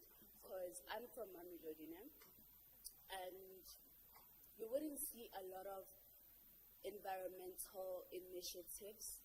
I've been privileged to be involved with schools such as the Dutch School of Pretoria. They've been there during my primary and high school, or not high school, but primary, and then some centers in Mamelodi, yes. But from what I've seen, it's not everywhere. It needs to be everywhere in order to be a thing such as a green economy. You said that these new ideas are a threat to, they look like a threat to the youth in terms of skills and whatever. So I would think that everyone must have an idea and how to incorporate whatever they've studied, regardless if it's closer to the green economy or not, and apply it towards that. Because if we're just saying, everyone is, no, this is just for the people who studied environmental something or law in what, such things, and just educate that everyone must be involved. Yeah, that's, yeah. If you can give her a round of applause. Is there anyone else who would like to see a hand? Hello. With this private, Hi. Long ways here. Can you hear me? You can hear me? Yes, I can hear you. All right, perfect. Hi, my name is Mudie. I actually have more of a response to the panel, so I thought this was going to be Q&A style. So what I will say that I agree with the gist of what I think you were trying to say in between a lot of jargon, that will forgive you because you're international relations students. I think you were trying to talk about full employment, right? And that is the concept of utilizing labor forces that are available to its maximum. And so that doesn't necessarily mean we'd have an economy of 0% unemployment. What it means is that we'd have natural unemployment, right? That's quite different from what we have now. So ideally, that is what the future should look like, right? And then, Akash, thank you so much for your inputs. I found them very insightful. As you know, I'm somebody who advocates for the just transition, so I must push back on this argument for nuclear energy because I don't think that South Africa's energy future can be secured by nuclear. Firstly, this was already attempted before, and it was taken off the table specifically because it was not feasible or supportive of the SDGs in South Africa. So the discussions around whether or not we can produce energy from nuclear, right, to support our communities, yes, but we can also kill them, right? And then what? So that's a bit of a complex one. And I think that the discussions around nuclear should always be presented with a disclaimer around the risks of nuclear energy, and not necessarily presenting it like a catch-all solution, which it's not, really. But in any case, should there be involvement of private sector, and of course everybody is pro-PPPs, public-private investments, partnerships, then private sector needs to adhere to the rules and regulations that we have. They need the licenses, so we can avoid what happened in the past. But then they also need to be in line with what is actually being suggested regarding, energy access and energy democracy. Not necessarily to push a profit-first agenda, because we're at risk of not serving our communities, our workers and communities. When I say workers and communities, I'm including needs. So those are youth that are not in education or formal employment. And that's really what the future we advocate for should look like. Whenever we're talking about labor, whenever we're talking about policy and theory, we need to tie it back to that lived reality, right? The one that, beyond the textbook. What are we experiencing? And what is likely to happen as a result of the policies that we have right now? Thank you. A round of applause for her, please. I'm going to kindly request that we do not have answers to that question in the interest of time, but what I will take is questions posed to the panelists. I'll just take two because of time. I do apologize. I know that we would love to discuss more. I will recognize you because I had with the black and white. Yes. Please go. Is it a question? Yes. Okay. Will you? I hear yes, but it's not your mouth moving. Pardon? Was it you? The other lady wanted to say something. Oh, the lady at the back. No, the beautiful lady with the dreads. Yes, I'm recognizing her. My bad. Yes. Navigate. Okay, thank you so much. I think I want to just, good afternoon everyone. My name is Kopano Maraka, and I just think I want to echo Mudiehi's sentiments, and I also just want to pose a question to Akesh as well.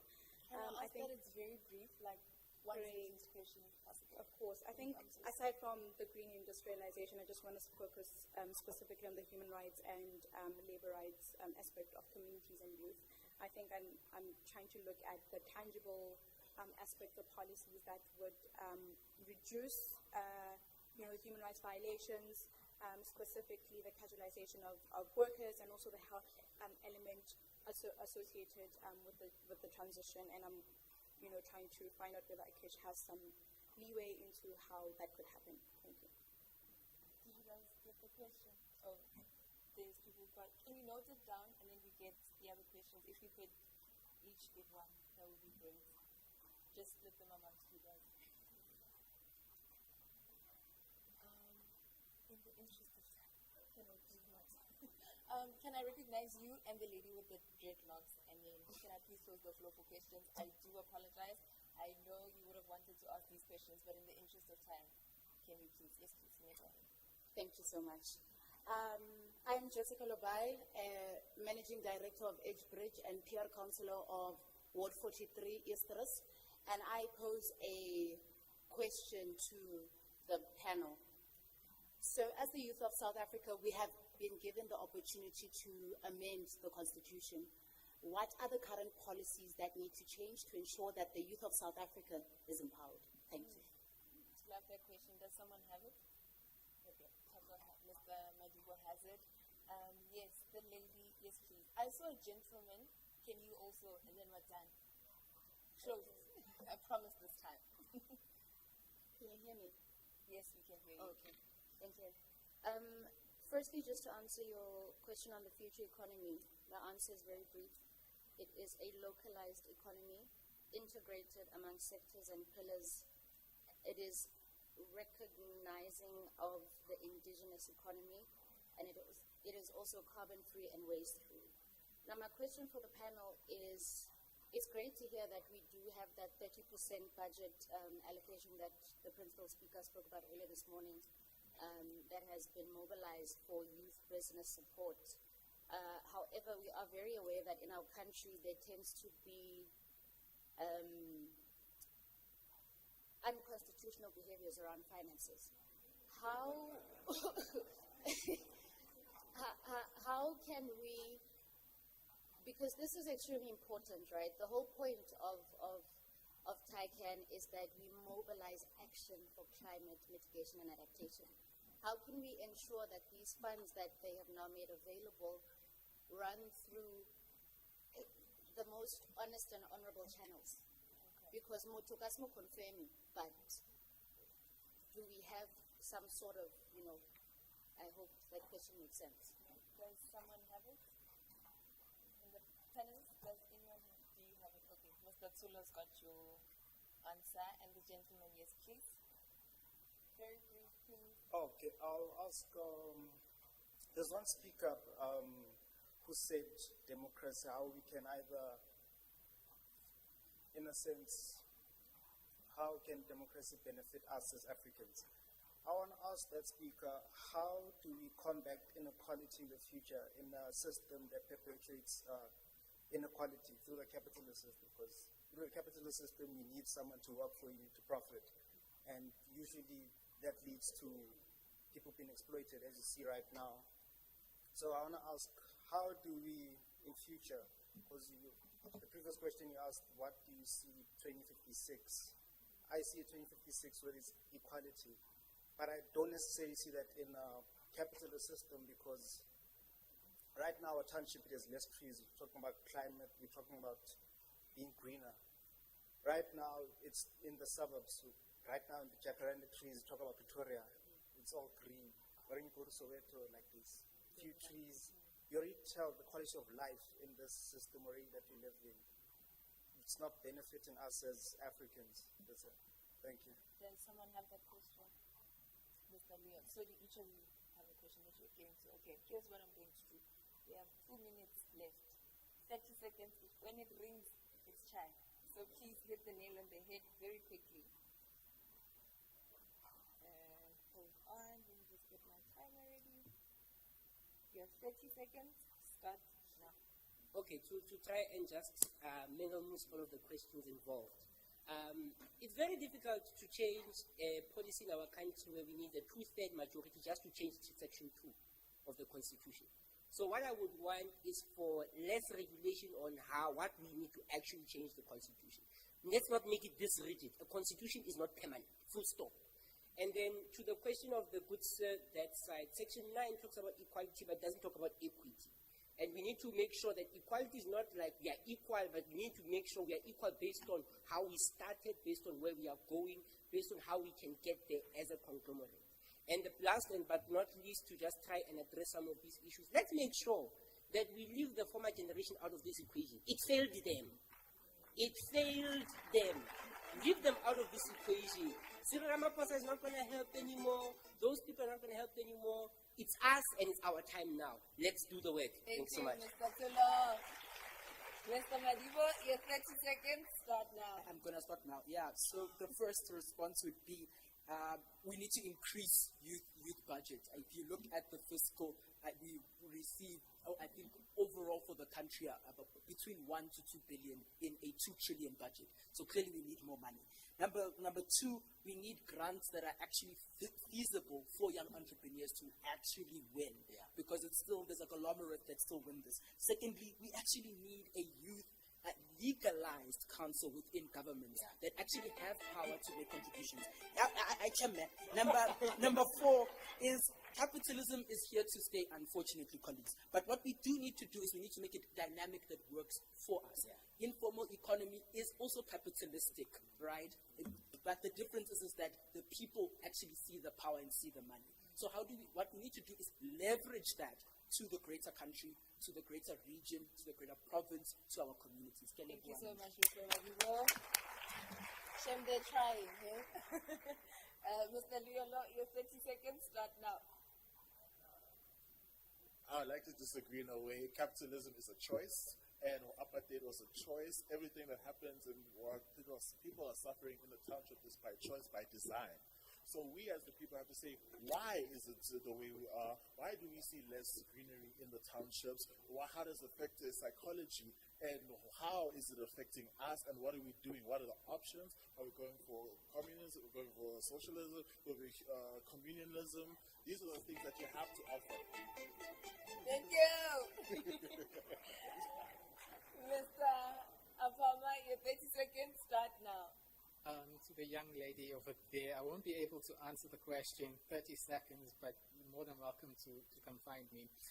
But the just energy transition is all about people, a people center.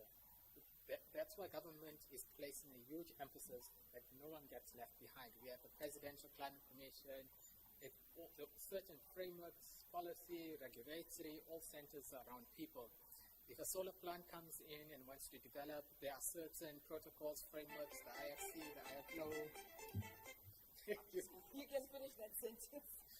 So we have the ILO process, which governs on how to go about acquiring land, and the community aspect, which plays a critical part in the ESG components. But you're more than happy to come find me, and we can discuss on that. Thank you. Thank you so much. Can we please give a round of applause to our panelists? Can we please give a round of applause to you for your engagement? And thank you so much to the City of Tshwane's Mayor's Office for inviting us here today. We truly do not take this for granted. Thank you. Thank you.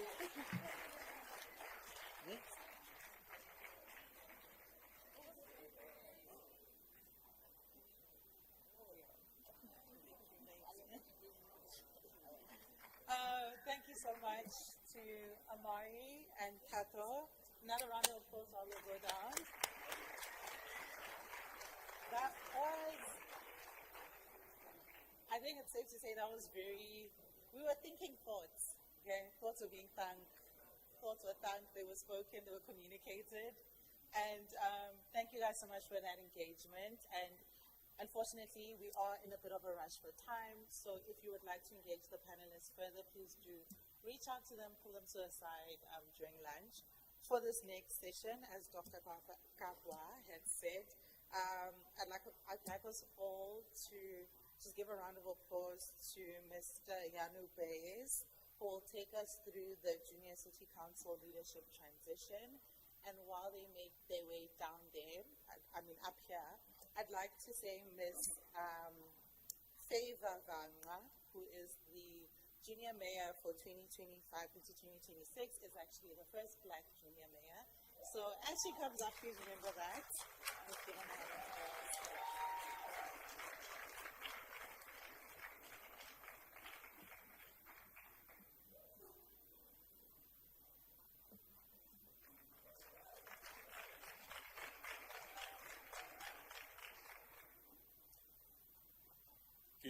Good afternoon, everyone. I'm standing here and I'm feeling overwhelmed with the privilege of being in the presence of the movers and shakers of the youth of Pretoria, and overjoyed by the hope that this presentation inspires. But I have the privilege of just taking a moment and speaking about one of the smaller organizations that have taken up the responsibility to empower young leaders in the city of Pretoria and to also have positive impact in our community. The Junior City Council is an organization that was started in 1979, which was recognized globally as the Year of the Child. The aim of this organization initially was, of course, politically driven and politically charged, which fortunately changed and adapted into growing into a non-profit, non-politically affiliated organization that in essence, simply put, is a platform where scholars between the ages of 16 and 18 can take up their role as leaders in their community. The Junior City Council is a platform that allows young leaders to exercise the gift of leadership and to learn by having the privilege of failing miserably. As a member and a councillor of the Junior City Council for some time, I've experienced the joy and the power of failure.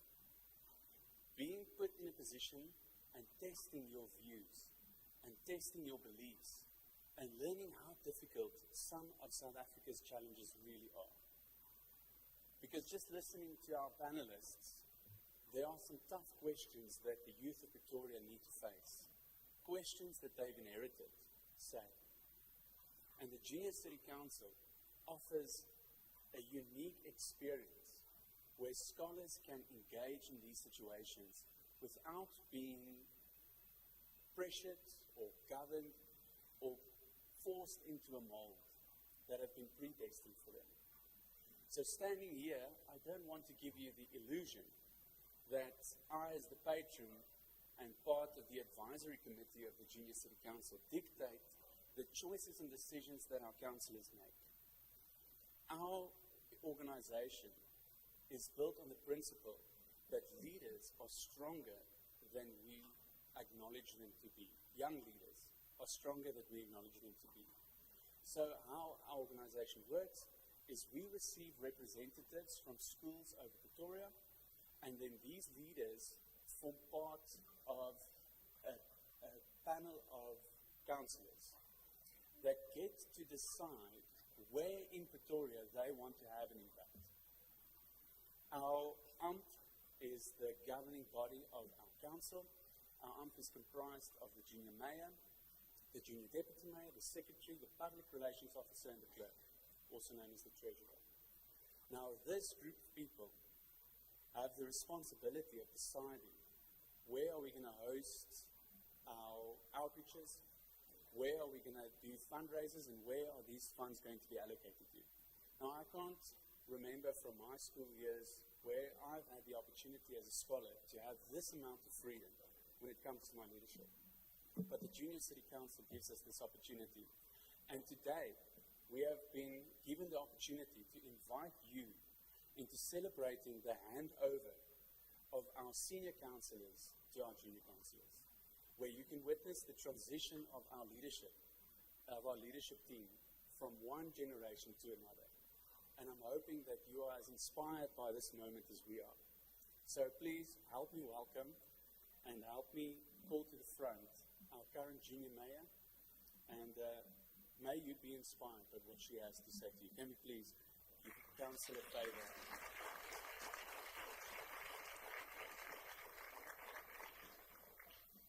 All right, I hope everyone can hear me. Am I audible to everyone in the house? All right, thank you.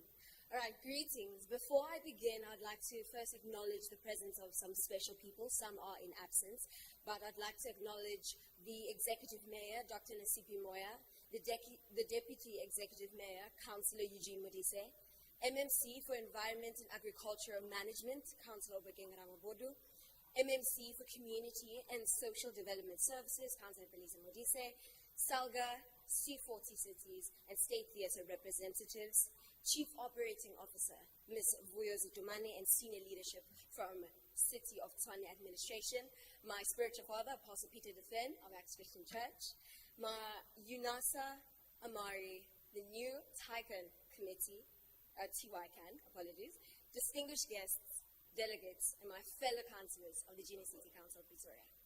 All protocol observed. I am Favor Vanka, the Junior Mayor of the Junior City Council of Pretoria 2025-26. And I'm grateful for the opportunity to be addressing this auspicious gathering. The Junior City Council of Pretoria was established in 1979 as a non-political and non-profit organization. And the main purpose is to create leaders with a heart for bringing about change to address the nation's socio-economic and environmental challenges. Ladies and gentlemen, it is an honor and privilege for me to be standing here before you to deliver my final speech as the Junior Mayor 25-26. In Isaiah 6 verse 8 it says, "Then I heard the voice of the Lord saying, 'Whom shall I send and who will go for us?' And I said, 'Here am I, send me.' And it was the same voice of the Lord that called me towards the purpose of being the Junior Mayor. And actually, being in the Junior City Council of Pretoria was a prayer that I made when I was in grade 2 in 2016. Very much a youth. And again on my way to my grandmother's send-off in January 2024. It was quite a spontaneous prayer that I made while looking to the hills. Not Psalm 121, for those who know their Bibles, I mean literally this time. When my school made the announcement for receiving application forms, I ran as fast as I could because I knew this was the beginning of my lifelong dream. And when I began my journey as Junior Mayor, I was filled with excitement and yet so scared.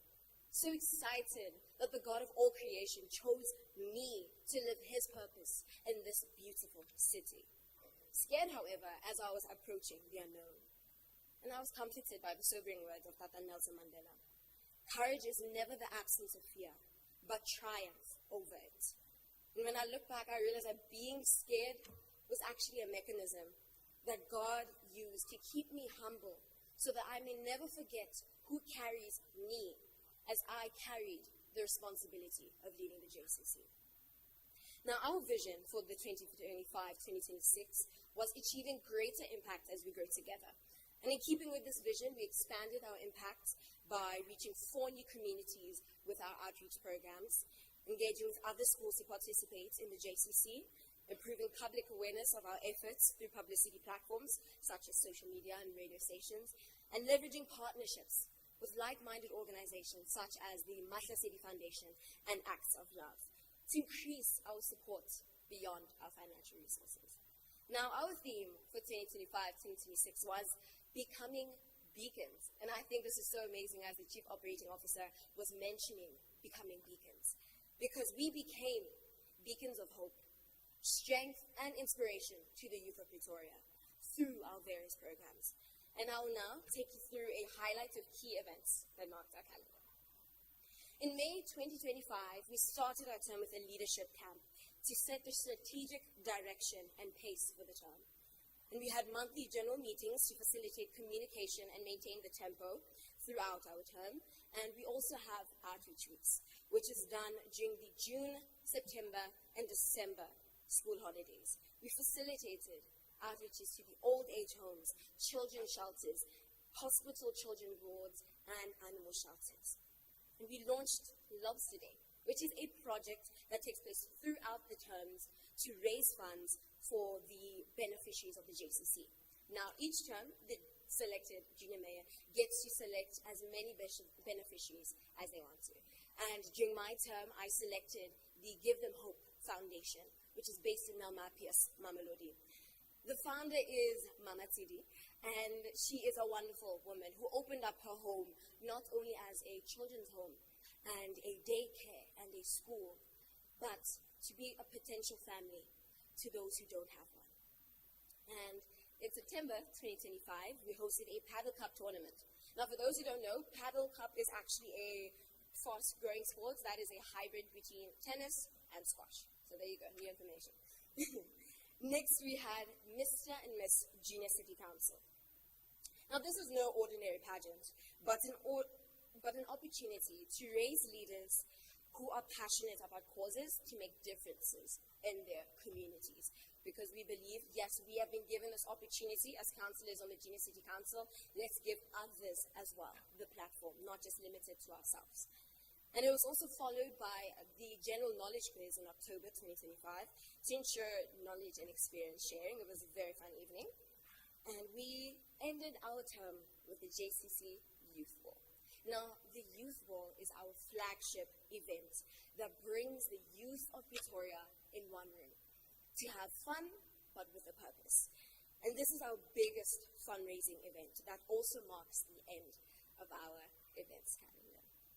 Now, as I close this term as junior mayor, I'm reminded that leadership is not about titles, but about service. We have lit beacons of hope, and now it is up to us, each and every single one of us in this room, to keep that flame burning. The future of Pretoria's youth and climate change is not a distant dream. It is a responsibility we carry each day. So let us rise, let us lead, let us shine together. The journey continues, and the best is yet to come. And now my journey would not have been successful had it not been for the support of my parents and my brother Eliezer. I truly thank you, and I'm grateful that the Lord placed you in my life. And now, ladies and gentlemen, sitting in this awesome house, it is my solemn honor to hand over the reins to my esteemed junior mayor for 2026-2027, Councillor Mila Ghuys. May you please help me in welcoming her.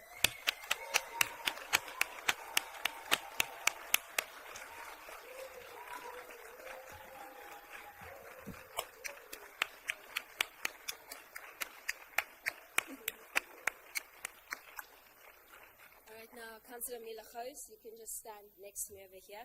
So now, ladies and gentlemen, I will be reigning our new junior mayor, so that will be really exciting.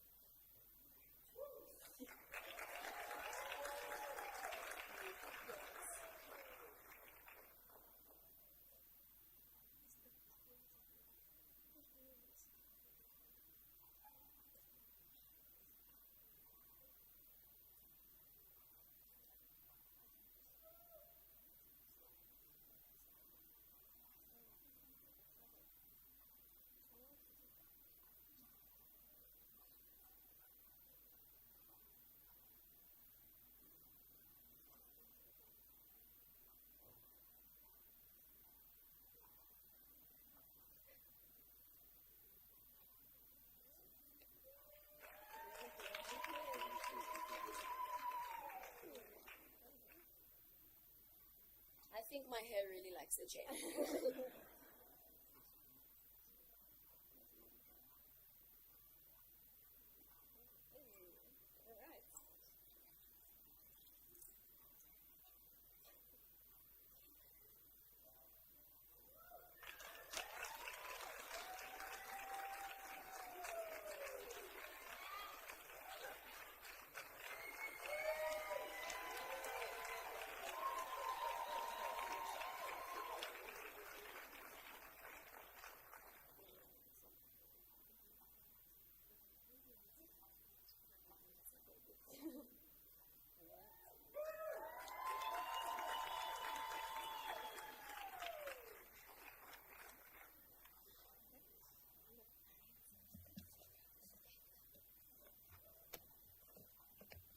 Good afternoon, everybody.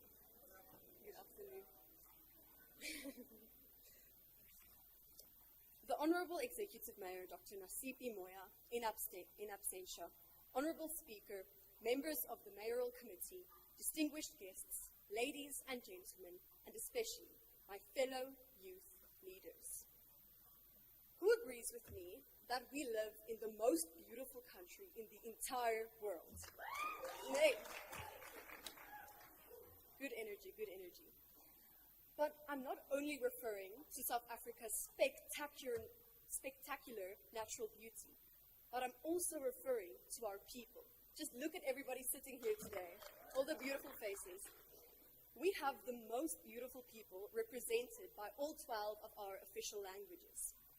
However, at the same time, our beautiful country groans, as we have heard today, under the pressure of climate change, poverty, unemployment, illiteracy, and xenophobia. to name just a few of our problems. But how blessed are we as the Junior City Council to be in the position to make a difference, to put a stake in the ground and say, if it is to be, it is up to me. I will stand up and take up my responsibility. It is with great honor that I take over from Councillor Favor Vanqua, who has effected great change during her term. The Junior City Council of Pretoria exists for this very purpose, to empower and serve the youth of Pretoria. As I speak today, my council members, it is with great honor that I say that my council members are busy making a difference in our city at 2 orphanages during our outreach week. Because, ladies and gentlemen, as the youth, there is something that we have that South Africa needs. Something that we can give that can make Tshwane a better place. And that thing is available to us in all our different languages. Namely, it is hope. In our other languages, also known as whip, itsemba, tsepo, kholofelo, fulufelo, solofelo, ntsembo, and litsemba. Hope. Hope. It is a small but powerful word that has and will continue to shape South Africa's history and destiny. And I believe hope, it's a flame, and even the smallest flame has the ability to set the world on fire. It is within our power to offer hope to a dark world, and hope offers outcomes. It always finds a way, even in the most difficult times, even all the way back 50 years, and also especially today. By our own efforts, we will not be able to accomplish anything. We need each other. It is engraved in what makes us all just truly South African, Ubuntu. I am because you are. Our vision for the next term, for the 2026 to 2027 term, is that we will only ever rise by lifting others. So I know there is hope for our country because I know the youth leaders sitting before me, and I know the youth in our country. The Junior City Council is, like our country, a diverse melting pot of different languages, cultures, and creative ideas. And without each person's individual ideas and contributions, we would not be able to help anyone to our fullest ability. The Junior City Council is stronger because of our diversity. We do not have to travel far and wide to the corners of South Africa to bring change to the South Africans' hearts. No, there are people right on our doorstep, in our communities, needing our help. My fellow youth leaders, dignitaries, and distinguished guests, we are South Africans. We are the future of the Rainbow Nation, the carriers of the flame of hope, and we will only ever rise by lifting others. Thank you so much.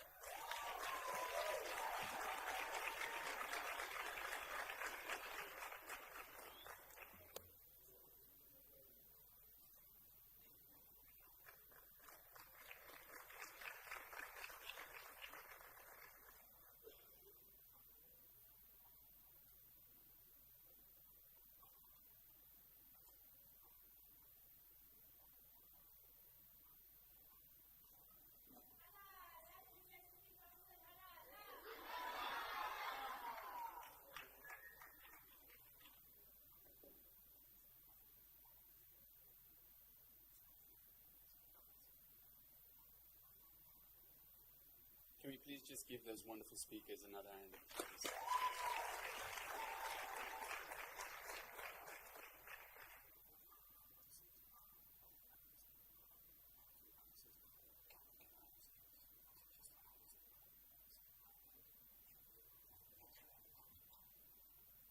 Right, thank you to the incoming and outgoing junior mayor. Thank you to the patron.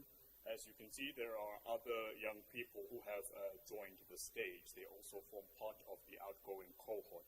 And the next session to be facilitated by the patron of the JCC, we will have a senior official in the office of the executive mayor to assist with the recognition of the awards that will be conferred Our patron will be speaking to that shortly, but as he will be coming forward, I would first like to take the opportunity to invite back again to the front our head of international relations. He will be joining us by the banner that you see there where the presentation of the awards will be happening. So may we please give a round of applause. The patron will come and Mr. Selo Mpaha will join us in the front. We'll give a round of applause, please.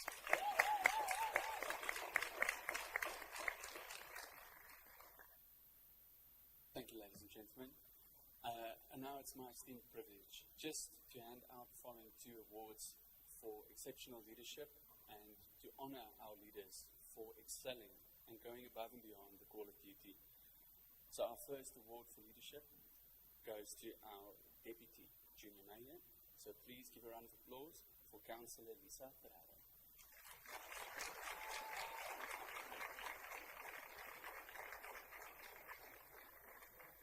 My good sir, as they are going to receive their gifts, allow me to request Ms. Tabisa Mbungwana to do the honors.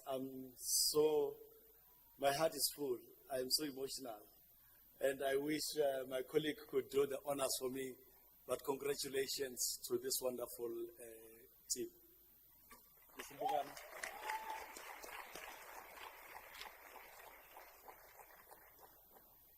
Our following award is for our outgoing Junior Mayor.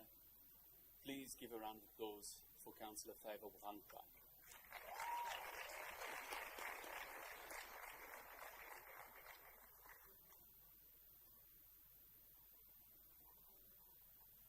And just while they are accepting their awards, may I please invite you just to go and see and find out more about the Junior City Council. You're welcome to check out our social media pages, go check out our website. And we would be overjoyed to have you be a part of our community. So thank you for your time, thank you for your energy, and please just give a round of applause for these wonderful individuals.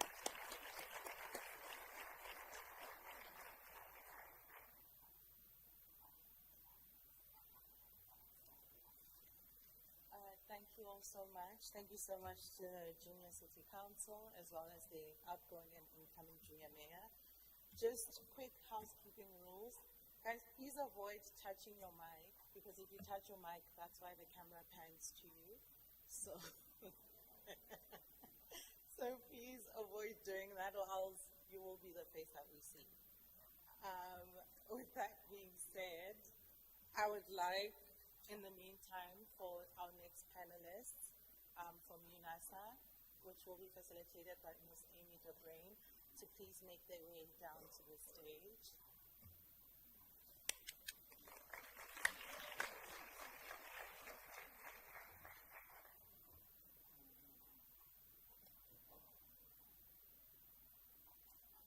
And while they make their way down, I'd like to remind everyone that we are very much pressed for time. So the panel is going to be a tight 20 minutes and a Q&A, but if you do have questions going forward, please once again engage each other during lunch, because we are still here. Thank you very much.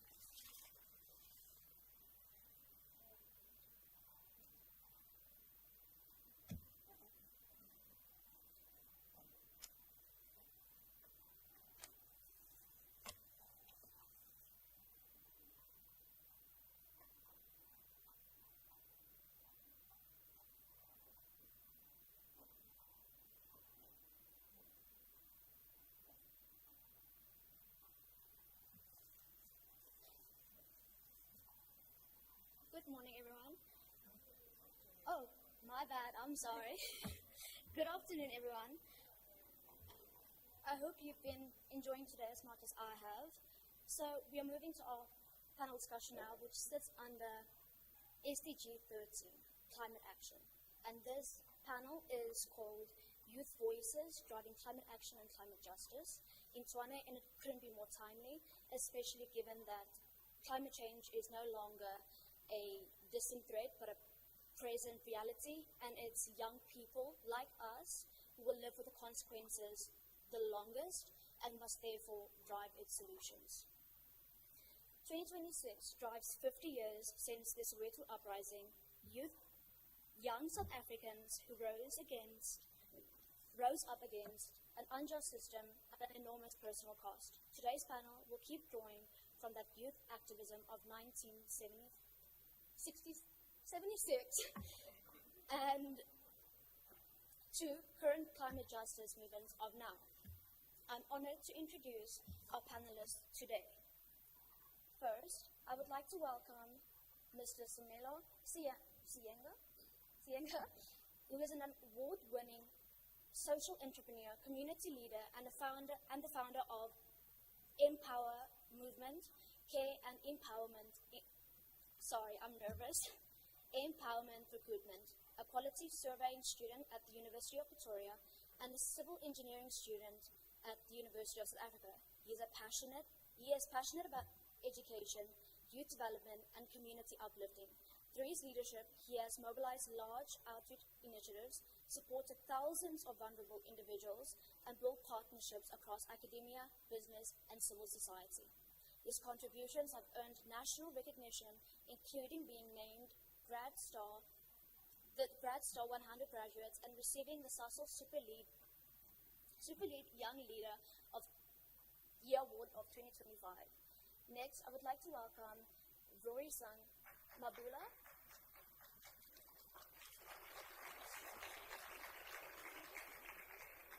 Rory is an honors student in political science at the University of Pretoria. She is a dedicated student leader. She previously served as the chairperson and now holds the position of Secretary General of ISP TUX, which is the International Society of Politics. With extensive outreach experiences, Rory is deeply committed to grassroots engagement and is particularly passionate about climate resilience and sustainability, viewing environmental action as a core component of modern political governance. The Pretoria Junior Council is a prestigious youth leadership program that empowers young people to serve their communities, develop leadership skills, and become active partners in shaping the future of Tshwane. Through service, advocacy, and leadership, the Council continues to nurture young leaders who are committed to making meaningful impact. Today, we have the privilege of hearing from both the outgoing and incoming junior mayors. Together, they represent a unique perspective on leadership, transition, and responsibility of serving the youth of Pretoria. The outgoing mayor, junior mayor, reflects on a year of growth, achievements, and lessons learned, while the incoming mayor shares a vision for the future ahead and opportunities that lie ahead of the council. Please join me in warmly welcoming the panelists, the outgoing mayor, and the incoming junior mayor of the Pretoria Junior Council.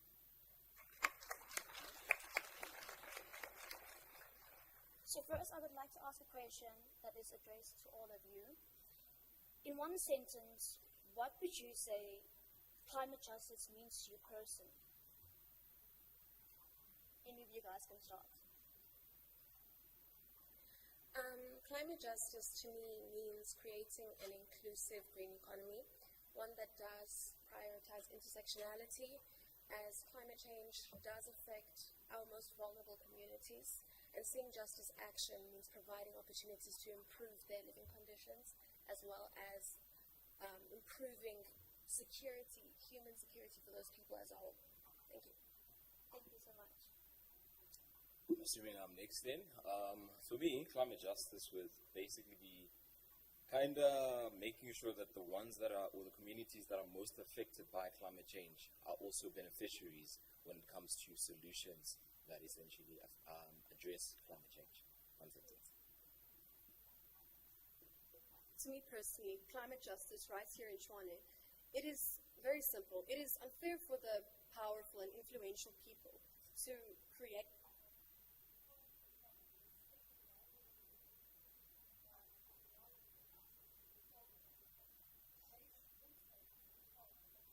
in this country, the powerful people, and not just the younger, vulnerable people. Shouldn't be always shouldn't always bring the solutions. Thank you. All right, now to me, my panelists here actually took my answer. I actually also agree that to me, climate justice is ensuring that all people, regardless of rank and have the opportunity to be provided in, or have the opportunity to live in a green society or society that works for them. That's what I think climate justice is. Thank you so much. One last question for all of you in this section. Where do you feel young people's voices are the least absent in climate decision making right now? All of you, we can start by you, Rory, if you'd like. Yes. Oh, my bad. I think I'd say that young people's voices are the most absent right now in the formal spaces, because a lot of the time we see young people trying to participate in the climate change discussion through creating their own organizations, through activism, through reposts, but we don't actually see them as the people making these policies in place. We're just seeing them sit at home with environmental science degrees, but they are trying to engage in a different way, not really with they are trying to engage with the state, and yet the state is not giving them the access that they require. I would say that that is really the barrier in which we don't really see the young people in the conversation. Fully agree with that, and I just want to add on to that, especially when resources are allocated and the policy decisions are then made. You don't see a lot of young people in those rooms. Only there's maybe a consultation after the decisions are made and the resources are allocated to a certain place, but nobody really ever consults to say, okay, young people, where do you think we need to focus our priorities most? So, yeah, that's my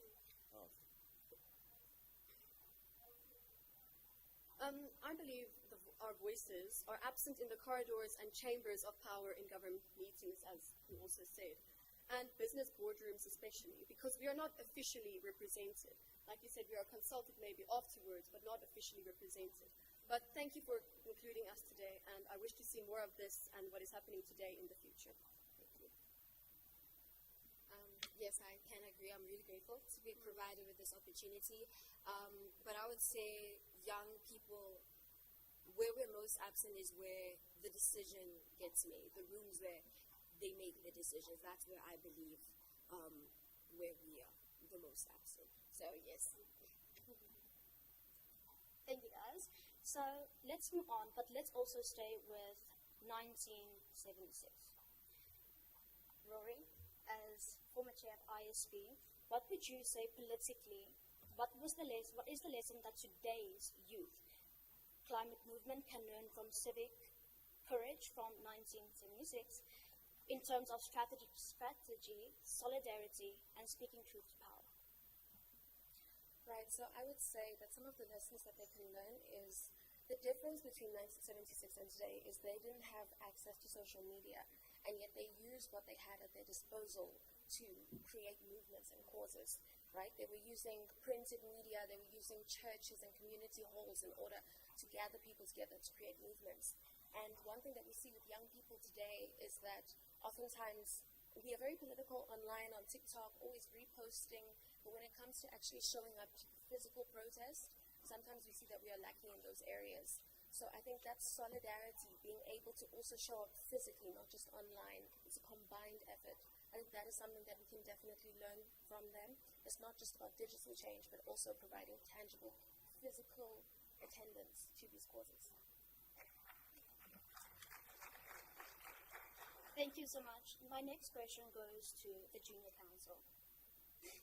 So, as representatives of Tshwane's young people in the city's own governance structures, how do you feel the spirit of youth activism of the Soweto uprising in what you do currently? So what I can say as the outgoing junior mayor, I 100% feel the spirit of the 1976 youth in what we do as a council. And to me, it is thanks to their boldness that they had in their collaborative work that structures such as the Junior City Council, many more, and the TYCAN committee, I think, put in place. And I think that it has made us to transform from being passive to being change agents. And I also have a great gratitude towards that. So that's it. Yes. I totally agree with that. I also think in our country of what can really happen, what the effect can be when the youth actually stands up and takes action. As you also mentioned earlier, if we actually take action and don't just sit back, scroll on TikTok, repost something we agree with, but if we go out, take action, do almost the dirty work with our hands, that is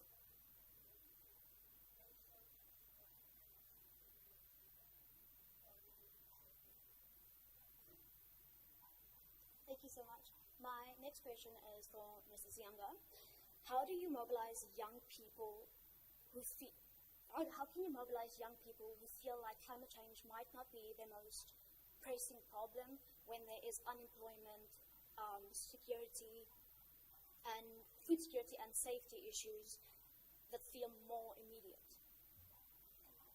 Thank you very much for that question. I'd like to touch on a little bit of the work that we do at Empowerment Care.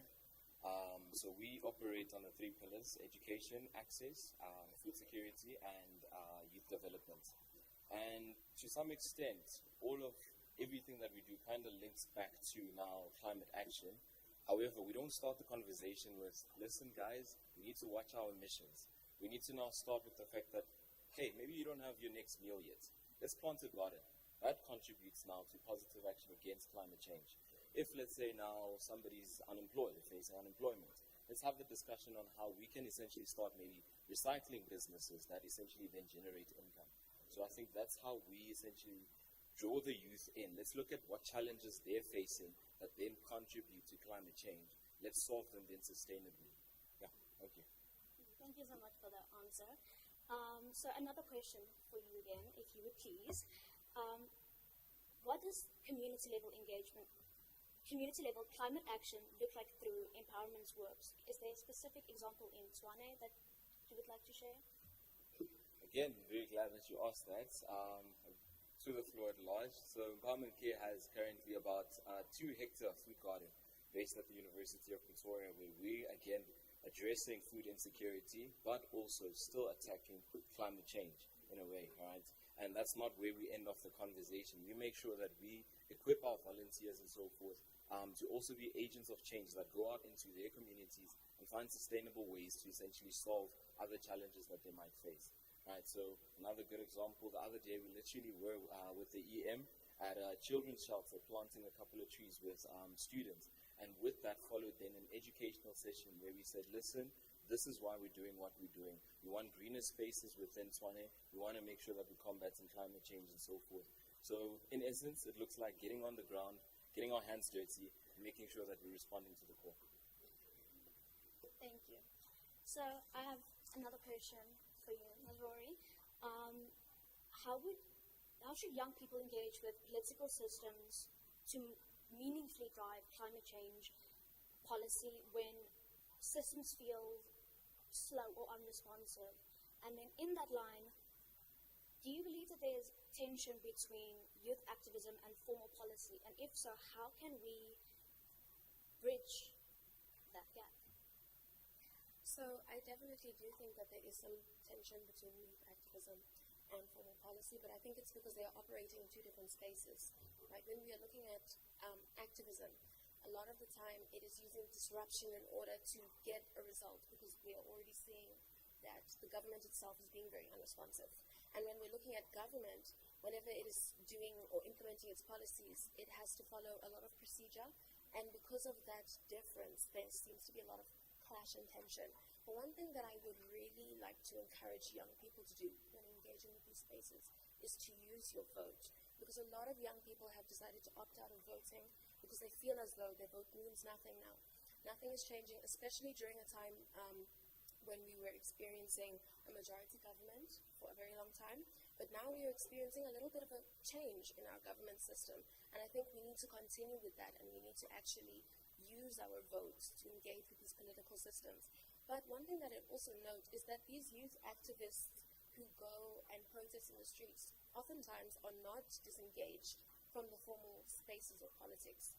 They are still the same people who will attend the community hall meetings and be there for the union meetings. So there are those mechanisms in place. I think as young people, we should use our youth activists as our branch into the political engagement space so that we can become a little bit more educated about it, and then we can have more conversations surrounding it. Thank you. So my last question, due to time constraints, will be going to the outgoing junior mayor. During your term, what climate or environmental issues in Tshwane stood out as the most urgent for young people? Thank you so much for the question.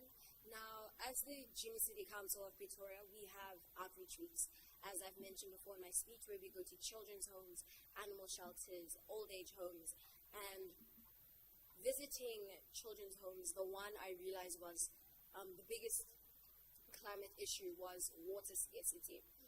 As when we would go to children's wards, we'd hear from the doctors and nurses that some of the children got diseases from unclean water, or some of them don't have access to water, hence why some might be malnourished. And that is and to me, I don't quite understand how us as young people, or even some adults, still sometimes think that water is an unending resource, when unfortunately that is not the reality. Also, another issue I believe is littering, because not only has it destroyed the climate, the quality of life around some of the children and where they live and the areas they live, but it is also, for some, they have to breathe on specific masks because in the areas they live in doesn't have the clean enough air, or sometimes they're too sick that they cannot breathe in that air, and it's because of the littering that influences it all. So those are the two issues that stood out to me during my term. Yeah. Thank you so much. So I would like to ask them a lot more questions, but due to time constraints, like I said, we'll be moving on to the Q&A section. When you put your hand up and I point to you, when you speak, can you please also introduce yourself first?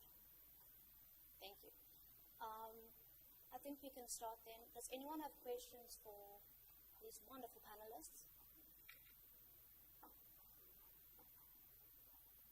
Yeah, you. Yes, sir. Good afternoon, everybody. My name is Bulumko Ngu. I'm from UNICEF SMU. So the main challenge I would say that I feel is a problem for not only we have been given the opportunity to change rules within the constitution. We've been given funding. However, there are still gatekeepers within government, and there are still challenges that we face within our companies and organizations that do not comply to climate action rules.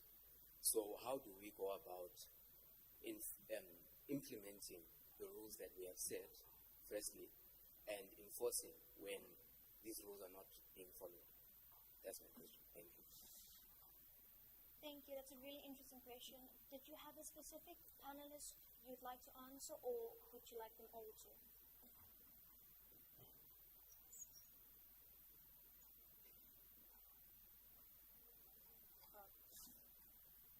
Either one. Sorry, this goes to everyone on the panel.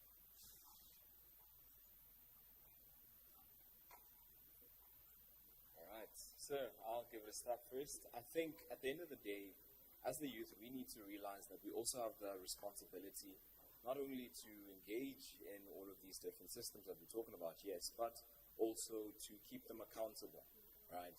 So we can now see the rule breakers and identify them and speak about them, but what are we doing to then make sure that they're being held accountable at the end of the day?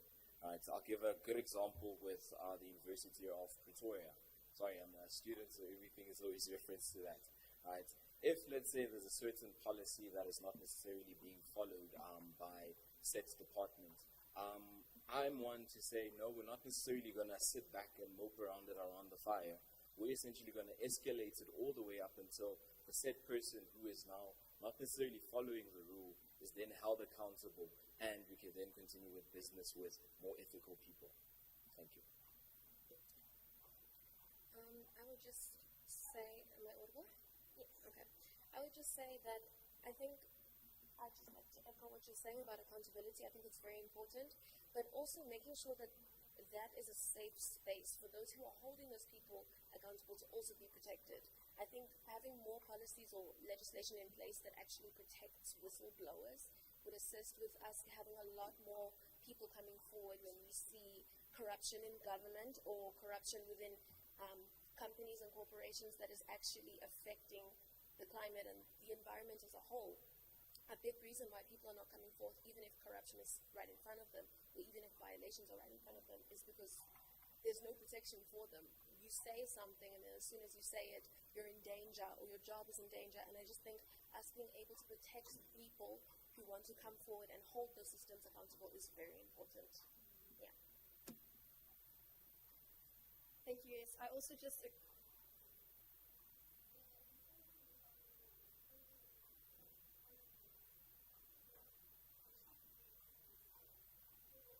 blowers and the people to actually be able to identify the problem and then actually take action to solve that problem. But that is all I have to say.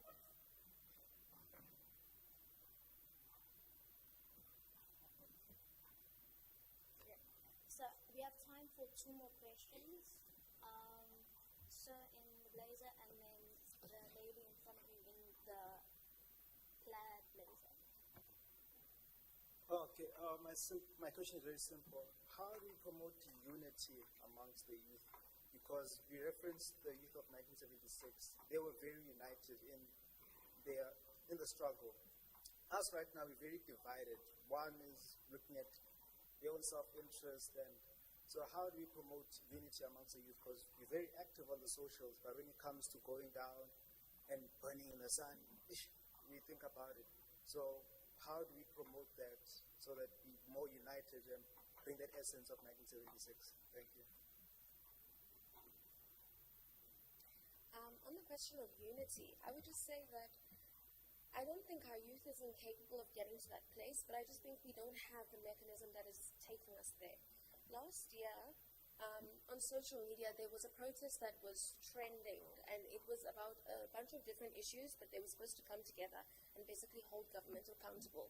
But the issue with that protest is logistically, it didn't have all of the proper procedures in place in order to have a peaceful protest, but also it was focused on so many different issues at one time that people were not able to actually unify for one cause. Some people wanted to use that protest as an opportunity to speak about the housing crises that exist in South Africa. Others wanted to speak about youth unemployment. Others wanted to speak about corruption. And because of that, we weren't able to get to a uniform mandate for this protest, and that led to fragmentation.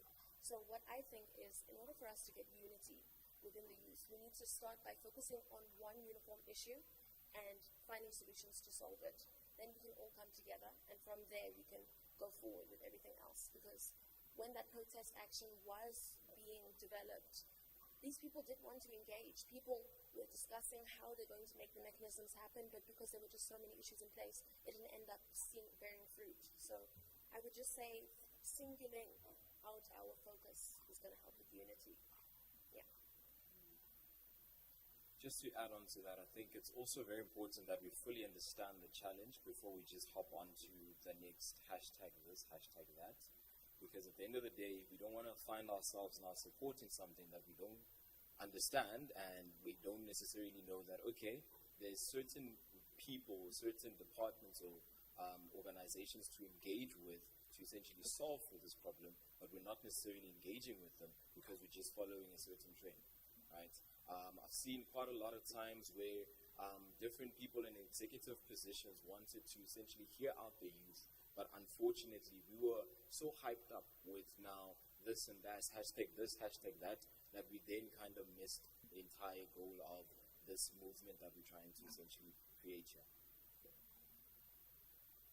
Thank you so much. I would also like to add on to that. I agree with you also, especially identifying one main problem, not beating around the bush, not like we are upset about a lot.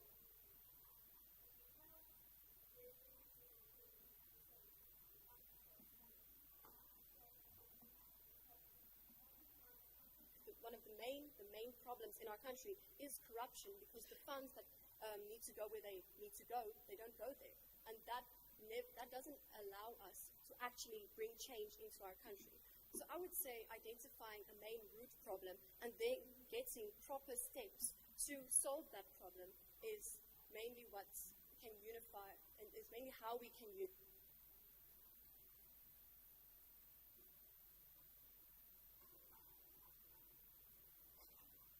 Alright, so for me, I also agree that we need to focus on one problem, because although we view multitasking as a very thing, if you're smart you can do it, but in reality if we multitask, so to speak, we just spread ourselves out thin.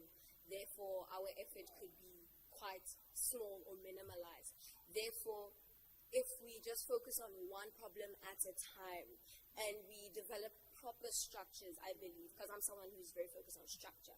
So if we develop proper structures that we believe can achieve those things, I believe then that will motivate more people to be unified. We have time for one last question. The lady in the brown blazer in the back. Thank you, moderator. My name is Buita Mokgelo Kwakwa. As you have asked us to introduce ourselves, I have two questions that I think can be quickly answered. The first being to perhaps our inaugural leadership of TICAN is, well, personally, my youth expires in 5 years. Do we, at the end of my youth, throw me out of the TICAN program, or are we open to facilitating a sort of TICAN senior citizens who will then become mentors to basically, I want to stay a part of TICAN after 35. Is there a way that is possible, maybe under as a mentorship program, as a guidance to the incoming youth? Because I think it would be very sad to be only part of TICAN for 5 years. That's all the time I've got, personally. Yes, you could go ahead. Yes. Thank you, Amy. I think that one requires a direct response from the city, because I said earlier in my earlier remarks when we were launching the logo that this is an official network with which we hope that the partnership will go and transcend beyond the current into the future. And with regards to the continuity, I forgot the name, but you are correct. It does not, I'm also way beyond the youth age, as you can see. However, in the same spirit that the junior council, you could see that the patron was here to say, I was a member years ago. It is exactly how we are. So we will be, benchmarking on such to say, how do we build in systems that will ensure that either as patrons, as mentors, whatever the case is, we might call it. But for now, you are still at 5 years to give your maximum input. No need to worry. Thanks, Amy. Thank you, sir. And moderator, just my second question. We have acknowledged over and over again that the youth absence is remarkable when it comes to decision making and high level positions and opportunities to participate. Now, something that I have seen is in government, if you're applying to be management level, director level, whatever higher level that is, personally, you can qualify by master's degree, whatever degree, and you can qualify by experience through the work that you have done, but they want 10 years of senior management level experience. And I think that is a very strong boundary that we need to somehow collapse if we're going to find ourselves inside government, inside decision-making positions and capacities to be able to attend to that. So the question maybe then becomes, who can help us break down that wall and look at young people as qualified, because we are. Just because I have not been at senior level management for 10 years does not mean I don't know what I'm doing. I'm only 30 years old. I didn't start working when I was 15, you know. So, yeah. And that's open for, I suppose, anyone to be able to answer about who is it that can help us mechanize the breaking down of that barrier. Thank you.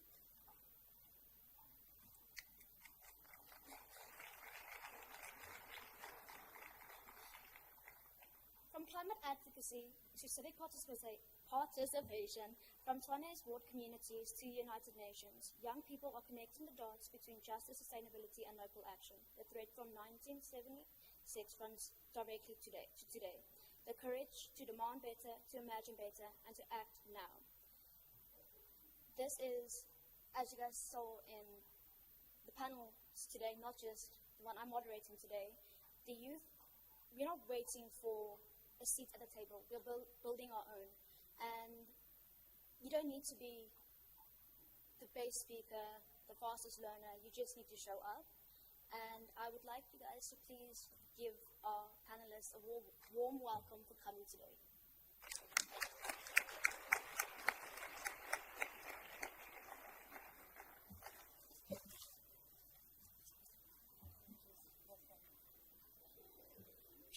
Just perhaps, Chair, if someone can address that question from the lady there. No, it's okay. She may have forgotten. It's okay. All right. So I think it's very difficult, yes, to now get into those positions of power and so forth, or senior executive and all of those. But if there's anything that I've learned from my journey is that there's always 5 buckets that can always help you get there. 1, get yourself learned up, right? What you know then translates into what you can do. So that's the first 2 buckets. Make sure that you can actually do the job. Then bucket number three then translates into the kind of people that you will then surround yourself with, or your network. Your network then kind of allows you access to certain resources, rooms, conversations, and spaces, and that then helps you build your reputation. That will then give you a seat at the table, regardless of your age. Thank you. Can I actually also add on that shortly? I would say something that I learned throughout the Junior City Council, especially with our youth, grown up, who do not take us seriously at all. And one thing I can tell you is that be persistent.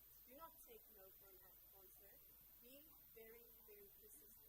Because sometime after enough time has passed, after you have persisted time and time again, you will get a space somewhere. You will get a seat, and then you will get a voice. So I'm telling, actually, to all the youth leaders sitting here today, be persistent. Do not give up on our dreams and our aspirations. So thank you so much.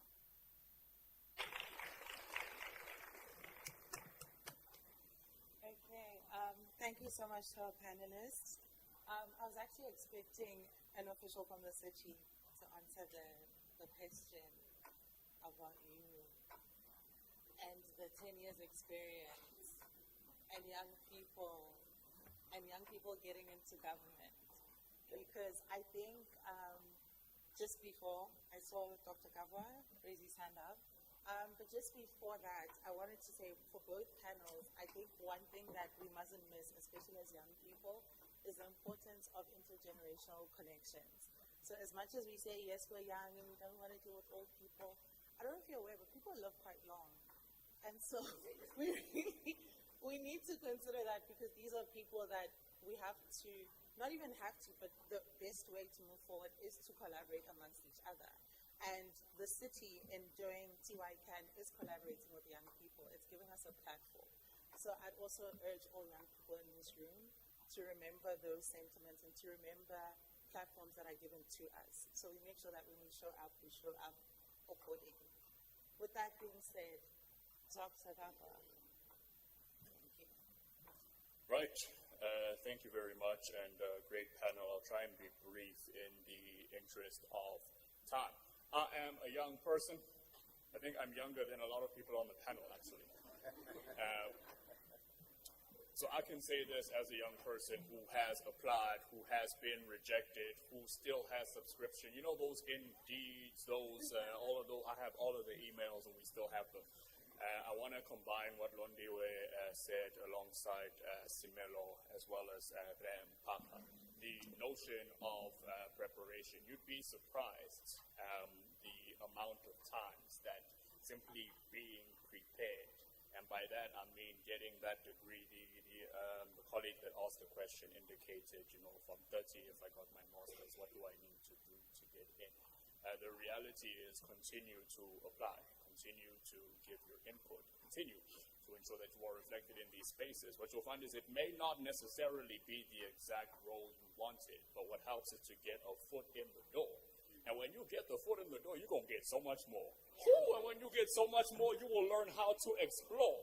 And let me tell you right now, it will become a reality that is undeniable, incomparable, and absolutely just incredible in the outcomes that you can get.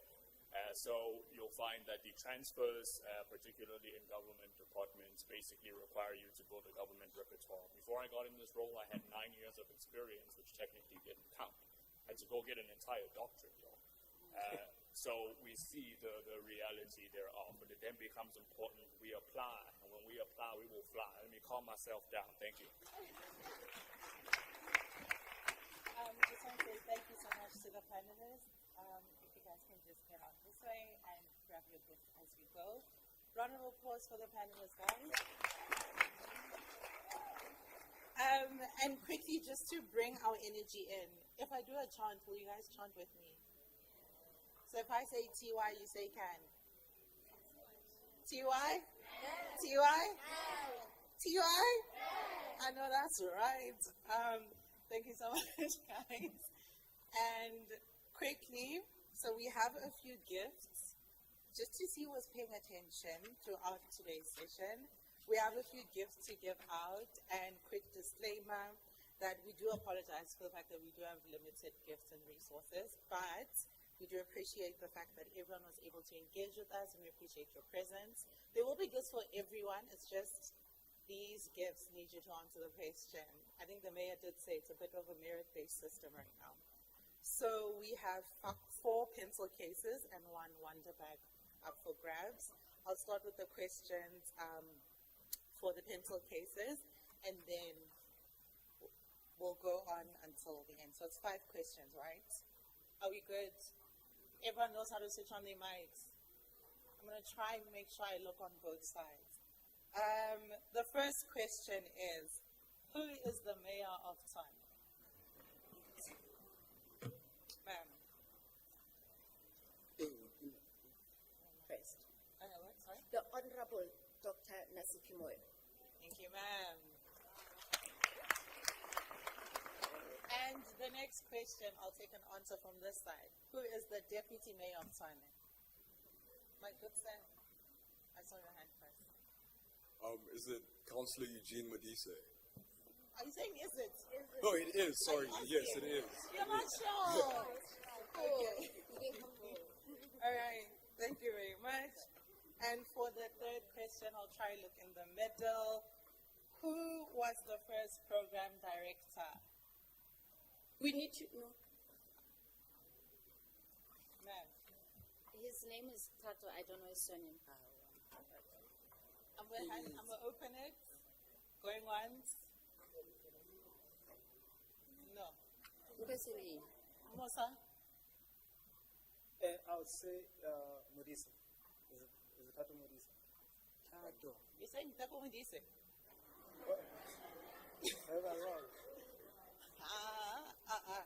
I will give it to my good sis. It is not Tato Modise. It is Tato, yes, but it's not Tato Modise. I want to pronounce Tato's surname correctly. Give me 2 minutes. It is Tato. Where? Is it Tato Matisa? Yes.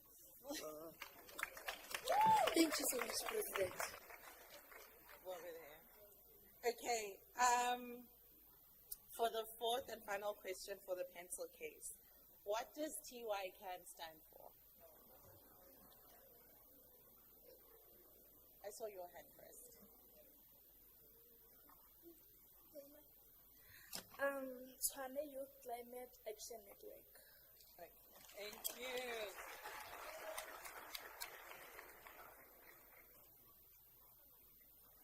And for the last question, for the Wonder Bag, for those that don't know what a Wonder Bag is, it's a bag that you use that can heat up your food because we're very environmentally conscious. We're saving energy. All right. Let me think. Who is the COO of the city of Tshwane? Junior Mayor. I have to get a hand this side.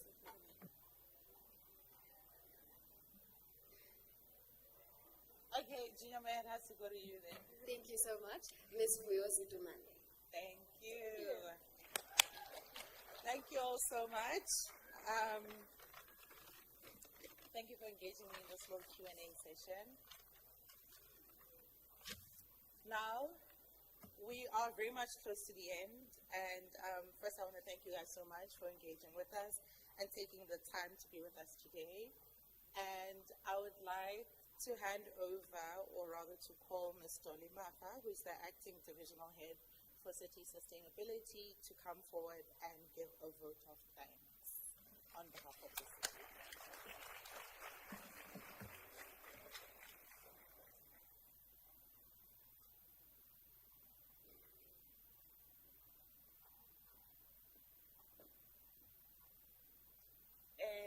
Good afternoon, everyone. I'm sure this is the moment that we've been waiting for, but I'm very excited that we have been engaged from the beginning to the end. It's very rare to find the audience being with us from the beginning to the end, and we're so much excited. Can we clap hands for that? You know, when we were starting this thing, it was a small or a little dream that we had. But we never imagined a situation where, I don't know if you have observed, there is something monumental that has happened here. Different youth structures surviving or cohabiting in one environment and agreeing on one concept. For me, that was wow. The JCC, the TYCAN, and the, is it Amari, being in one engagement. It is also one an exciting moment, and thank you for that, and we appreciate those panels.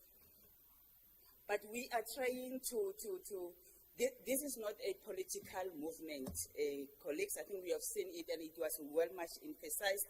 It is also not an academic kind of a movement per se, but it's a movement which drives the climate change agenda for City of Tshwane, and it's a platform that we're creating for you to come and engage on that. And I think you got the script very well. For that, we want to appreciate the presence of everyone that is in there and the contributions that we have made for this kind of session. My name is Dolly Mafa. I'm from City Sustainability Unit. This is the unit that provides the technical advisory services to the executive mayor, to the institution at large. This is the unit that initiated this concept or this dream that we are talking about, and we are so much excited that it is coming in as intended. And I would like to appreciate, I think the mayor explained how we are part of the network of C40. I don't know if the colleagues from C40 are still here. The support that they are providing to us, I think somewhere last year when we kind of conceptualized this thing, they were there and they were part of us, and we really want to appreciate the colleagues if they are still here. I know Ahmed, it's yours, the colleagues are still here. And I think the promise that you are making is that we can't let this baby to fall down. I can see, I'm sure from the steering committee, we can't let it down. But we appreciate and thank you very much to C40 for the contributions that they have done. I also, in absentia, want to humbly appreciate our political leadership. If there is one program that enjoy the support, and you know, the people usually complain about the political willness. There is political willness in the climate change agenda in City of Tshwane, and for that you can see. In most of the time when we call, the mayor will be here, the deputy mayor, either the MMC or whoever, they will be here, including the city's administration. And for those that can see them, please send those words of appreciation, and thank you so much for having confidence to us. the two program directors, I think you made our day so much wonderful. I'm sure you're agreeing with me. Tato and Londiwe, thank you so much. Can they please stand up again and then for that?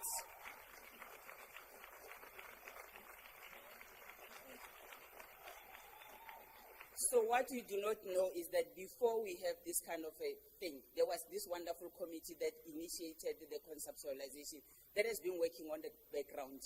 One of their leaders is sitting and is working down here, but I'm going to request is it Kambukeka Kamuhailo,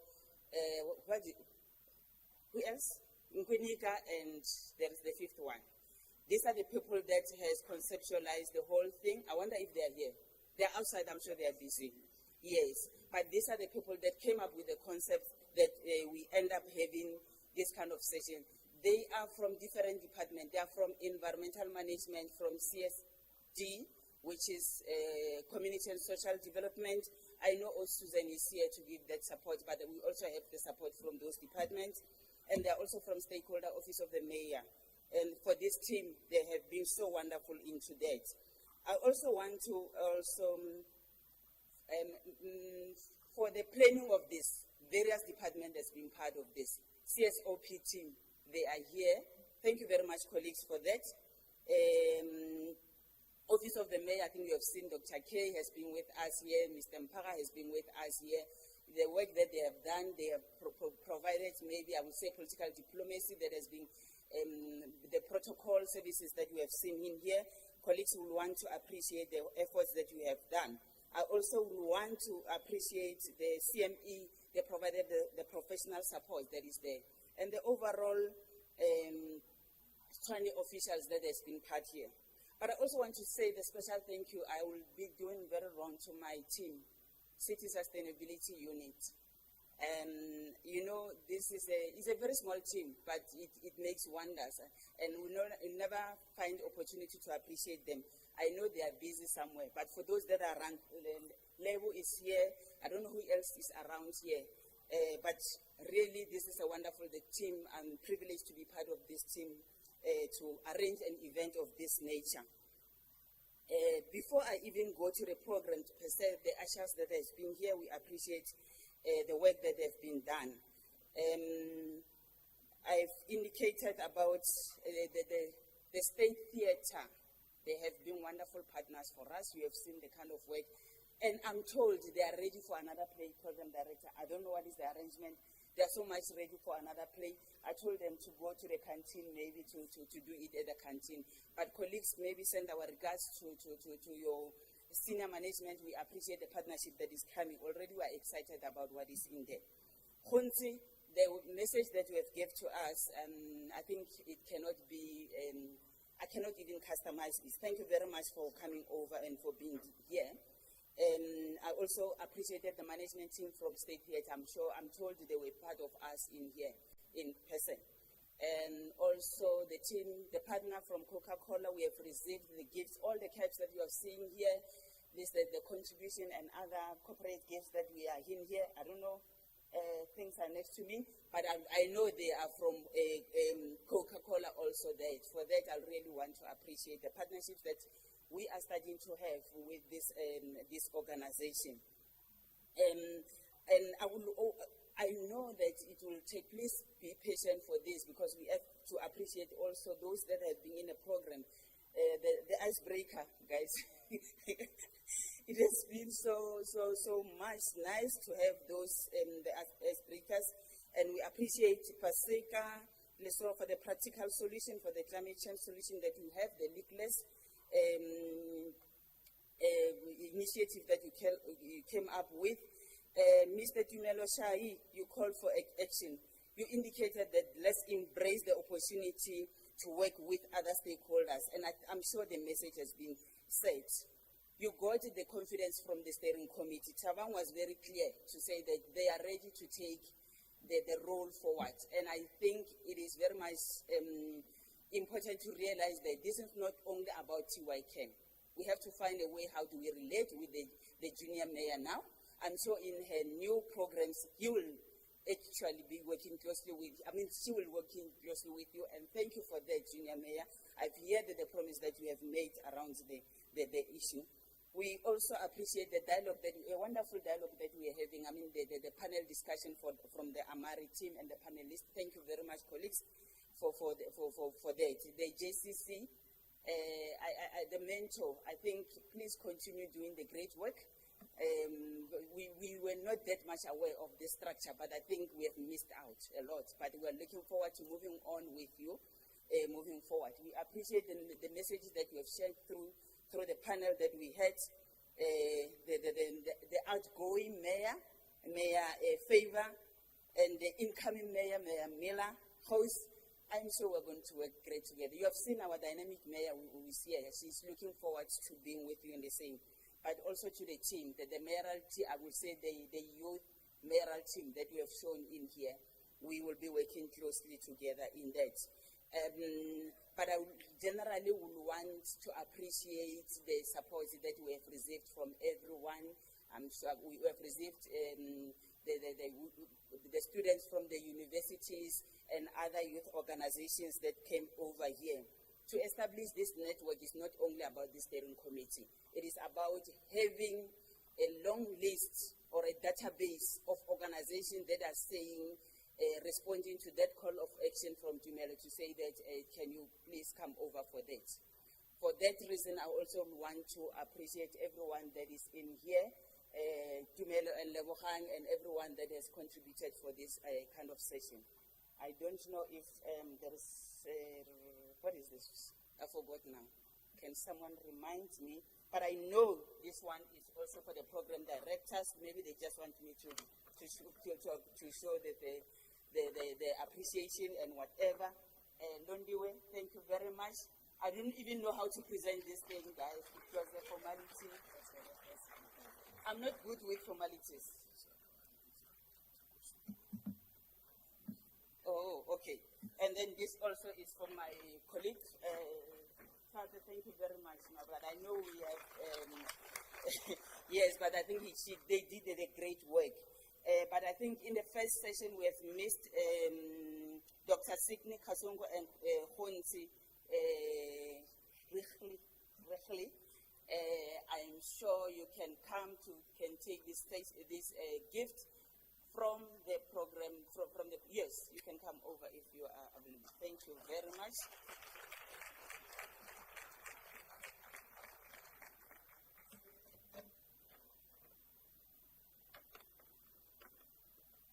And like they have already,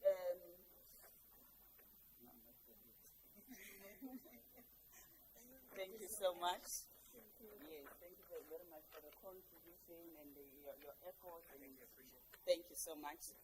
Like they have already made a disclaimer, I think as we are receiving these gifts, Australinda is going to assist us as we are having our lunch there so that we know who else needs to. I know there is also one facilitator that we do not give, but we'll do that.